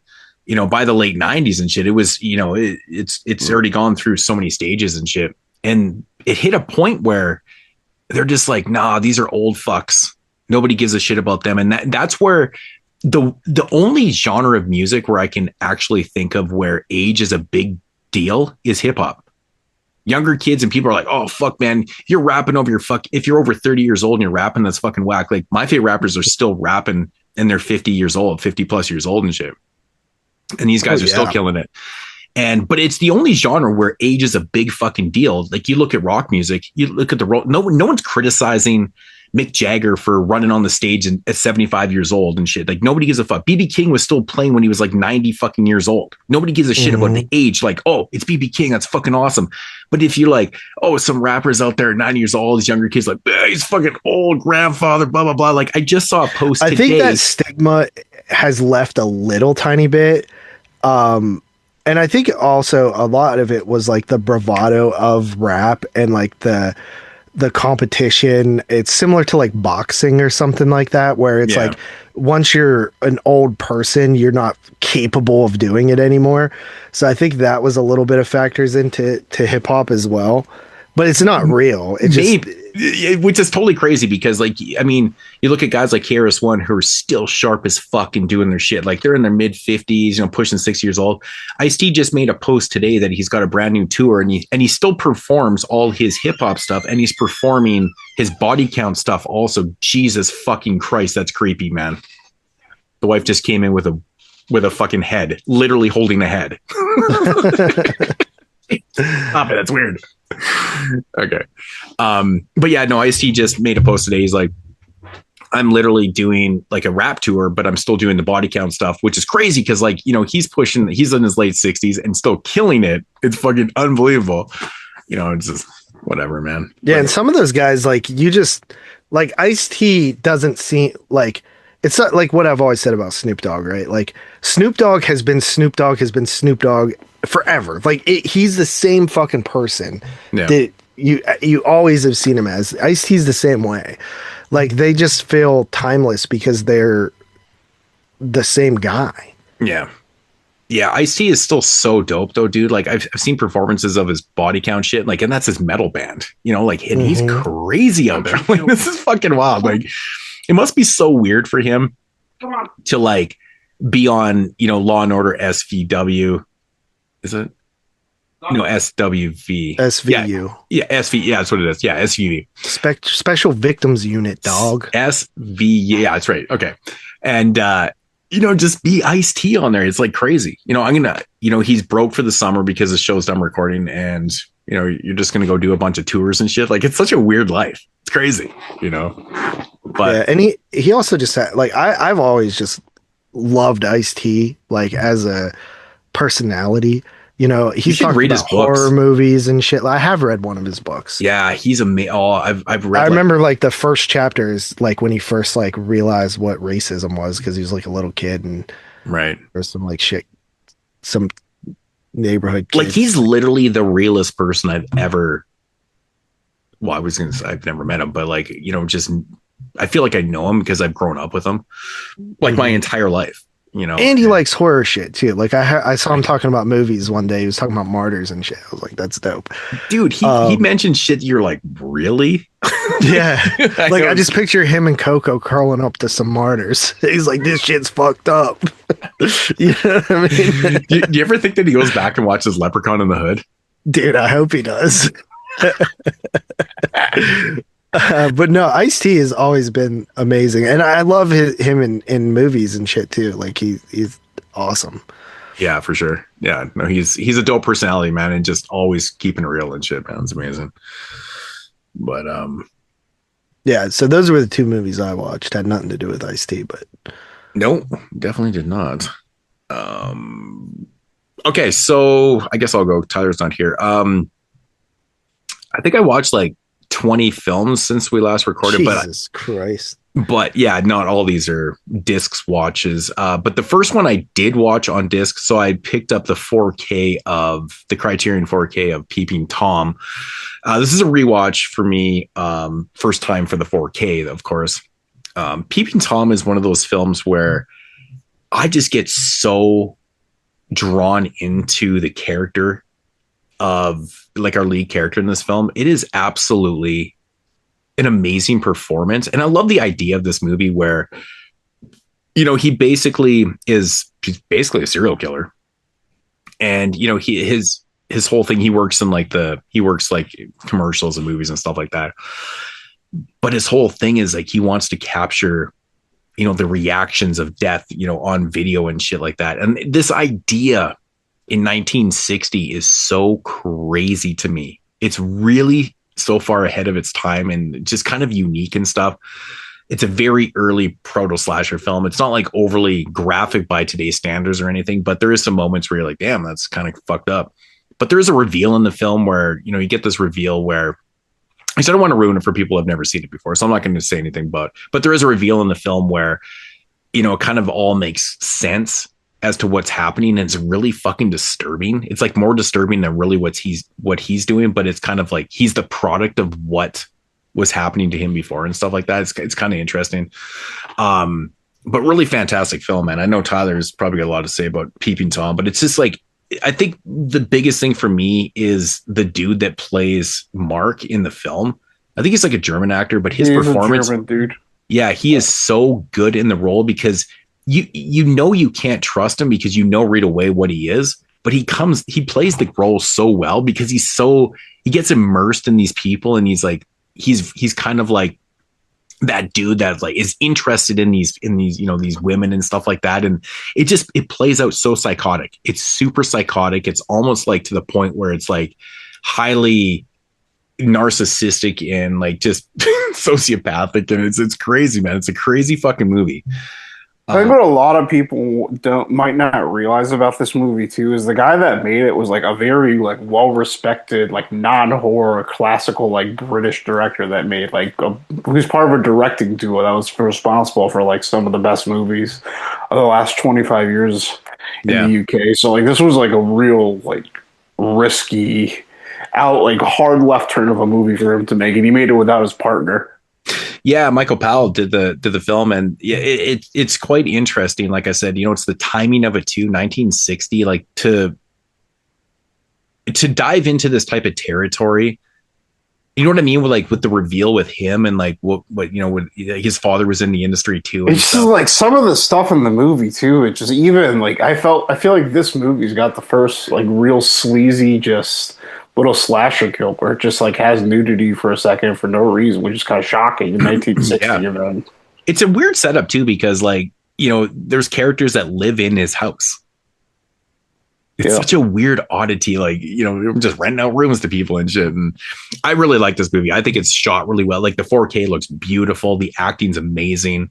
The sets are amazing. Like it just all kind of comes together. But it's really the core of what this movie is kind of what makes it live on for is, just it's insane psychoticness of making a film like this in 1960. Like there was nothing like this at the time. This one came out before Psycho, but this one is, it's always compared to Psycho because it came out around the same time, but they're different, but they're kind of similar. They do their character studies of kind of, psychotics, Psycho characters a little bit, but this one's a lot different. I think this one has a lot, like, in my opinion, this is a better film than Psycho in terms of like core narrative and like where it kind of like derives itself from and stuff. It's really interesting. It's a really interesting film. But yeah, Peeping Tom, man, absolutely amazing. 4K looks ridiculous. You must have watched the 4K on. Yeah, I have the 4K. Of Criterion, yeah. And that was like, the 4K, you are right. It is pretty ridiculous. I think when I did that little show with Dan a couple of years ago, the year it came out, it made my top 10 release of the year. Because previous to that, the 4K, I had seen it before, and it did look like straight doo-doo. So like the upgrade, especially in that nice Technicolor, is a big deal. Yeah, it looked really good. So that was Peeping Tom. I also watched The Roost, just working away up all my Vinegar Syndrome / partner label releases. So this was a rewatch, but first time on the Roost Blu-ray. It's an early Ty West film, and I've always enjoyed this one. People always kind of shit on this film. It's a very simple movie. It's about these characters that kind of break down and they seek refuge at this place, and in this barn where there's like these fucking zombie bats basically turning people into zombies and shit, and they gotta survive and stuff. I will say it's like the best it's ever looked. I really do like the look of it with this transfer. Maybe it's a 4K. I don't remember. I think it's just a Blu-ray, but it does look how it's supposed to look. I mean, it's a really low budget film. It's got a lot of grain to it, but it's shot low lit.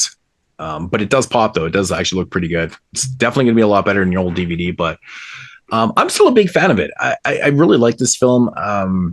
I mean, it does what it's supposed to do, and I think it's entertaining, and that's really what it's supposed to be. JP, have you watched The Roost yet on the Blu-ray? Not the new version, no. Okay, yeah. I think honestly, I don't think it's gonna look any better than this, but it's does its shit though. I think it looks pretty good. What else did I watch for? Oh yeah, so this was a first time watch for me. I picked up Faster Pussycat Kill on Blu-ray. Believe it or not, this is the first time I've ever watched this movie. I've always wanted to watch this. I know it's like a Russ Meyer classic. Everyone always reveres this film. John Waters, he says it's like the best movie ever made and shit like that. I absolutely love this movie. I fucking loved it. It was fantastic, dude. The casting of the three girls, like the three villains in this film, are absolutely amazingly casted. It's like they're just so all unique looking, beautiful. The one like Asian girl has the biggest tits I've ever seen on a chick. It's fucking amazing. It's basically about these like kind of strippers, what they call go-go dancers back in the day. Oh yeah. They essentially come across this these guys that live at this farm and stuff. They hear that they have some money and shit like that, so they get this idea where they're like, oh, we're gonna go rob their fucking asses and stuff, and it just kind of goes from there, and it turns pretty wild and crazy and shit.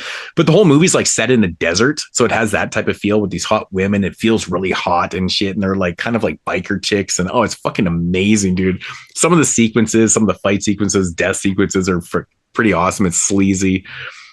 Really, really fun time. I can't believe I'd never seen this before. I just really I always thought that like every Russ Meyer film was just like pure smut. And I was just like, I'll get around to checking some of them out. But this one is like, it's absolutely a fucking blast. I loved it. It was great. So good stuff. And then I watched The Ghost Galleon, which we have, I wouldn't say recently covered on the podcast, but we did the Blind Dead franchise. I don't know what, a couple years ago, guys. I don't even remember. A year and a half ago, I think. Something like that. So yeah, this is part 3 in the franchise. And this was put out on 4K. It looks really, really good. It really does. It's just such a stupid, silly movie. But the thing I like about it is that it's set on a boat. Like the setup to The Ghost Galleon is so stupid because like the movie starts out with like this publicity stunt with these models where they're like out in the ocean and stuff like that. And shit goes wrong. Anyways, they end up having to like board this like ghost galleon shit that they come across and stuff. And of course, it's it's the Blind Dead. Yeah, it's It's pretty fun. It's pretty fun. I love the way this movie ends too. But I always got to say though, man, like the actual zombies, I guess is what you want to call them. They look pretty fucking awesome in this, man. They look amazing in this movie. Really good stuff. But yeah, I've always been a big fan of this franchise. I love the whole zombie Templar thing and shit like that. But you know, the one thing I like about this third installment is that they never really got away from the slow moving, you know, kind of demon fucking zombie Templars. So pretty cool. Really, it does really look good. It sounds great and shit like that. Highly recommend that release. Then I watched the Crippled Avengers. Oh my god! So I'm still working on the Shaw Brothers Volume 1 set. I think I got like one movie left after this, something like that. Now, this movie is fucking amazing. Absolutely amazing. I'd never seen this one before. And I gotta say, man, this movie starts out so fucking crazy. Basically, it's this like dude and his wife and his kid, and these kung fu dudes barge into his fucking place. You got to remember this, Todd. You have to remember this shit. So anyways, they barge in there.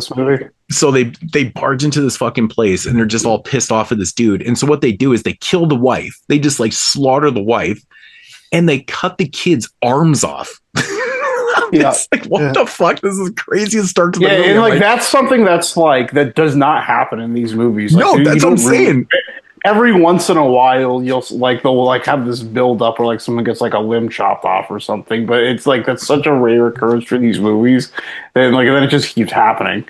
It's crazy, man, because like this is how the movie starts. You're like, holy shit! So this guy basically gets all pissy and he becomes this like huge evil emperor. Anyways, it jumps forward like fucking years later and shit. Like, well, basically he takes revenge on, you know, he ends up taking revenge on these guys, and he ends up crippling all these. It happens years later. So he ends up taking revenge on the sons of the people that had done this shit to his family and stuff like that. It's all these years later. And so what he does is he ends up making one dude go insane. He blinds another dude. He ends up making some dude deaf and mute, and he ends up chopping off the legs of another guy, hence the Crippled Avengers. So what happens is all these crippled fucking dudes, they end up getting taught by like this kung fu master and shit like that to go and exact their revenge against him now. So it's like all these cripples, and the whole movie's like them training, and they're all crippled and shit. And these crippled fights and shit are absolutely amazing. The choreography in these movies is absolutely amazing. I love this movie. I thought it was one of my favorite Shaw Brothers I've seen in such a long time. Another Chang Sheh film, which kind of made sense why I loved it so much, because the guy's style and like he's just so raw with his movies and shit, man. So Crippled Avengers was outstanding. It was fucking amazing, dude. Absolutely amazing film. Then I checked out another one of the Hong Kong films from the Shell Factory set, or series that they're doing, The Big Heat. This one was absolutely mind-blowingly awesome. Dude, this movie was fucking amazing. So I've been watching a lot of John Woo films, and if you're familiar with like Hong Kong John Woo, you know, they're high octane action with the best squibs and the most violent shit ever in his movies. So I was kind of like, you know, how's this one going to be? Because it's not a John Woo film. I'm like, okay. So basically, this one is about our main character that is going to hang up his. He's a cop, and he's going to put his resignation because his hand's all fucked up on his trigger hand, and he can't really hold a gun anymore. So he's all pissed off about that and shit. But he learns that his partner has just been murdered, like his old partner has just been murdered and stuff like that. So he's like, well, fuck. He's like, I got to go figure out who did this shit, and so he goes to investigate. And it just kind of goes from there, and it dives into like, you know, drug territory and, you know, the Yakuza and like, you know, not the Yakuza, but like, you know, fucking mafia shit and stuff like that. Because it's Hong Kong, it's not the Yakuza. But this movie is fucking insane, bro. There is some crazy kills, man. There's a kill in this elevator shaft where a dude gets ripped in half, and they show it. I'm like, this is fucking wild. There's one of the greatest dummy deaths I've ever seen in a film too. This guy gets hit by a car, and it just shows him getting all fucked up underneath and just getting run over and all ripped apart and shit. I'm like, this is wild. But again, full octane, high gung fu, like insane amount of body count, squibs, blood, violence, just insanity throughout the whole film. Really fun characters, really good comedy in the film too, which is not really much there, but it's like there's some funny lines and shit, but awesome. One of my favorite watches of the year. I highly recommend The Big Heat from 1988. Absolutely amazing. You ever seen that one, Tyler? No, I'm just seeing The Big Heat from 1953. Yeah, that's not the same movie. That is not the same movie. No, by Fritz Lang. Yeah, I know which one you're talking about. I've never seen it before, but yeah. It's funny because when you type in The Big Heat, that's the first movie that comes up, really. It's always that movie fucking rules. Yeah.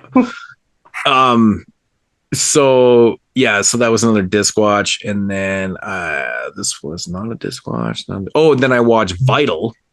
So this was a first time watch. This is out of the Shinsa Tsukamoto set that Arrow Video released. This is a film from 2004. I will say right off the bat, this is not a horror film at all. It's a straight up drama. Like straight up drama, but it's like got some fucked up shit in it though. So basically it's about our main character. He wakes up in a hospital and he's like completely has lost his memory. He finds out that he was in a car accident that wasn't his fault. His girlfriend has died in it. Previously to the car accident, he was in medical school. And so he has no memory and stuff like that. And his parents and everyone's trying to give him back his memories. They're trying to, talk to him, blah, blah, blah and stuff. So the shit's starting to come back to him a little bit. And we get like hints of flashbacks of like, his dead girlfriend and stuff like that. And you start to learn. So anyways, he's in medical school and it comes, what do they call like medical class where you do the dissections on people and shit like that. So there's like a 4 anatomy. Yeah. The anatomy class. The autopsies. Yeah. The autopsies and stuff. So there's like a 4-month program for that. And so the first day, he realizes that the girl that he's going to be working on is actually his fucking dead girlfriend. It's pretty fucked up, bro. And the whole movie kind of goes from there. And like, you get like more and more about the relationship in this as the flashbacks are basically his memory coming back. And it's like this character study of this dude that's trying to deal with like his dead girlfriend and trying to relearn the memories and stuff, but that he's like obsessed with this body, like he's into this medical shit. It's a really interesting film. But I think it just kind of falls flat in the terms of it's like, I don't know, man. I think the ideas are really good in this. It's just a hard watch. It's a hard watch. It's not like it's not entertaining and acted and shot well and stuff. It's just like once you've seen Tsukamoto's films before, this is a very offbeat type of film for him to do. It's very depressing. It's very sad. And it's like not really my bag of tea. You know what I mean? Like I thought it was sounds more like a Kodako than anything else. Yeah. Yeah. I definitely I think I like that one a little bit more than this one. This movie's good. And some people might get a little bit more out of it, but it's not really for me. I felt really depressed after watching this. It was not a fun watch. Oh, sign me up. Yeah, dude, you might like this a lot more than me, man. But it's not a bad film. Dan likes this movie. Dan brought this movie up to me once. Yeah, it's a good. I like it, but it's not something I'm going to find myself going back to because I don't like to feel like that when I watch movies, man. I really don't. I love it. Next up, I watched The Killing from 1956, the Stanley Kubrick film. This is an Arrow Academy Blu-ray that I've seen this one before. It's first time watch on the Blu-ray though. And yeah, it's felt like a film noir type heist film. This movie is fucking amazing. I mean, you can just see where Tarantino got so much ideas from. Like you watch this film and there's one specific scene in this film where there's kind of like a shootout that happens. Well, shit, dude, we all know where that one's from. I'm not going to give that away, but he definitely took that from this movie. 100% he did. But yeah, no, the story's amazing. It's basically a heist film. It's in the, if you've seen Reservoir Dogs, you kind of know what I mean. It's a bunch of people that are putting a heist together, which takes place at a racetrack. And the idea is to steal like, hundreds of thousands of dollars. Remember, this is 1956. It's a lot of motherfucking money. It's like millions now. At this racetrack. And it's like this huge fucking elaborate plan with people like shooting horses and all these characters that are involved and all these little pieces and shit. It's amazing. And the ending is got to be the funniest shit I've ever seen in a movie, dude. I forgot how funny have you ever seen Panic Room by David Fincher? Yeah. The Jodie Foster film. I saw that. Yeah, I saw that a couple years after I saw this, and then like I noticed the end of that movie was an homage to this movie. I was like staring at the TV. Like, I know that. I know that. That's The Killing. Yeah, dude. Every time I watch, I've seen The Killing a bunch of times in my life because I was obsessed with Kubrick growing up, and like it never fails to make me laugh. The end of the movie is so just the depletion in his face is so fucking funny, bro. It's like that Safdie's brother thing where like you watch someone just act like a criminal all movie and be a grindball, but like you like them anyway. You just like you want to see him win. Yeah, 100% you do. You're rooting for the bad guys in this 100%. And Hitchcock, fuck, too much Hitchcock talk. Kubrick really makes you just 100%. What's the fucking dude's name? The guy that's the husband of the woman involved in the film. Elijah Cook, the guy that like was his girlfriend, the one that like I love that dude as an actor, man. Yeah. He's great. I bring him up all the time. He's in a bunch of that guy. Basically, got Messiah of Evil made. Okay, yeah, he's really good in this film because he plays that kind of unsure character and like he's that's like his career. Totally in the middle, like cowardly villains is like what he made his career off of.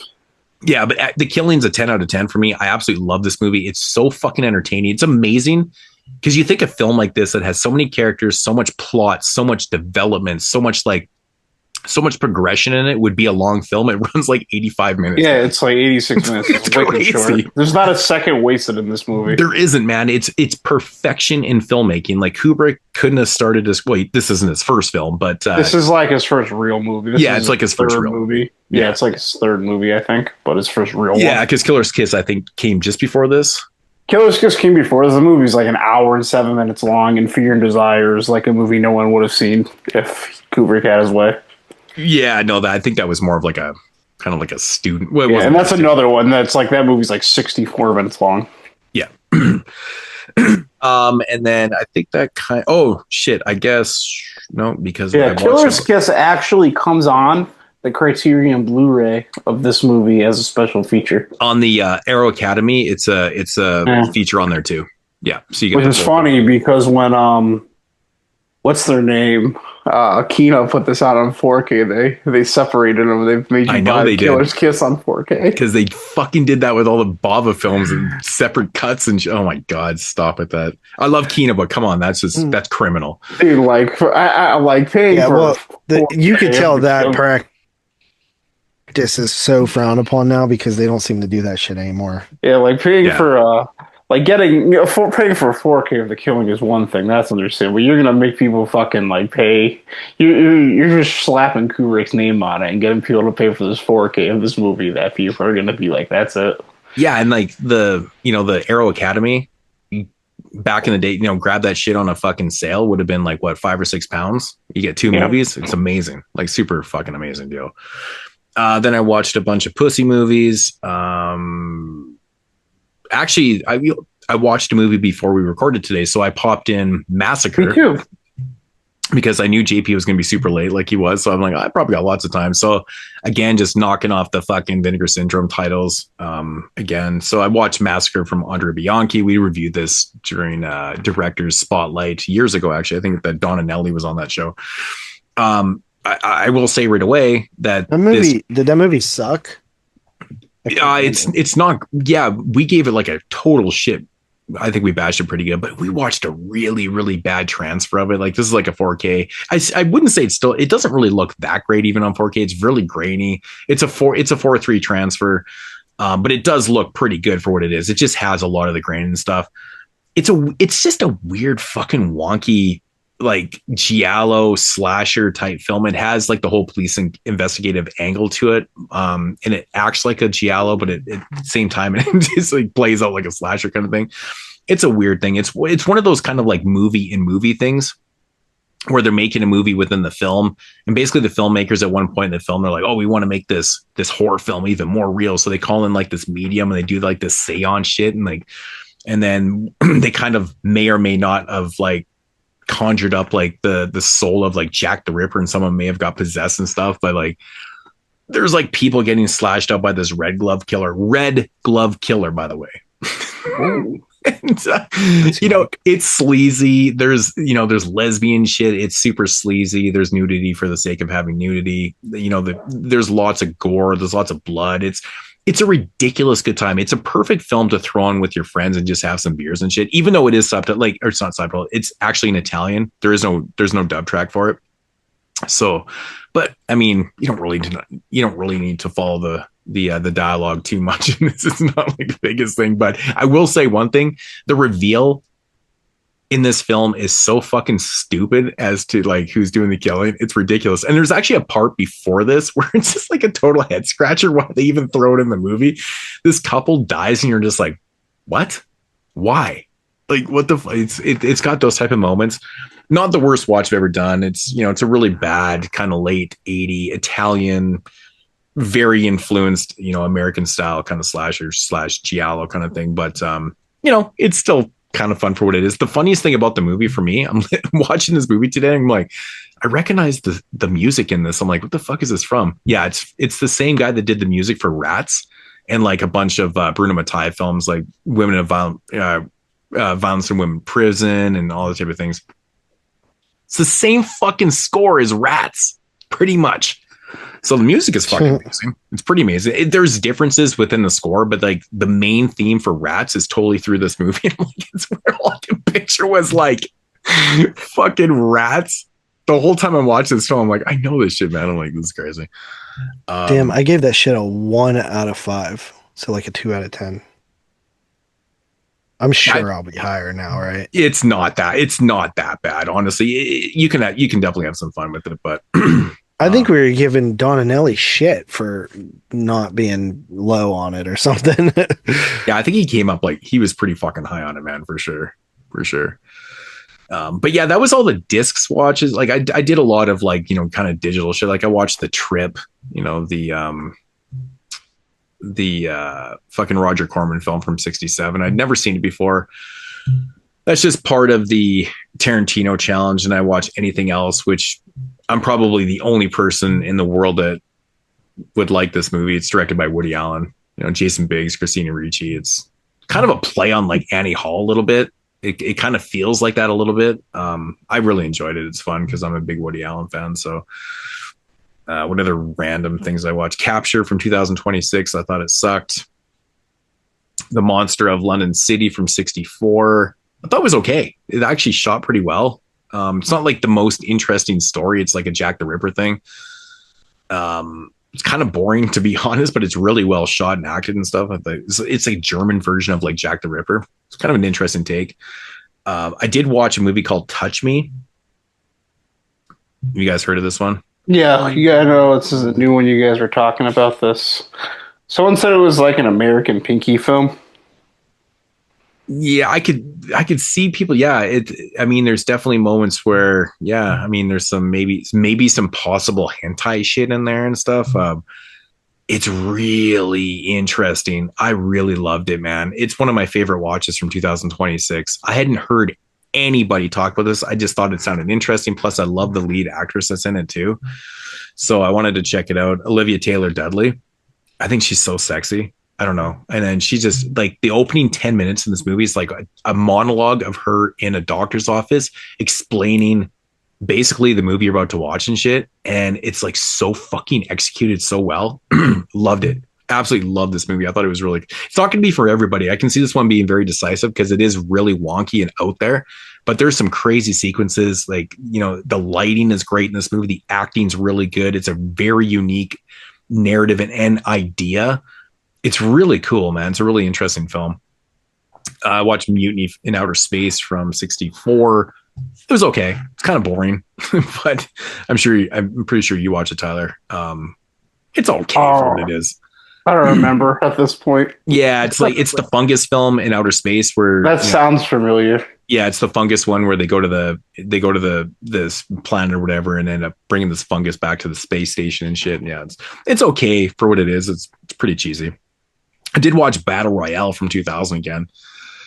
Nice. movie's just fucking batshit, bro. It's just crazy to see people, kids just killing each other and shit. It's pretty awesome. That again was part of the Tarantino thing. So that was just a rewatch. I'd actually watched my Arrow Blu-ray before, so I didn't count that. But and then the horror of it all. So this is a movie that I've wanted to check out for years, and I really don't understand why this movie doesn't have a better release. It's directed by Terrence Fisher, which, you know, this guy's like a classic fucking director. 64, kind of very zany type comedy, really odd film from 64. I really love this one, starring Pat Boone and shit. The quirkiest characters.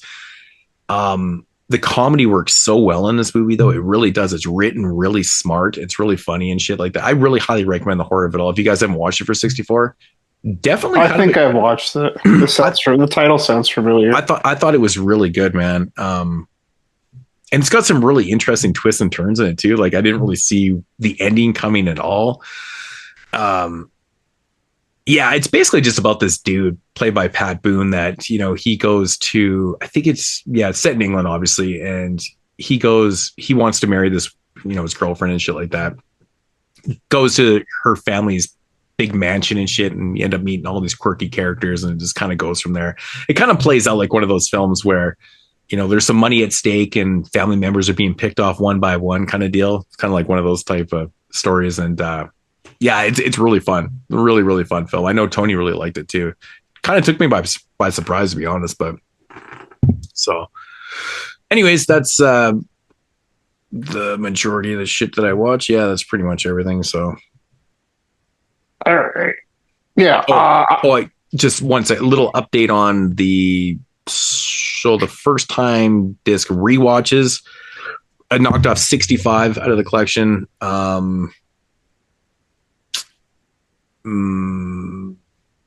First time watches, I've watched 90 discs, so it's like 100 and what, 55, something like that. That's crazy from discs, either that's insane. Unwatched and rewatches. So I'm unwrapping a lot of shit, man. Asian update, watched 65 Asian films this year. This year. I know. I don't know why I just started a list like that, but I just thought it was interesting because Tyler was talking about all the Asian films. I'm like, but I gotta check because I still have it. Like, I have all my things written down, but like, I still have to update my letterbox. It's getting pretty long now. You're way behind, bro. Like, way behind. I just been really busy the last couple of weeks, and like a lot of the times, like I have, like it's again, like I watched more than this week, but I still only have like 4 new discs. I kept falling asleep, or I just like don't have time. Like, that I normally for me have. It's fucking time is the absolute killer. It's like even like a lot of the stuff I was watching at the beginning of the year was at an insane pace. Like I was watching shit at work. Like it's not. I don't have that much time where I actually get to sit down at home and watch a movie. Yeah, especially now that I keep falling asleep because too burnt by the end of the day. I'm not doing that. I mean, for me right now, I'm at 286 for the year right now. Yeah. I'm at 52 disc watches, by the way. That's pretty good. I'm somewhere in the 80s. That's actually not bad for me. No, not at all. But you figure too, like with just like you can just scale this to 4 months. Like, would you be happy if you watched 150 discs this year out of your collection? Yeah, I'd be real happy. Yeah. Oh yeah, my fucking. I think I'll end up with more than that though.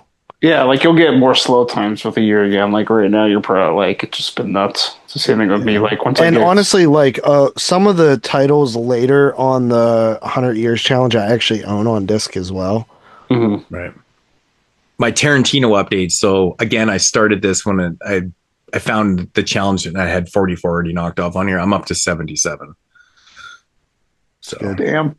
Out of 199, so that's pretty good. I mean, there's a lot of films in here I've seen before, which I won't mention, but yeah, I've knocked off like just over 30 of those already this year. So I'm having fun with that list because it really kind of breaks it up. Like you're watching random shit like Woody Allen films, like that's fucking weird. Yeah, like a totally unusual one too. Like that film wouldn't even make my top 20. Woody Allen, I liked it too. So it just be like that sometimes. Fucking strange, man. Such a weird pick, but yeah. So yeah, like I said, I watched more than this, but I only got 4 first time discs. I would have another 2, but I fell asleep at like 20 minutes into these movies. I'm like, I'm just going to save them for a different day.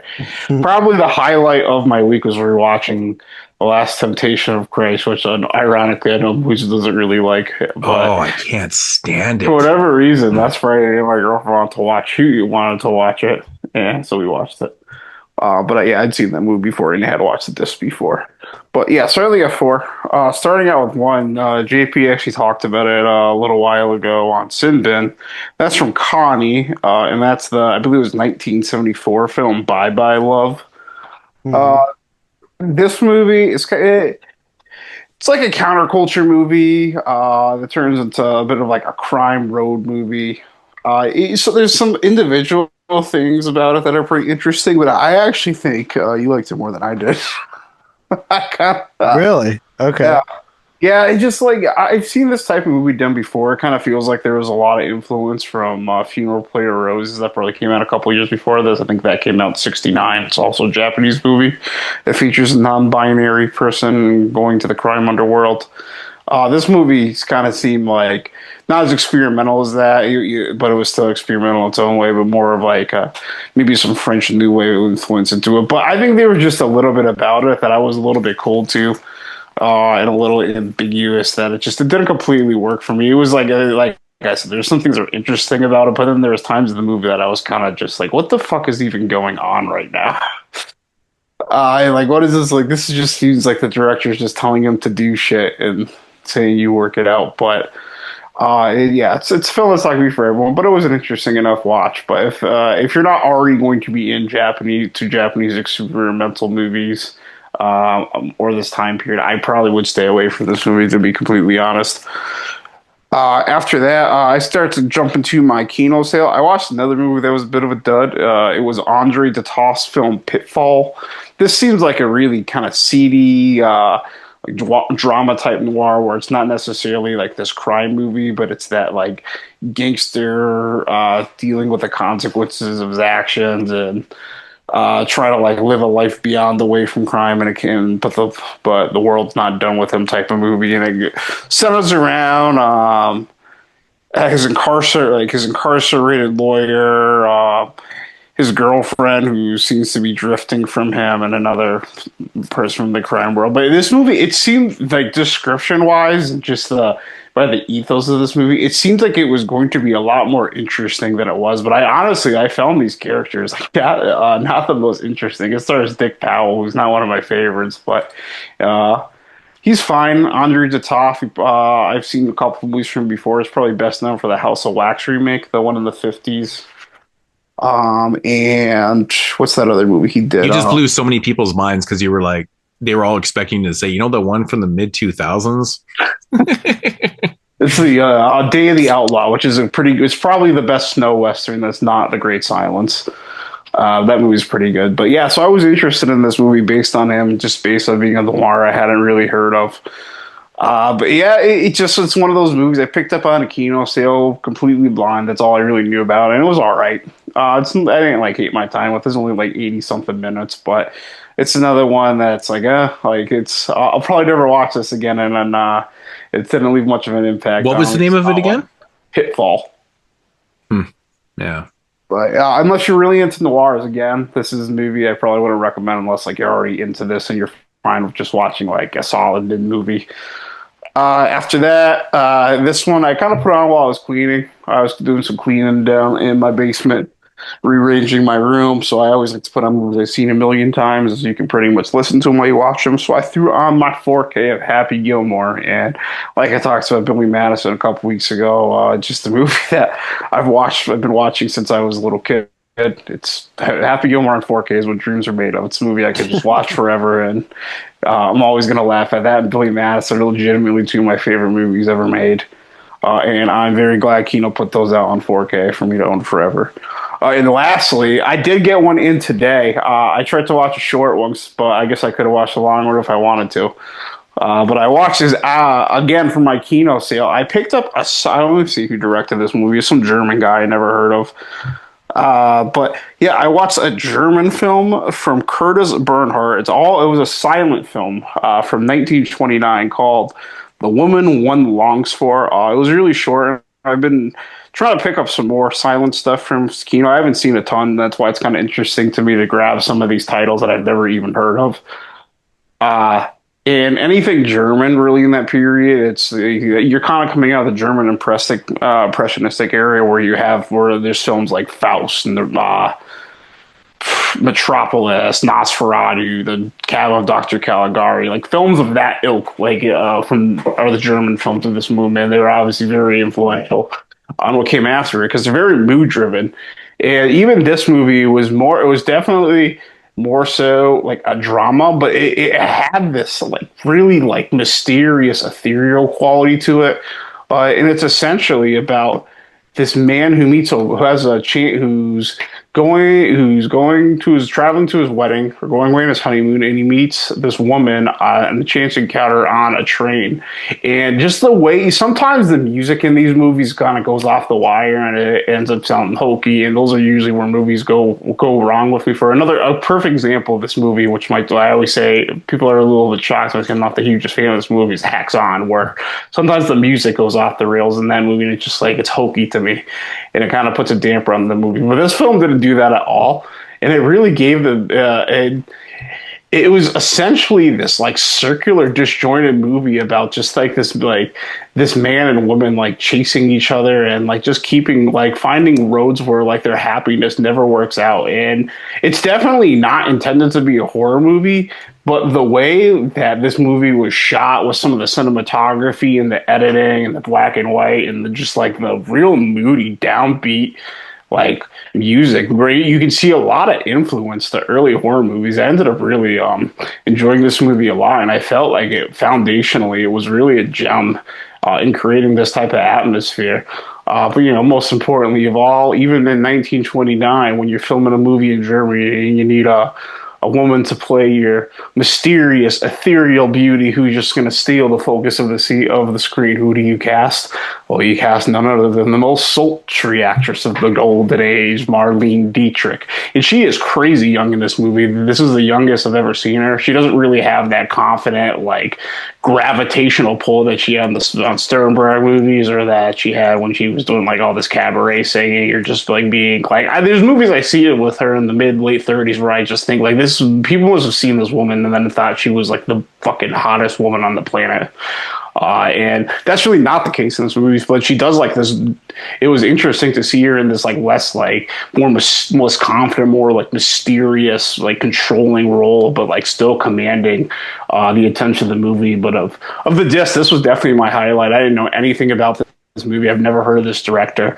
I just bought it because it was a German impressive silent movie. It was like $7.99 on the sale, and Marlene Dietrich was in it. So I took a swig at it, and it ended up being really good. It's only, like I said, it was only like 76 minutes. So I mean, this is something I'd probably recommend if you're interested in silent movies. But then again, if like you haven't seen a bunch of silent movies, there's probably like 25 more important, better silent movies you could watch before this. But this was very good, and I did like it quite a bit. It was definitely a pleasant surprise for me. And that's it for real new disc watches. I watched a handful of movies, nothing really that relevant. Like I said, the highlight would have just been watching The Last Temptation of Christ again, which is, whether you're religious or not, it's not really about that. It's actually a movie that pissed off the Catholic Church because it like has Jesus having sex in it, and like having him be like a real like troubled person. And you could see why, like reading, like if you know anything about the context, where he was like killed for like being this blasphemous person, that like you could see like people then like with like, this guy's fucking crazy, we need to get rid of him. Mm-hmm. But yeah, Martin Scorsese only makes movies that are so poor, and I think this is legitimately one of his top movies. But yeah, that'll do it for what I watched this week. All right. That was the fucking highlight. Damn, bro. I kind of had a soft week. It's like, that's a great movie, but I'm not gonna like sit down and watch this like over 2.5 hour movie long very often. It's not like one of my favorites. Yeah. No. Yeah. All right. Well, I guess that's going to conclude the dubs, man. All right. So we'll be back here shortly with some vaginas. Killer pussies, yeah.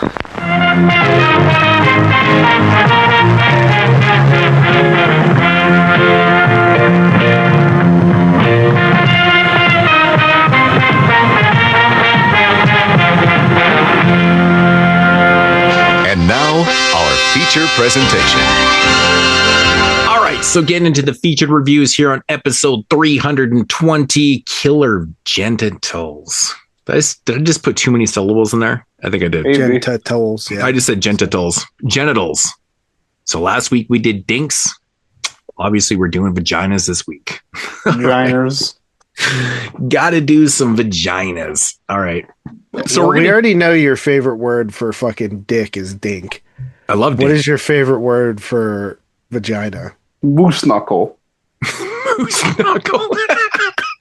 That is that supposed to be like a Canadian fucking ripper? Yeah. Like, yeah. Yeah. Because I can't see any Americans calling a fucking vagina moose knuckle. That's only to be intentionally crude.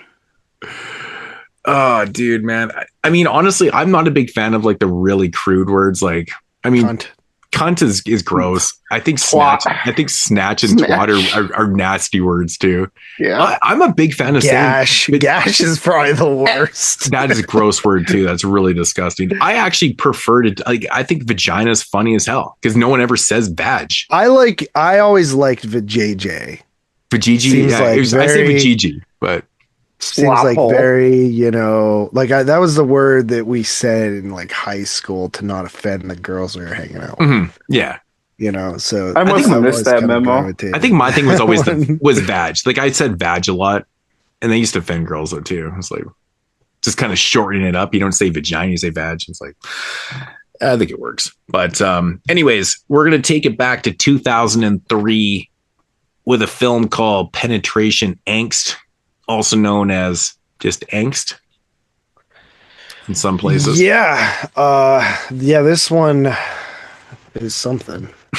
Okay, so synopsis.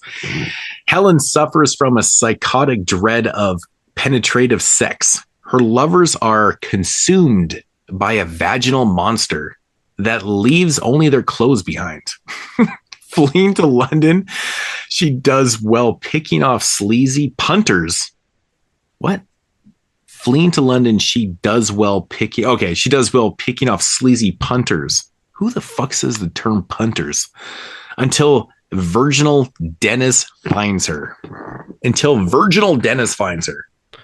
What is this fuck one is not a like punter? a worse version of Teeth? Yeah. I was thinking the same thing because I watched Teeth before this, and I was like, wow, so I guess this with Teeth is like when everyone sucks at acting and stuff, they play it really serious and take out all the funny stuff. Yeah, you know what, man? Penetration Angst is a really weird film because, like, you think it would be really comedic. Have you ever seen Base Moi? Yeah, Base Moi. It kind of felt like a bland version of that movie. Yeah, that movie's fucking bad shit, though, man. It's crazy. I love that movie. So, I mean, it felt like a nothing burger version of that movie. See, I think like the biggest problem, like there's the two biggest glaring issues right off the bat is it's 102 minutes. Yeah. And there's no like kills. Like it's literally just like the person disappears and there's a stupid sound. Yeah. And their clothes are left over. Like this feels like what Welcome Home, Brother Charles, like it being like a student film. Like this would have worked better as like a student. I don't think the biggest problem is like the lack of like the visual kills in this, because I think it's pretty hard to like kill somebody completely with a vagina. I think it's kind of But they did a great job in Teeth, and you don't really see anything. Yeah. Yeah. You know what I mean? Like it's not overly. Yeah, you get to see the aftermath. Facts. Yeah, you get to see the aftermath of shit, like, you know. But this movie is like, yeah, the runtime is a big issue, but I think the biggest problem with this movie is like its subplots and shit. Like the core idea of the movie is totally fine, but yeah, it was one of those movies where at some point you're just watching the movie and it just seems like it's doing nothing that has to do with the rest of the movie. You just think to yourself, like, what are we even fucking doing right now? That's what I'm saying, man. There's so many weird I mean, the subplots stories like kind of converge in the end, so it's like Yeah. I guess makes sense or whatever, but it's like you But spend so much time. You spend so much time away from the point what you think you're getting yourself into about this girl that has like this fucking, has this pussy monster basically. And she doesn't know why. And, the movie starts out with a kind of a comical scene and stuff like that. But this movie doesn't play out. It almost takes itself too serious to the point where it's like almost fucking stupid as hell. Yeah. Because it has this idea, but then it has all these subplots, and it doesn't really do a lot of funny stuff with the actual vaginal, eating of humans and stuff like that. It does a couple things. It's like the filmmakers painfully are not in on the joke. Yeah, but it just feels like the writing, they just didn't know what to do with the core plot. So they just created all these kind of subplots where, it starts out, I think they're in Germany, right? And then they go to London and stuff. And then this guy kind of follows her around. But then the stupidest part where the narrative goes is like, dude, it's funny, but it's stupid. The dude that's like obsessed with our main character here ends up finding these Siamese twins. And you think it's going to be funnier than that because they make jokes about like, oh, it's two pussies for the, the price of one kind of thing and stuff. And like he gets all involved with these Siamese twins, and then it just goes fucking crazy. Like he starts to fall in love with one half of it, and the other one's like all mocking him and shit. It's so stupid. And some shit goes down with that. But they spend a lot of time with the Siamese twins angle. And then it gets into like the whole bank robbery thing. And like there's just so much subplots. And I feel like it just it never focuses how it should on the core elements of the movie, which is like this fucking mythology of like this, kind of fucking teeth vagina and shit like that. It really does. It gets so far away from it that I feel like it never knows what it wants to do. Is it supposed to be a comedy based on this mythology of like this, the kind of like a demon vagina? Or what's it doing? It's a confusing fucking movie because I feel like all the subplots in this film are kind of like they're funny at times, but they're not funny. And it just plays itself out so fucking long. It plays out so long.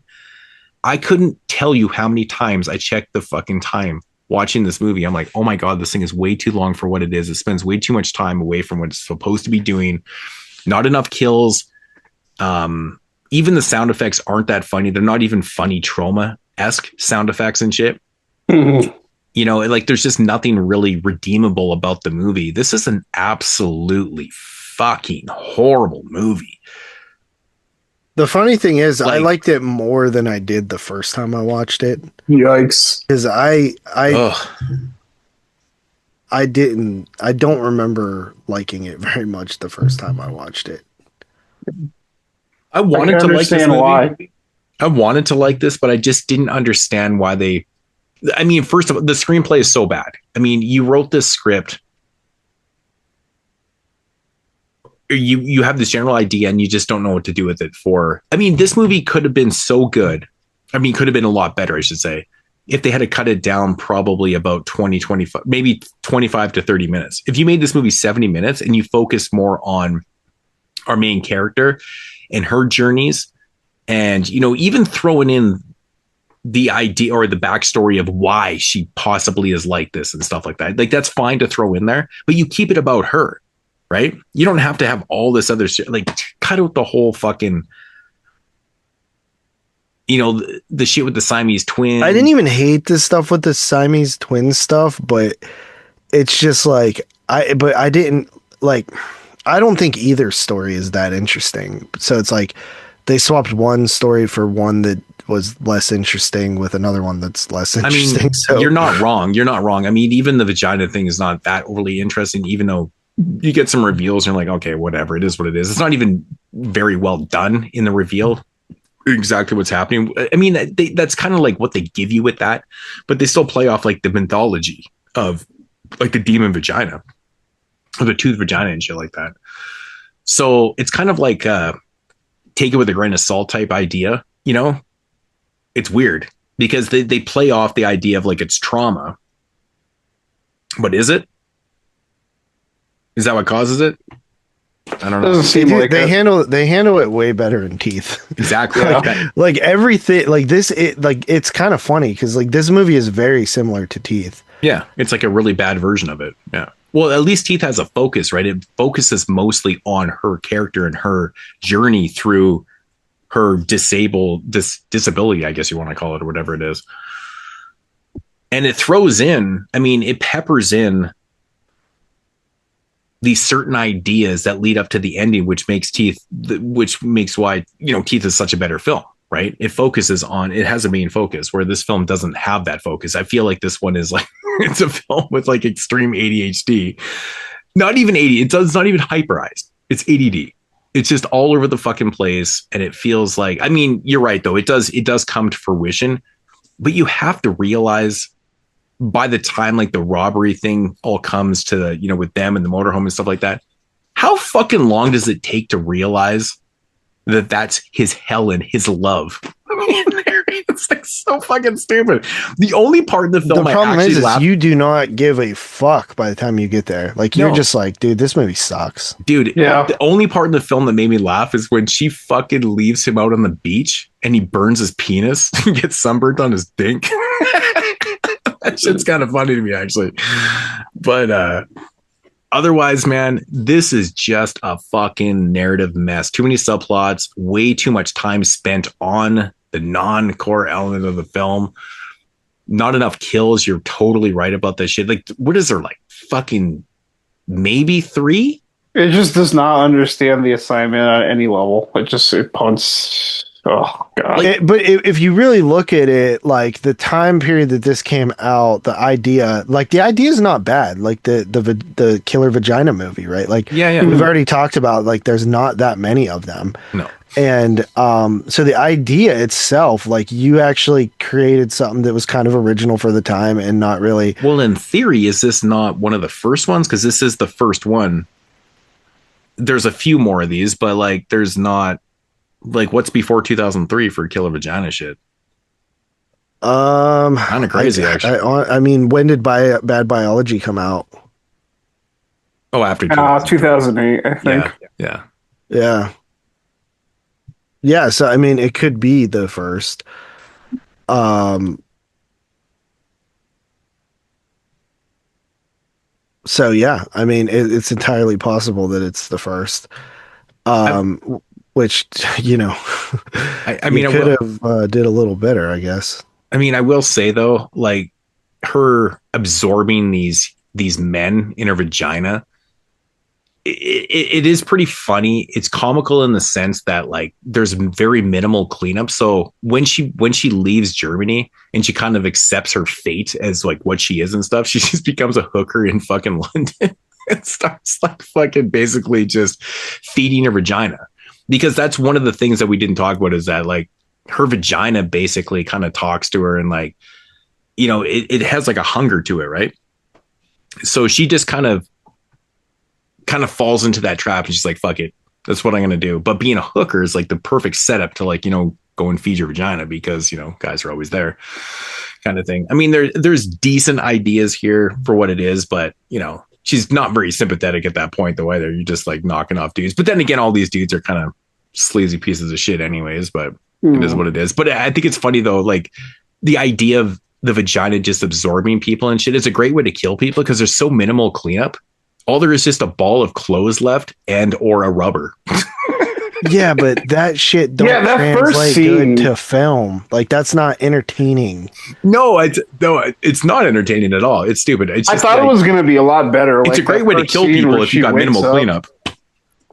She wakes up and then she just like pulls out the condom and there's like a pile of clothes. And you're like, oh shit! Like this is dark, and it just I don't know.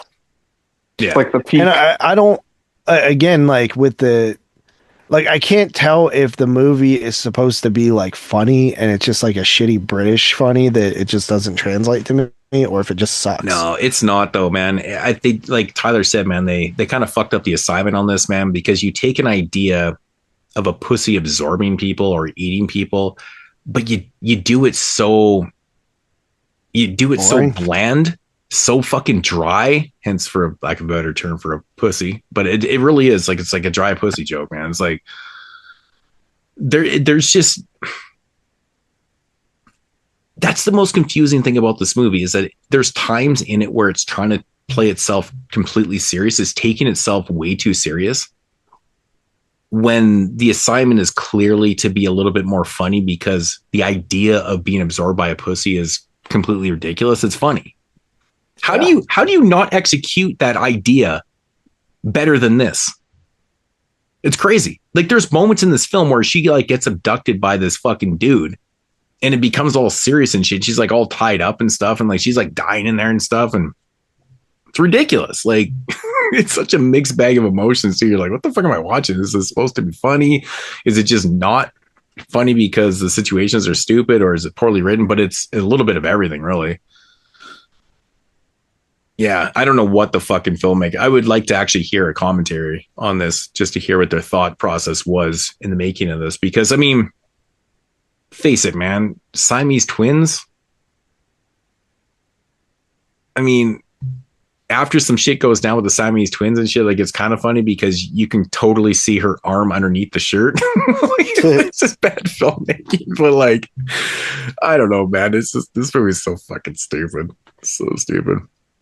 Yeah, there's just like, there's a level of absurdity that you kind of have to take in when you make a movie like this, and this film just kind of like feels like it's missing the joke.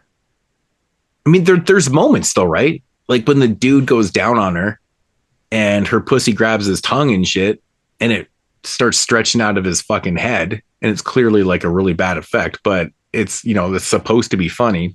But unfortunately, it doesn't really translate into being like, haha, funny. You're just like, that looks really bad. So, yeah, basically. You know, it's like, it's moments like that in the film where it's like, well, this is supposed to be funny, and I'm pretty sure they meant this to be funny, but then it just turns out to be really fucking bad. But it's just not. It's funny too, because they pepper in these moments. You're like, oh, wow, that's not funny at all, because it's really poorly done. And then they try to get into like the backstory. And this is what really ruins the film a little bit too, is because they do a lot of these flashback scenes that are done in black and white, and it's trying to give you like a backstory as to why she's like this and stuff. And it's just like, it's so poorly done. And it's hilarious too, because the mom is actually played by our lead character. And that shit made me laugh too. I was like, that's fucking confusing. She's like yelling at this little kid and shit, but it's like her. So it's like super low budget shit, but oh man. I mean, I did kind of laugh though when dude lost his fucking mind after he starts. So the dude's fucking the Siamese twins. This was the funniest part in the movie for me, actually. So he's fucking his girlfriend, which is one half of the Siamese twins. So the one on the left, and the other girl, the other sister, is totally mocking him. She's mocking his penis size and shit. And he's trying to fuck her. I'm like, that's actually really funny, because she can't stand this guy, and she starts mocking him because he's got a small dick and shit. So he fucking loses his mind, and he comes back with a fucking electric turkey cutter, and just like slaughters the fucking chick. It's ridiculous. Yeah, comin. But you gotta admit though, man, like if you were trying to fuck a Siamese twin and the other one was mocking your penis size, I mean, come on, dude, would you not like saying she had a comin? Take some liberties on that shit and maybe shank up a bitch. I mean, come on, man. It's kind of funny, man. But again, you know, I mean, we spend so much fucking time with the Siamese twins angle and this total inept fucking loser motherfucker who's obsessed with this chick, and like, oh my God, it's like so bad. It's brutal writing. You know, and then he gets all tangled up with this other bitch, and they go and rob this bank and shit. Like, this is the fucking movie, people. This is exactly what it is. It goes in the sequence. Like, we're supposed to be watching some Killer Vagina. We get all this other shit. No kills, really. I mean, like I said, probably the best kill is when he slices up the one chick and then cuts him in half and shit. But yeah, no, this is a rough watch, man. Mm-hmm. It's a rough watch to me, man. I mean, it's shot on DV, so it's like that 2003, 2004 look. Looks like pure shit. It looks like shit. it's not acted the greatest. I've seen a lot worse. I have the DVD. It looks like ass on the DVD. Yeah, I've got one too. It looks like ass on streaming too. But it's like, it doesn't look like, it's one of those things where you can see what's going on, but like you said, it's just that ugly look of the time that some of these films have. Yeah, and the sound's not very great, and it doesn't make it any better that everybody's fucking British, so they got accents. Dude, I'm fucking British, man. Come on. You ain't fucking British. But you ain't saying like, oh, well, in it. Well, I mean, if I was able to play some world hockey and shit, I could play for England. You won, but I'm just saying I could. Yeah, maybe if you were like fucking good. So I signed up for something today with like dealing with hotels and shit. Some like third party thing that was like getting access. I was like adding me as like an administrator or whatever, and it has you to select your language, and I obviously type in English, and it comes up English and American English. I'm like, what the fuck is that? Dude, I've been telling you this shit for years, because real English is fucking England, and American English is totally different. That's why, like, dude, the spellings between like the way you guys spell favorite and the way we spell favorite are two different ways, because that's American English. Quicker. American English is the English. I don't know. No, it's not, bro. It's not. Stop being ignorant. And you fucking know that's not true. You know that's true, not true. Bro. Come on, man. That's not true. It's not true. American English is American English, but it's not English. That's what I'm saying. We have the most utilized version of English. No, you don't.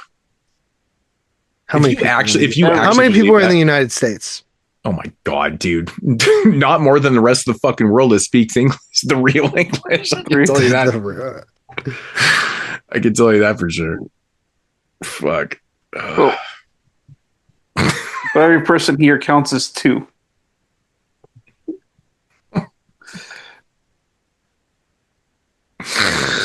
Oh my god, dude. Have you never come across that before where it says English and American English before? I've never come across it, I'll be honest. Wow. I think y'all just being some ignorant motherfuckers. No, you have come across it, you just didn't think of it. No, I swear I haven't. I would know what they're talking about, like if it came up. Like I would know what the difference is. I'd be able to figure it out pretty quickly, but no, I can't say I've ever actually come across that. Just like, this movie is very similar to Teeth, though, in the sense that like every guy is just a piece of shit. Yeah. Every guy is like, even in the movie, like the doctors and all these films are just pieces of shit. like if you're a woman watching this shit, like, and you'd never been to a gynecologist before, I don't think you'd ever want to go see one. I mean, is that what they do? They just take their gloves off and lube their hands up and put your fingers in there? It's fucking nasty. Yep. Man. But anytime I see a scene like that, it reminds me of like that dentist who literally was like raping women for like 20 years after they gave them the nitrous. Yeah, dude. After they like gave nitrous and shit like that. It always reminds me of Hand that Rocks the Cradle. Oh, a dentist. That movie, it always reminds me, because when that movie came out in 92, I was 12 and I watched it and I was like, holy fuck, really? Like, what the fuck is that shit? But I always remember that scene, man. I always remember that scene. Yeah, it's kind of duplicated here a couple times, I think. Totally is. But Vagina dentata. So did you end up liking this movie more than the first time you saw it? Yeah, I did. I don't remember what I actually gave this shit the first time I watched it, even if I rated it, but I don't even know.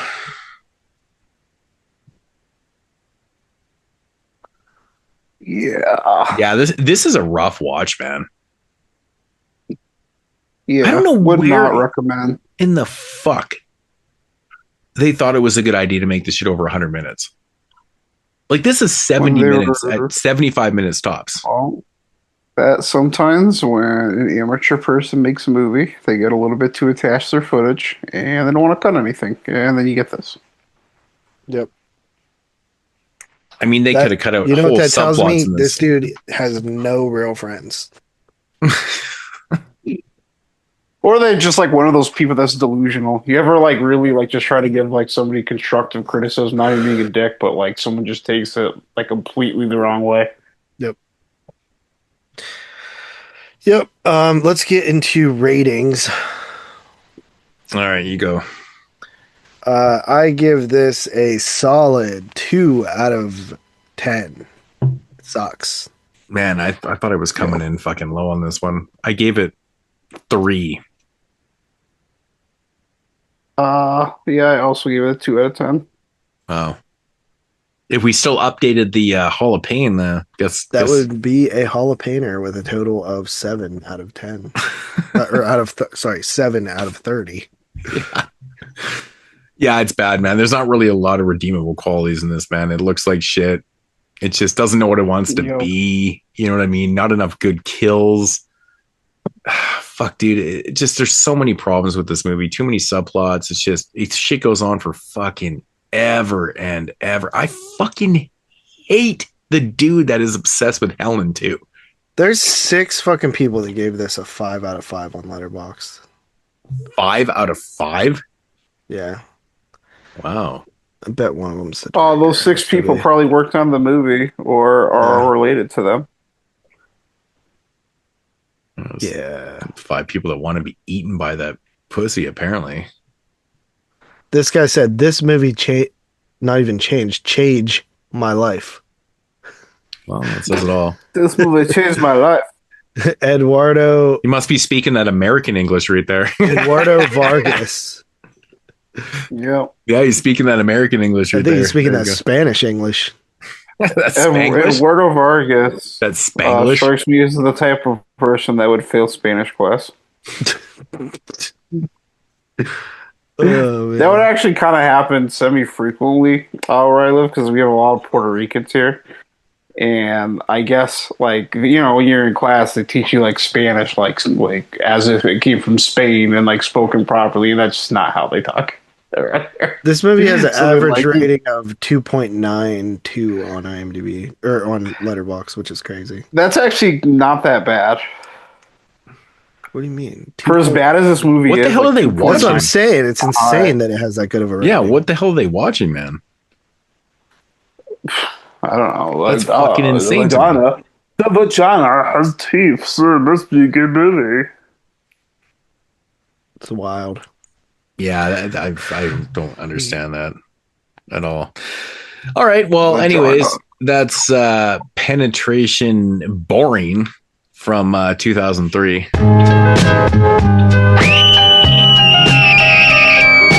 42 shots. All right, so getting into the second feature here from 2004. We're going to take it all the way to Japan with a film called Sexual Parasite, Killer Pussy. This movie's way better. Fucking great title, man. It's amazing. Yeah. All right, so synopsis. 5 teenagers enter a deserted jungle and trespass inside an abandoned house only to oh my God, somebody can't write.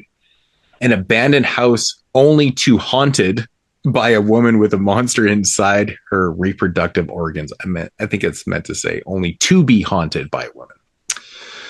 Yes. So Sexual Parasite, Killer Pussy. Greatest fucking title, man. I love it.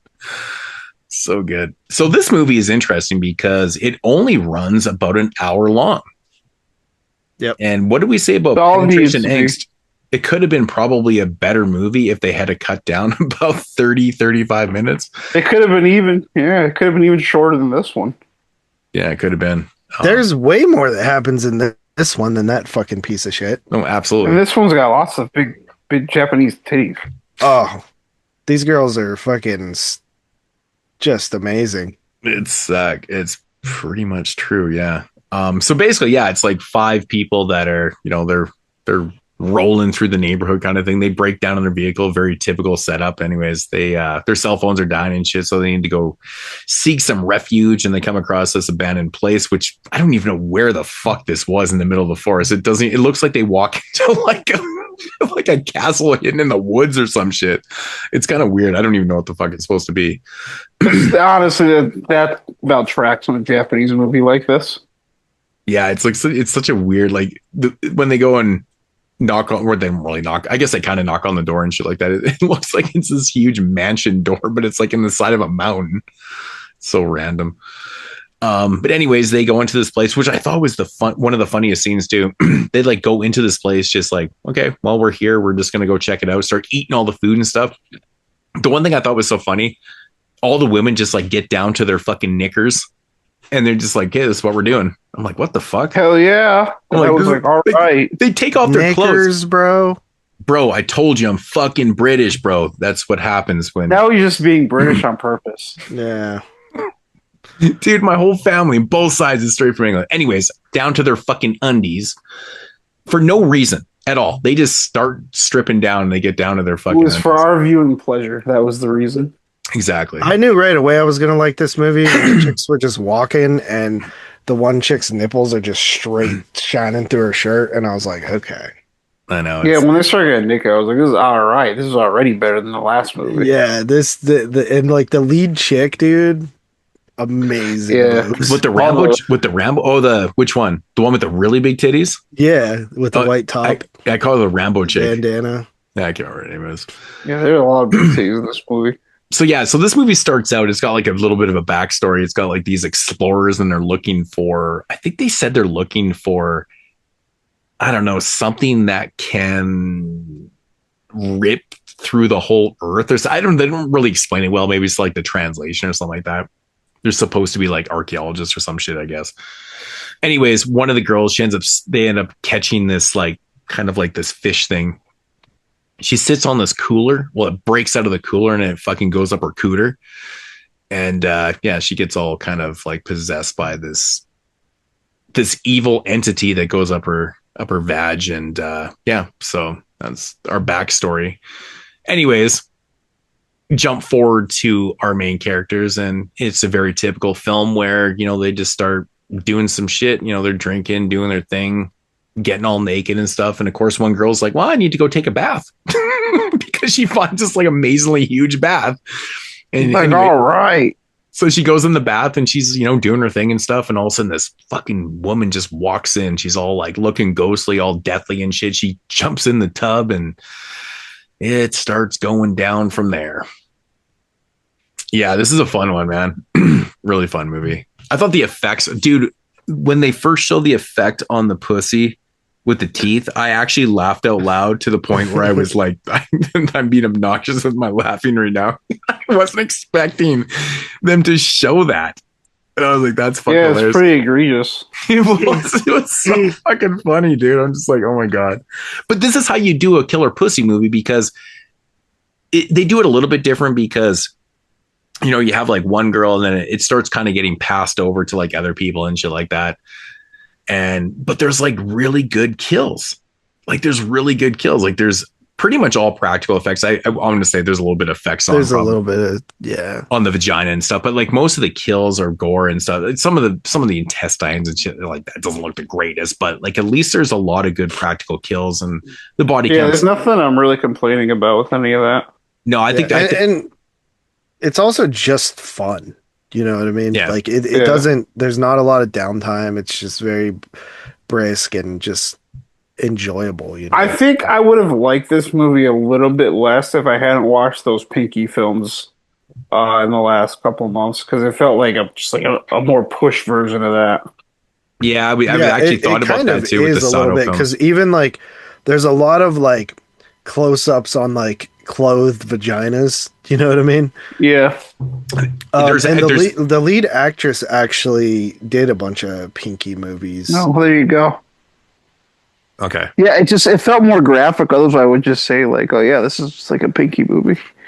But yeah, it reminded me of the Sato films though too. At the one scene where the dude was like rubbing the chick's pussy. Yeah, it felt like, and she's got her underwear on. Like, I was like, oh, well, this kind of feels like we're just watching one of those Sato films, except these are funny. Like this is what a Sato film would look like if it was unserious and campy. Well, you haven't seen his funny one that he's done yet. No, I did order the third set. That's oh my God, dude. It's nothing like you've seen yet. It's fucking hilarious. But Yeah, no, there's that scene where the chick with the big titties there is getting her pussy rubbed and shit, and like she's got her panties on, right? I just felt like you're watching a fucking Pinky Sato film right there. Mm-hmm. But yeah, no, the first chick that gets kind of like, I guess, infected by the killer pussy thing, the parasite. There's that funny scene where she kills the dude, and then she sits on his face and her pussy eats his fucking face. Oh my god, dude! I thought that was the funny. I started laughing so hard. I'm like, because usually guys eat the pussy, but the pussy ate the guy this time. And shit was making me laugh. It's fucking hilarious. I just love how she squats on his face and just gnarls up his fucking face, bro. It's hilarious. So good, man. I like how the one chick goes and gets in that damn bathtub, and it's like the biggest fucking bathtub I've ever seen. That's what I said to start out with. It's like a fucking pole. That was literally the first thing I said, man. She goes into that huge bathtub, which is like massive. Like I've never even seen a tub that big before. But yeah, so they bring up the vagina dentata, or whatever you want to call it, mythology into this one too, which I guess we kind of brought it up in the other one, but they do mention it briefly in Penetration Angst, but it's not like a big thing. They play off more about the whole trauma thing and stuff. Yeah, that's where they kind of go with that one. But I guess this one right here kind of plays off like it's the mythology of the dentanata, but it's kind of like it's like a straight up Parasite type deal here. Yeah, and it's funny because like they do shots from like inside the vagina with the parasite like going through the tubes and shit. Dude, it's ridiculous. Some of those scenes are so funny when you see the guy's face from inside the pussy. Yeah. Hilarious, man. Oh my god, it's so good. Yeah, this is a fun ass like 1 hour watch. This movie needs a good release. It really does. Oh yeah, I agree. It just needs it definitely would get a bigger audience for sure. I think people would like this one. It's pretty fun because it, again, like Tyler said, it understood the assignment. It took the killer pussy idea and rolled with it. It was fun. It completely, like, it has this like serious tone, but it's not serious at all because it's like ridiculously over the top gore and shit. And it's not like one-liner things and stuff. It's a ridiculous premise. And that's what's so funny about it. Yeah.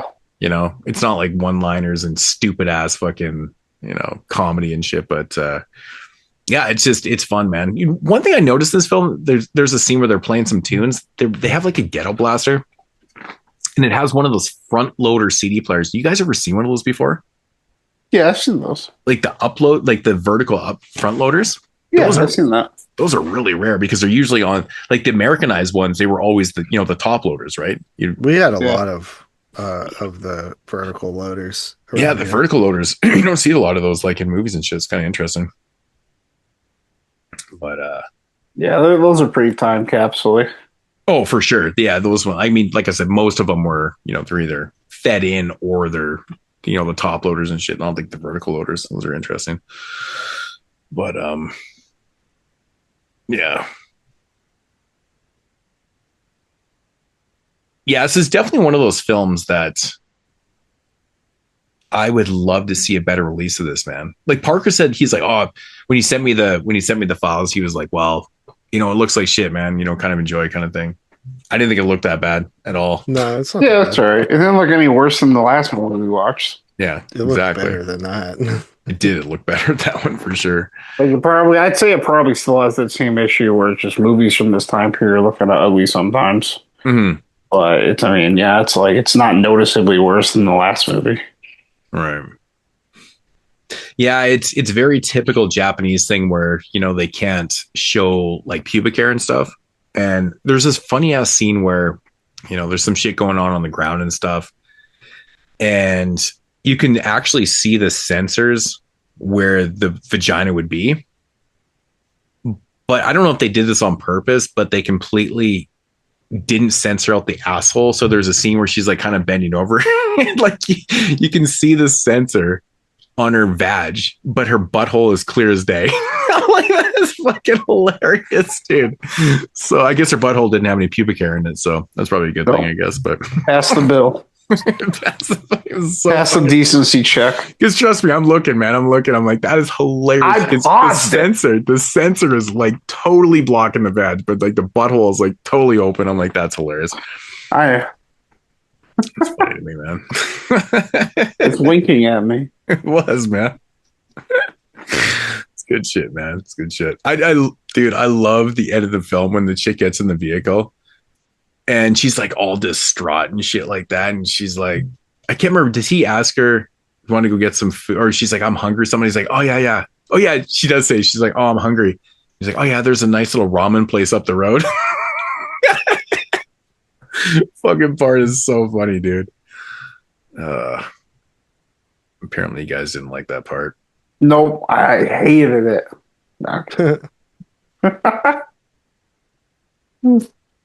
Dude, that's the hardest I laughed in the whole movie. Yeah. This shit was so funny, dude. Oh, I'm a bit hungry. Oh, there's a nice little, the fucking clueless dude. Oh, there's a nice little ramen place up the road. Dude, are you serious? I swear it's like a parody of the end of Chainsaw for sure. But yeah, there's probably a lot of parodying of this. Yeah. You know, it's funny, man. I was assuming that like the dialogue in this film was going to be like the worst shit I've ever heard in my life. It's actually, I mean, when it comes to these type of movies that have to be subtitled, I always wonder like how close it is to the actual dialogue. Do you ever watch it? You ever think that when you're watching these type of movies?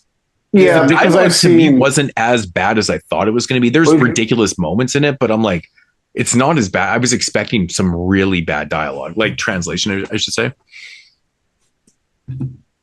Yeah.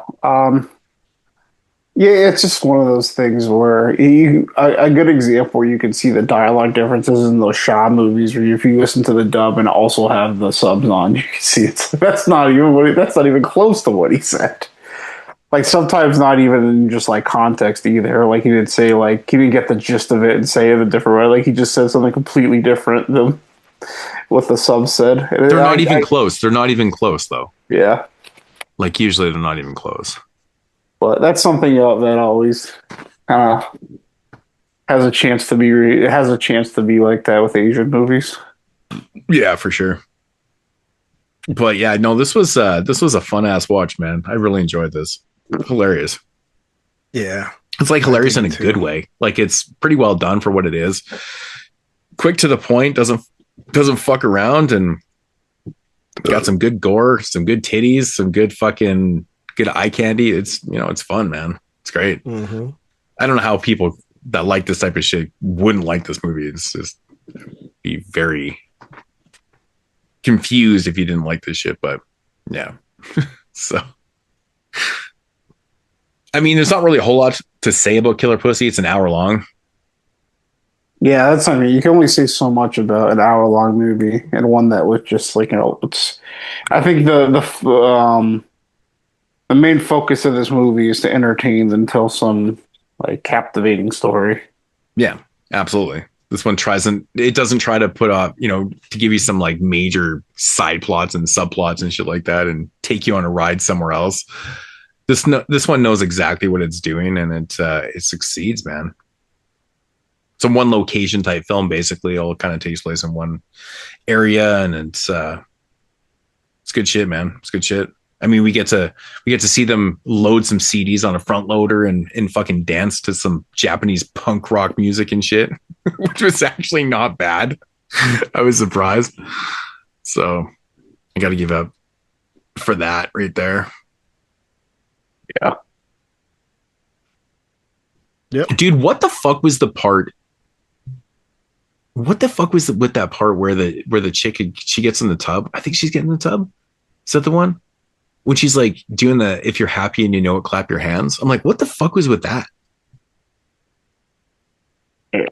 When she's singing that song, I'm like, what the? I was so confused. I'm like, who the fuck just sits around and sings that shit, man? It was funny. But it was like weird though. It wasn't funny. Like, you're old enough that you shouldn't be singing that shit all by yourself. Like, if you're happy and you know what, clap your hands. I'm like, what the fuck? Hell yeah. That was random. It was super random. But yeah, no, there's actually some pretty good shit in this film though, man. I like the scene where the one chick is giving the dude a blowjob and the bottle's placed perfectly where the cock would be. It's stupid. Stupid shit like that. Like, it's actually done pretty well. Made me laugh out loud. I like shit like that. It's funny because clearly you can't show that, but you know, yeah. Like the scene where she breaks the handcuffs to her legs. She puts her handcuffs between her fucking legs and breaks them in half. I'm like, what the fuck? Some fucking thunder thigh shit, man. It's some good stuff. But yeah, man, really, really hot chicks, man. Rambo chick with the big titties. I love that, man. At the end of the film again, when she gets in the vehicle, like her tits are like halfly hanging out of her shirt. Yeah, it's amazing. It's like it's just giving no fucks. I would love to see the scene where she goes to the ramen restaurant just like that, you know, sitting there with her titties hanging out. Fuck. I would love to see that too. Those are like actually some abnormally sized natural tits, though, aren't they? Yeah. Like, those are fucking huge, man. It's crazy. Comical. Yeah, pretty good stuff, man. But again, knew the assignment. They made the pussy teeth really funny. I loved every time they showed the effect on the pussy. It was so fucking funny. This is exactly everything that Penetration Angst wanted to be, and it just never was. You know, this is just such a better film. It's hilarious. Do you guys have anything else? No, I think that's all. Tyler, what do you give this one? I can give this one 6.5. All right. I'm gonna give this one 8 out of 10. I'm at a 7 out of 10. So you didn't like it then?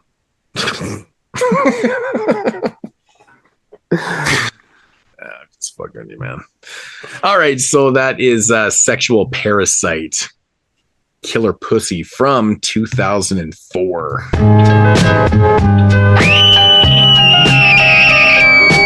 42 shots.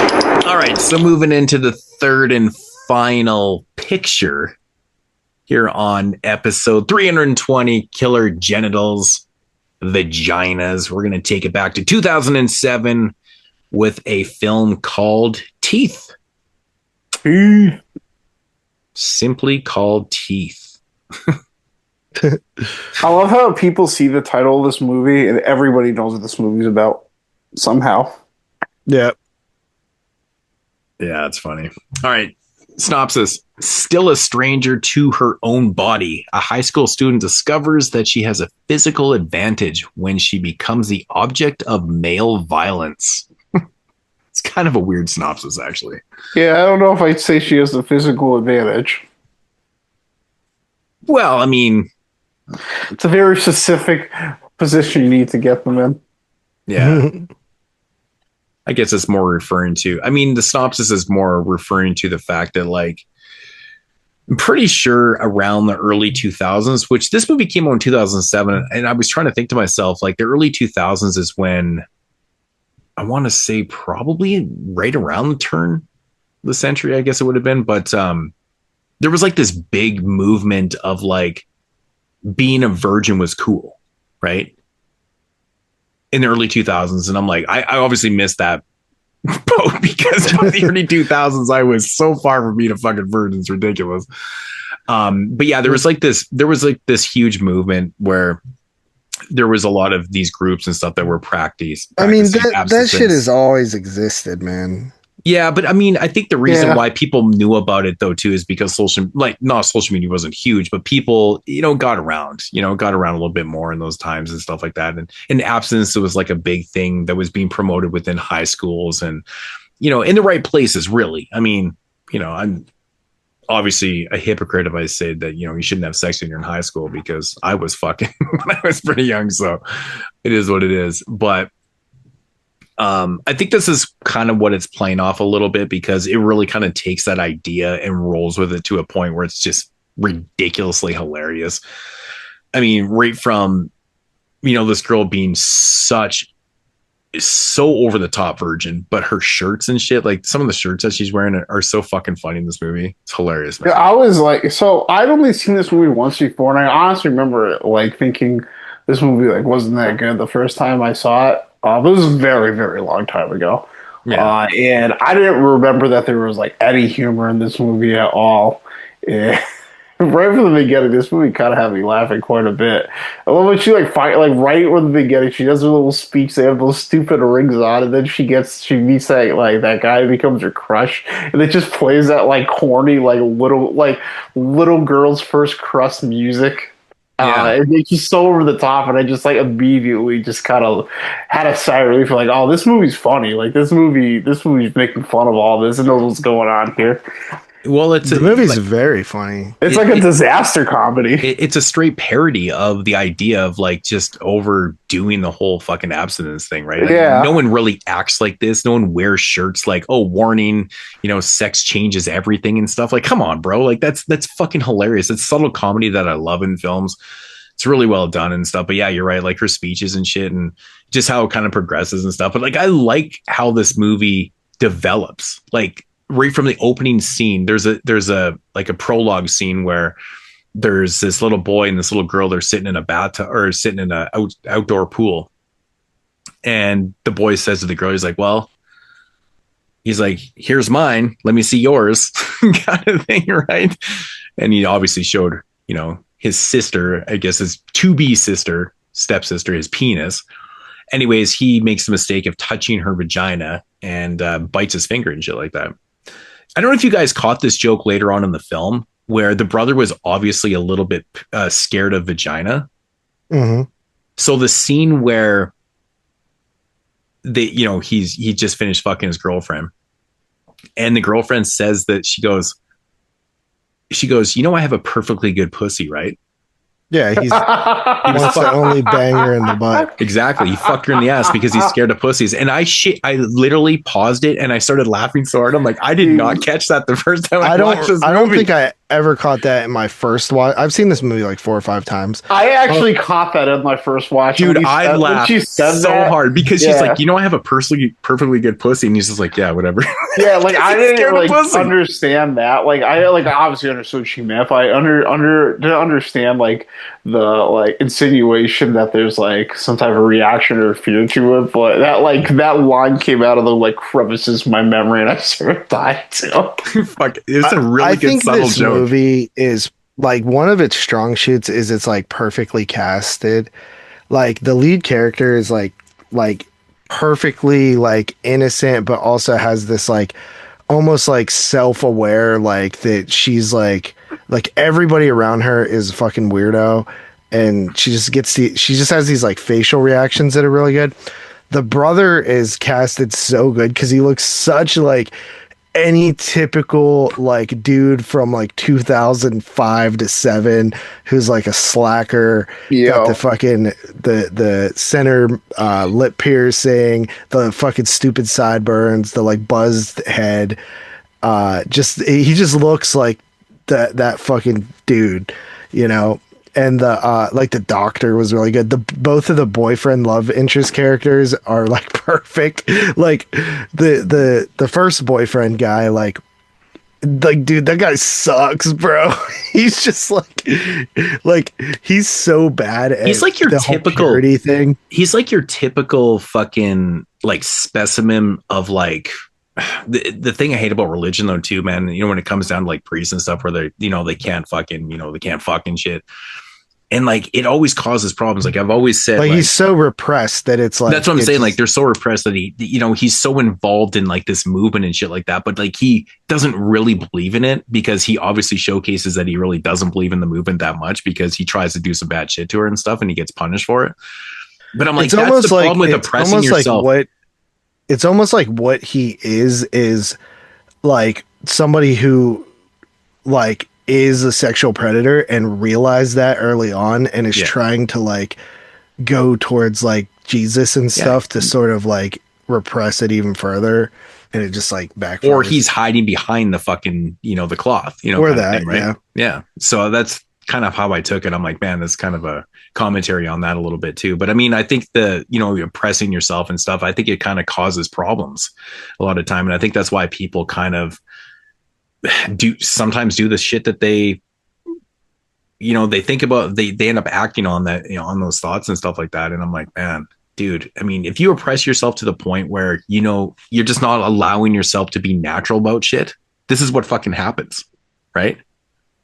You end up doing some bad shit like this. The fucking dork with the clit vibrator thing, the finger attachment. Dude, I'm like, this fucking guy is so lame, dude.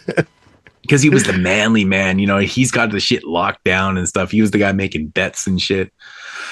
Fuck, dude. Yeah, but you're right though, man. This movie is casted perfectly, and that's one thing that I did note down. Is like, you know, it's interesting because our lead character is like, it's interesting because we see her as this like homely looking kind of dorky girl and shit like that, but and really she's like very cute. Like, but that's the like, thing she with her. pulls off that like. She Very pulls it nice off girl. really good. Yeah. That's the thing, because if you did her up, she'd be like super hot, right? Yeah. They kind of play it off like she's like this homely kind of like down to like, you know, she's even like everything to like how her churchy voice girl. sounds and stuff like that. And like when she's delivering her little speeches at church and stuff. Yeah, she's like, wearing that love is worth waiting for shirt. Yeah. Yeah, it kind of that whole vibe of this movie always kind of reminded me of like Donnie Darko or something. Like just the like off kilter, just like sort of like almost like a Pleasantville-y type of thing. And it's hilarious because they have the two like nuclear reactors like in the background of all the like, you know, shots and shit. I love that. That's such a little like cheesy thing that I think is just like a nice touch to a movie like this. Because you know it's about to erupt, right? I know it's just it's telling you, but I really like the way this fucking narrative progresses itself too, because you can kind of see the train wreck happening, but you don't really think it's going to go that way because you just really don't, right? Like, why is it going to go that way? I think it progresses pretty well. Yeah, and I love how she just sort of leans into it eventually. Like my whole like everything got fucked up, so I'm just gonna like lean into this whole. So I'm just gonna be fucked up. Fuck it. It's kind of an interesting film in terms of like where, you know, the idea starts and then where it finishes, because it almost finishes in like almost like a revenge aspect, right?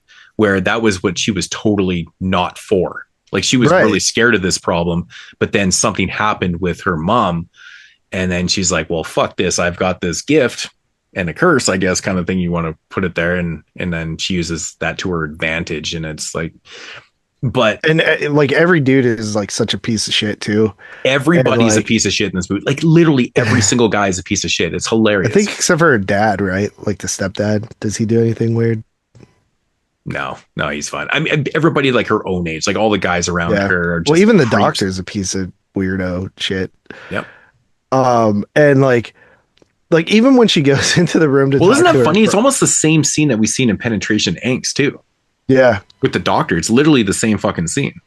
Yeah. It's like almost like this guy saw Penetration Angst and was like, I could do this way better. Way better. Yeah. But the even when she like goes to talk to her brother and he's all fucking creepy weird, she's like trying to have a relationship and he's like, I know you want me or something. And she's just like, the facial expression she gets, like, what the fuck are you talking about? Yeah. I really like this actress. I haven't seen her in a whole lot. I know she was in It Chapter 2. But I haven't seen her in a lot after that. Yeah, I couldn't even think of anything I recognize her from. You know what part in this movie I thought was really funny? So her first kind of like boyfriend that takes advantage of her at that really cool swimming kind of like swim area. I don't know what the fuck. That little cave. That little cave swimming. A fucking cool little area that they found to shoot in, man. It was really neat. But when the shit goes south and he tries to take advantage of her and her pussy bites off his dick, when they go back to find the body or whatever, I love the scene where the crab is attacking the nub of the penis. Mm-hmm. I actually like that little plot point too, that his body's just like still out there. Like, she goes back to it. Well, I kind of take it as like, you know, if you're going to do some dumb shit, like be wild and crazy as a fucking teenager, you stick your dick into some shit and sometimes you just end up with some crabs. I mean, this guy flat out raped her. So, I mean, yeah. but they kind of make a joke of it. Like, you know, if you don't wrap your shit up, you don't do your shit properly, you know, as a, you know, you're always kind of told, like, be careful. You know, there's VD out there and shit like that. But it's just funny how they showcase it's literally a fucking crab eating this fucking dick. It's so fucking funny to me, man. I thought that was really well done. And then, like, the doctor who didn't, like, die, and he's getting this, like, it just flashes back to him getting his fingers Yeah, oh my god! And they're like, care to explain how this happened? And he just like takes the gas mask. Yeah. Vagina dentata. See, that was done so much better instead of disappearing the doctor like they did in Penetration Angst and just having, you know, just nothing there or whatever. No, we got some decent like finger action and stuff, and then, you know, decent gore, and this is done so much better. So much better. This was like such a great era for movies coming out direct to video that were like kind of bangers. You know what's a really interesting point in this film, where they do this in tons of films where, you know, you'll have your high school students in class and the lesson that they're being taught plays into the, you know, the whole core narrative of the film and stuff like that, about evolution and, you know, like they talk about like how the rattlesnake became, how the rattler got the rattler, basically, right? And they weren't. I've always been a big fan of that motif in movies. Like, yeah, it's a great motif. Horror movies. It's great, and you know, it really kind of plays off really well into this film because she doesn't really know, right? And of course, they mention the whole mythology of the dentata and stuff like that, and you know, they don't really know. And that's cool because they don't really know how it became a mythology. They don't really understand how the rattler became what it became and stuff. It was evolution. Was it just born like this one day? And they give you that idea of like, was she a product of this or was she just born like this? It's so simple, but it works really, really well. Yeah. Contrast. Like, did she evolve this, or is this just something that happened one day? But it's also a metaphor, I think, for like all women too, right? As a defense mechanism against these predators and shit like that, right? So yeah, and I also like how they have the little like commentary on the vagina photo being covered up with that stupid gold star thing. She takes it off later and shit like that. So I was trying to think of what they were trying to say with that. Like, is that just because they make a point of saying, well, you guys didn't cover up the penis, but you're going to cover up the vagina. What the fuck? I think it's doing twofold. Like, I think it's just saying like that there's a lot of stupid hypocrisy when it comes to school shit, right? And what you're being taught. Yeah. But I also think that like what she said, where she's like, women are more modest, it just like leans into like her belief system and how, it gives her a chance to showcase even more and like further develop like who she is by her saying that and thinking that way. It also showcases, there's a scene later on where she puts the pages of the book in the water and she kind of pulls off that whole sticker and shit. And there's this like really weird revelation too, because she's seen a vagina for like the first, like her reaction to it. She's like, holy shit, that's what it is. That's what it is. I'm like, holy fuck. Like, it's kind of a crazy scene, actually. But I don't really know if that would work so well to put it in the water and then it just kind of removes the sticker. I'm not really 100% kind sure of. Actually, like you gotta get a little warmer water, but yeah, I would think so. But yeah, no, I like that scene a lot actually, because the look on her face is like, oh shit. Yeah. You know, like she's seen a vagina for the first time, and it's just showing the, you know, how naive she really kind of is. Oh, she was also in Lamb, that like weird like A24 movie from. I didn't see that. Yeah, I didn't really care. I would have recognized it. It's like years and years later. That movie's just a huge metaphor. It's like, what year did this come out? Like late 2000s? 2007. Yeah, that's what I figured. Yeah, so I mean, I'm not going to recognize you from a movie like. No, she looks almost from 20 pictures years recently. She looks a lot older, like a lot different. Yeah. Well, I would assume she's like. I mean, I'm going to guess she's probably around 21 in this movie. For some reason, I thought that was A24, but it actually wasn't. I don't think. Pretty sure that was A24. This might be a different movie. So I don't think. What, the Lamb film? I think it was. Yeah. Yeah, because I remember that they put them putting out that. This is a completely different movie called Lamb. I think. Okay. Yeah, because I remember they put out one of those nice editions and thinking like, wow, you're putting out one for this fucking movie, but we can't get a Beau Was Afraid one. I liked Lamb a lot. I didn't see it, honestly, but I wanted a Bo's Afraid one. Shut up. Honestly, like this entire movie, I don't have like really any complaints on it. Like I think it is a great movie from top to bottom. I think that it's super interesting, well done. It's quirky, has like good humor to it. It's got good it's my favorite type of humor where it's really subtle. You gotta kind of read between the lines because a lot of the stuff that's happening is like fucked up. It's all fucked up. It's all fucked up. I mean, the first like half an hour of the film, there's not really a lot happening in the movie, but there's a lot happening in the movie. I mean, the first, like, she gets raped, literally, and then she gets sexually assaulted by someone that you trust as in, like, a doctor, a gynecologist. Yeah. And then she gets date raped after that. Yeah. Yeah. We're not sending our best men in this one, that's for sure. And she also gets sexually assaulted by her brother in the pool at the beginning of the movie. Yeah. Yeah, I mean, it's a lot of kind of like, I would say that's overly subtle with the other things, but yeah, I mean, it's like more kids stuff, but it's still gross. Yeah. Oh, actually, you know what's a really interesting connection in this film? So we're prepping for 1964. There's a scene towards the end of the movie where the brother's watching the Gorgon, and it's the Medusa scene towards the end of the film. You guys watched the Gorgon before? Yeah. Was he watching the Gorgon? Yeah. So like, I know she sees photos of the Gorgon in a book, but I didn't remember the brother watching it. Yeah. So he's watching. There's a movie playing on the TV in his room and stuff, and it's literally the towards the end of the film where it's where you get to see the whole Medusa character. They also show I think the Black Scorpion, maybe. I think it is the Black Scorpion, actually. That's what I thought it was. I wasn't 100% sure if it was or not. I couldn't remember, but I wrote down that. What is its mouth? It looks like the fucking vagina. Yeah.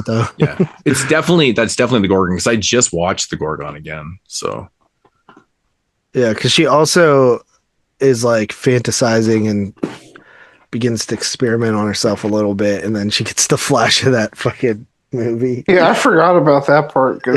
Which I thought was really cool that they showed the whole Gorgon, the Medusa scene, because they bring that up earlier, right? About the whole mythology and stuff. So I thought that was really cool. So they kind of tripled out on the whole idea here. This director really didn't make much movies after this. Mm-hmm.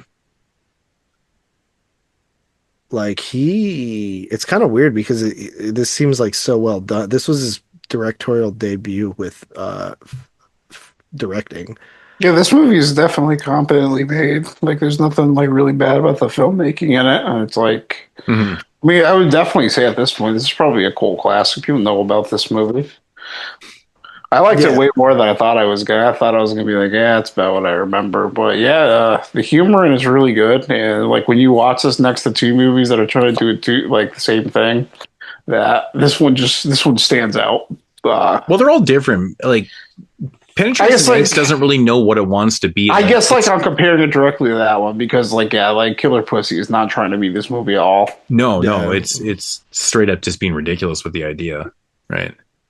Where Penetration Angst is trying to put commentary into shit, and it's just like not succeeding because it's just there's too much movie. Commentary is like so blatant and so over the top that it doesn't feel like it's being preachy or anything. It's just like this one literally wears it not even on its sleeve; it's all over its body. Like it's just making a joke out of it. It's not even like really. I don't think it's like really even like aggressive being like bad to these abstinence people, but I think it's just like poking fun at it. It's like you're all about fucking abstinence until you get a crush on a boy, right? Yeah, I mean, this one definitely knows what it wants to do, and it's not. I think this was that Jonas Brothers era too, if I remember. Like, I wasn't a part of this era; I was too old. But I know they made fun of this on South Park, where they had like these Disney Channel like boy bands or like talent acts that they had wearing like purity rings. Because they were wearing the purity rings, but they were like basically microphones and shit. I feel like this was right around that era. That's what I mean. And it feels probably like in the same time. It could be mocking like that. It could be mocking them. Yeah, it seems as if their first album came out in 2006.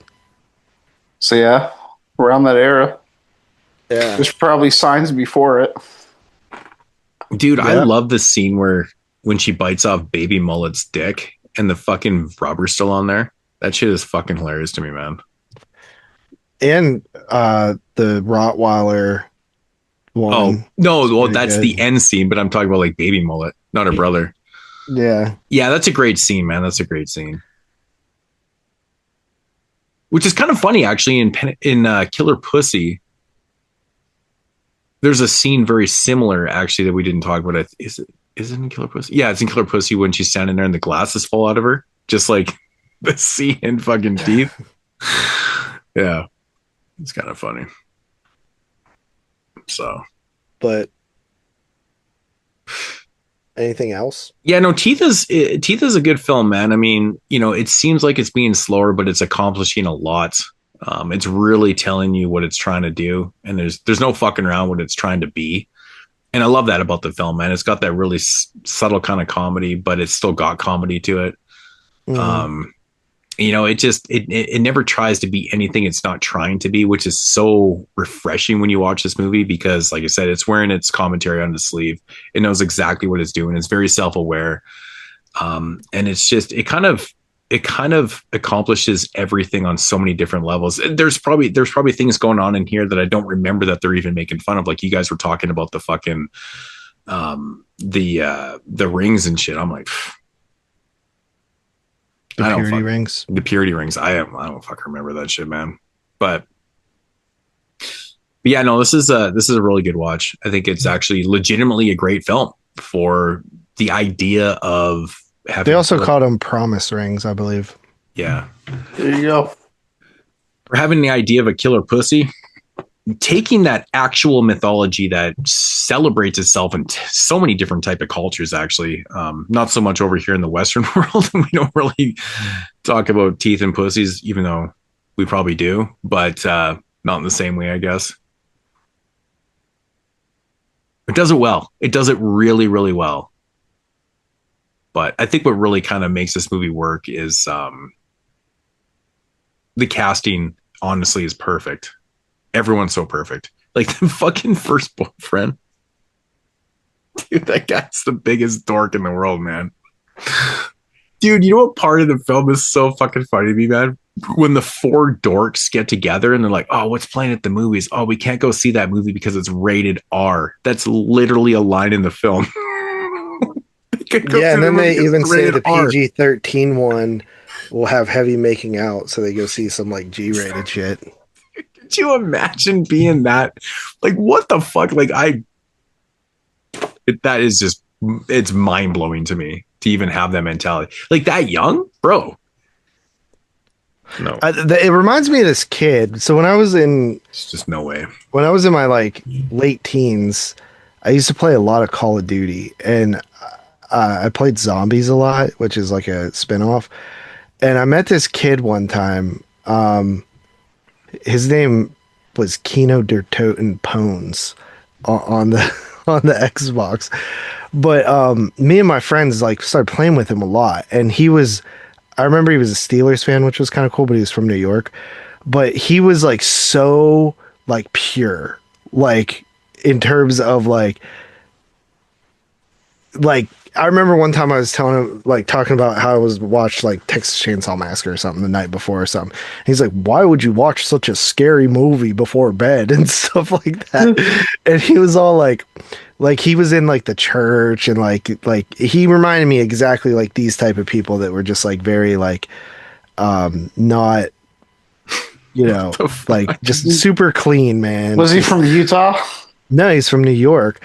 But it's funny. I actually was friends with him on Facebook, and I saw like years ago, like he was like played piano and stuff like that. But I think he like does like youth, like, what do they call those? Like where you go to like different like countries and shit and like preach and shit like that or something. Like what do they call those guys? Missionaries. Like it looked like he was doing some like missionary work and stuff like that. Probably was. But it's just funny because like I was from like a completely different world. But that's the funny thing about the internet. You could run into people that are totally different than you. But yeah.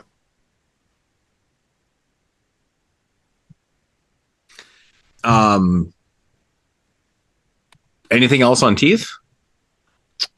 No, I think that's all for me.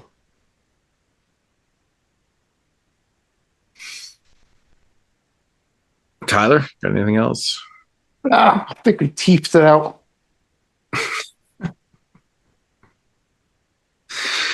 Yeah, we gummed it out. Oh, I guess that's my go, right?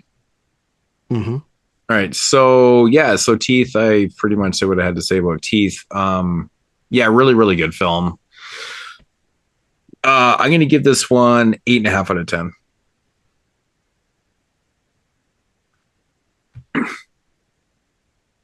Is it me? Yeah, it's your go. Yeah, I'm at the same rating, 8.5 out of 10. I'm going to give a 7.5 out of 10. Well, you can always count You can always on Tyler bring down the party. Yeah, you can always count on Tyler for having the. If we come in at 8, he's coming in at probably a 7 or 6.5, and it's always like that.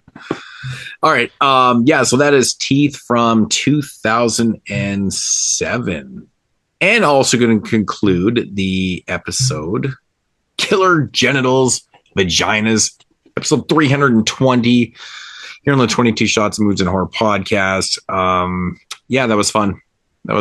Mixed bag of films, but I mean, honestly, dude, I really want a good release of Killer Pussy. I really want a good one.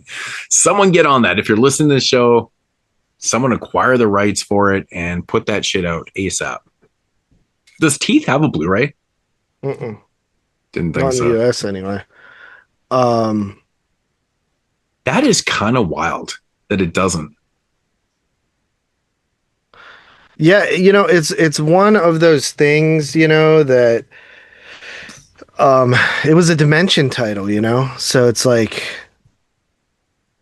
true. It's like, when will we start seeing those things?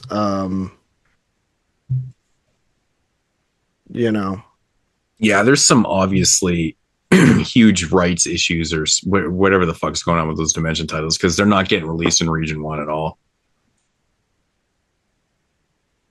Yeah. Maybe Second Sight will do Teeth, because they've done a few of those Dimension titles, so maybe we'll get that one. But I don't know. Maybe one day. Something I'd definitely upgrade, because the DVD looks like shit. It does. I popped it in. I watched like the first 5 minutes. I'm like, I'm pretty sure this shit's on Tubi. So I watched it. It looked way better on Tubi than the DVD. So, and it was like a direct comparison. So yeah, I watched the Tubi version on there. But how did you guys watch it online? You guys watch it? I watched that on MB. Teeth? On Teeth? Yeah. Yeah. I have the DVD. No, I popped it. Did you not hear me? I said I popped the DVD in for like 5 minutes, and I was like, "This looks like shit." I'm like, "I know it's on Tubi," so I put it on Tubi, and it looked way better. Like it was like a direct comparison. Like instantly, I could tell. No, I did watch it on Tubi. Yeah, it looked way better than the DVD. So they obviously did. I watched it on MB, and it looks pretty good. Yeah, it's probably the upscale or whatever the fuck they did with it. I don't think there is a high def transfer. As long as I don't think there is one. Is there? Is there a high def transfer out there for that? Of what? Teeth? Yeah. Probably. Yeah, maybe. All right, guys. That's going to conclude episode 320. We're out of here. So next week, what are we doing? We are doing. We decided to pivot from our regular scheduled plans, which I don't think we ever announced. And we thought we would do some funny shit with the series we've been doing. So we did Killer Genitals, Dicks, Killer Genitals, Vaginas, penises and vaginas. When they go together, they create offspring, or babies. So, or pregnancy first. So we're actually going to do some pregnancy horror volume 2 next, which will be a movie called Black. which is from 2004. I don't think any of us are familiar with it. And then a movie called Anti-Birth from like 2016. So yeah, 2 pregnancy horror films, and then after that, what happens after pregnancy, Tyler? You adopt kids. Get like me. babies. You get babies. So No, you after just that, adopt we're gonna do some baby horror. I think we're gonna do the It's Alive franchise.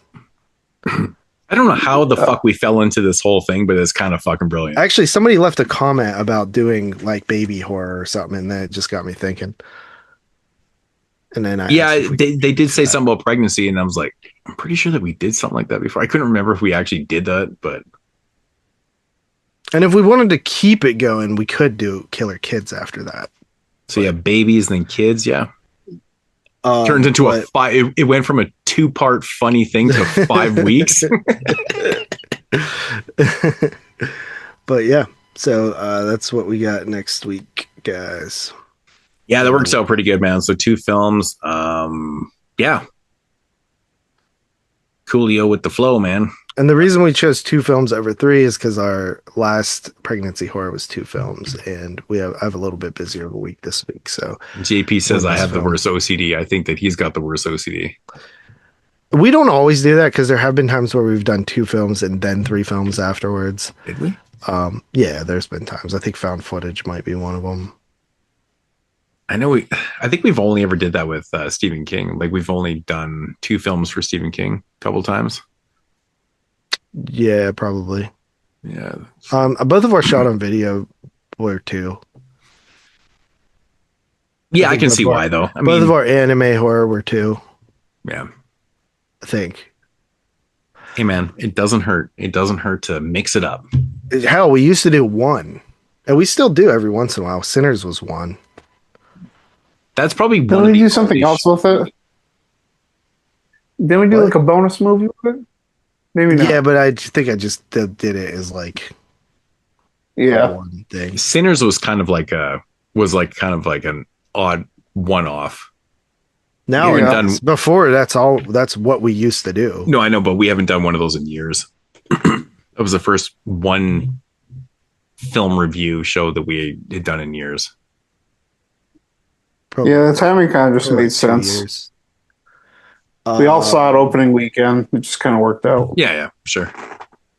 Yeah. I think the last one we did before that was It. I think we just did chapter 2 or chapter 1. I can't remember. Did we? I think we did just do It 2 at one point. We've done a few here. No, I know that recently. We did like It, and then we did maybe it was the first volume. The same show. I think we did the first one and the original together though. Yeah. So did we do the second one?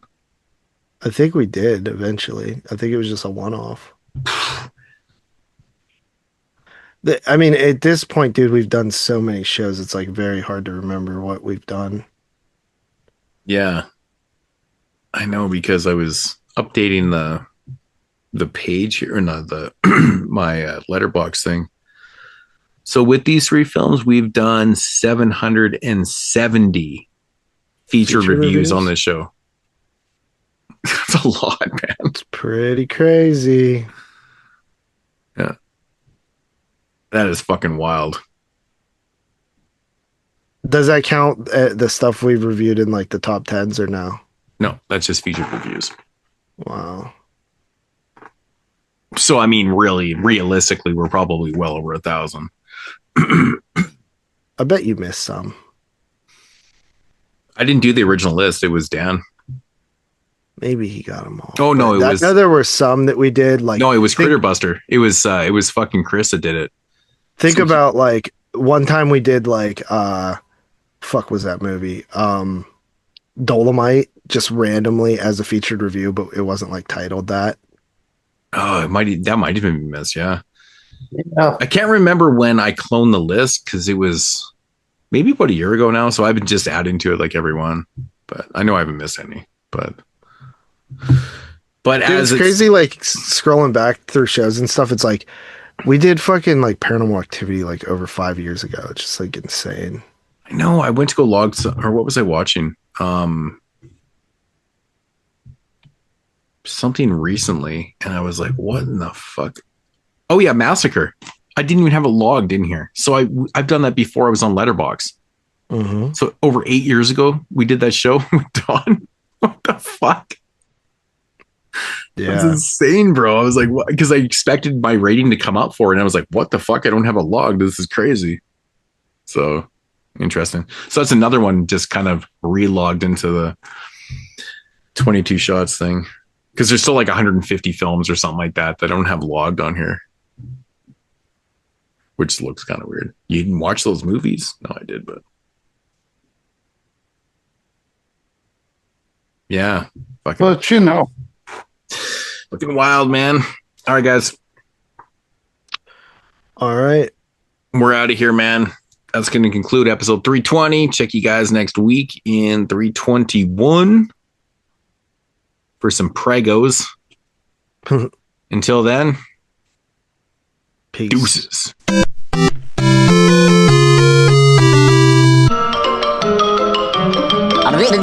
That's all, folks.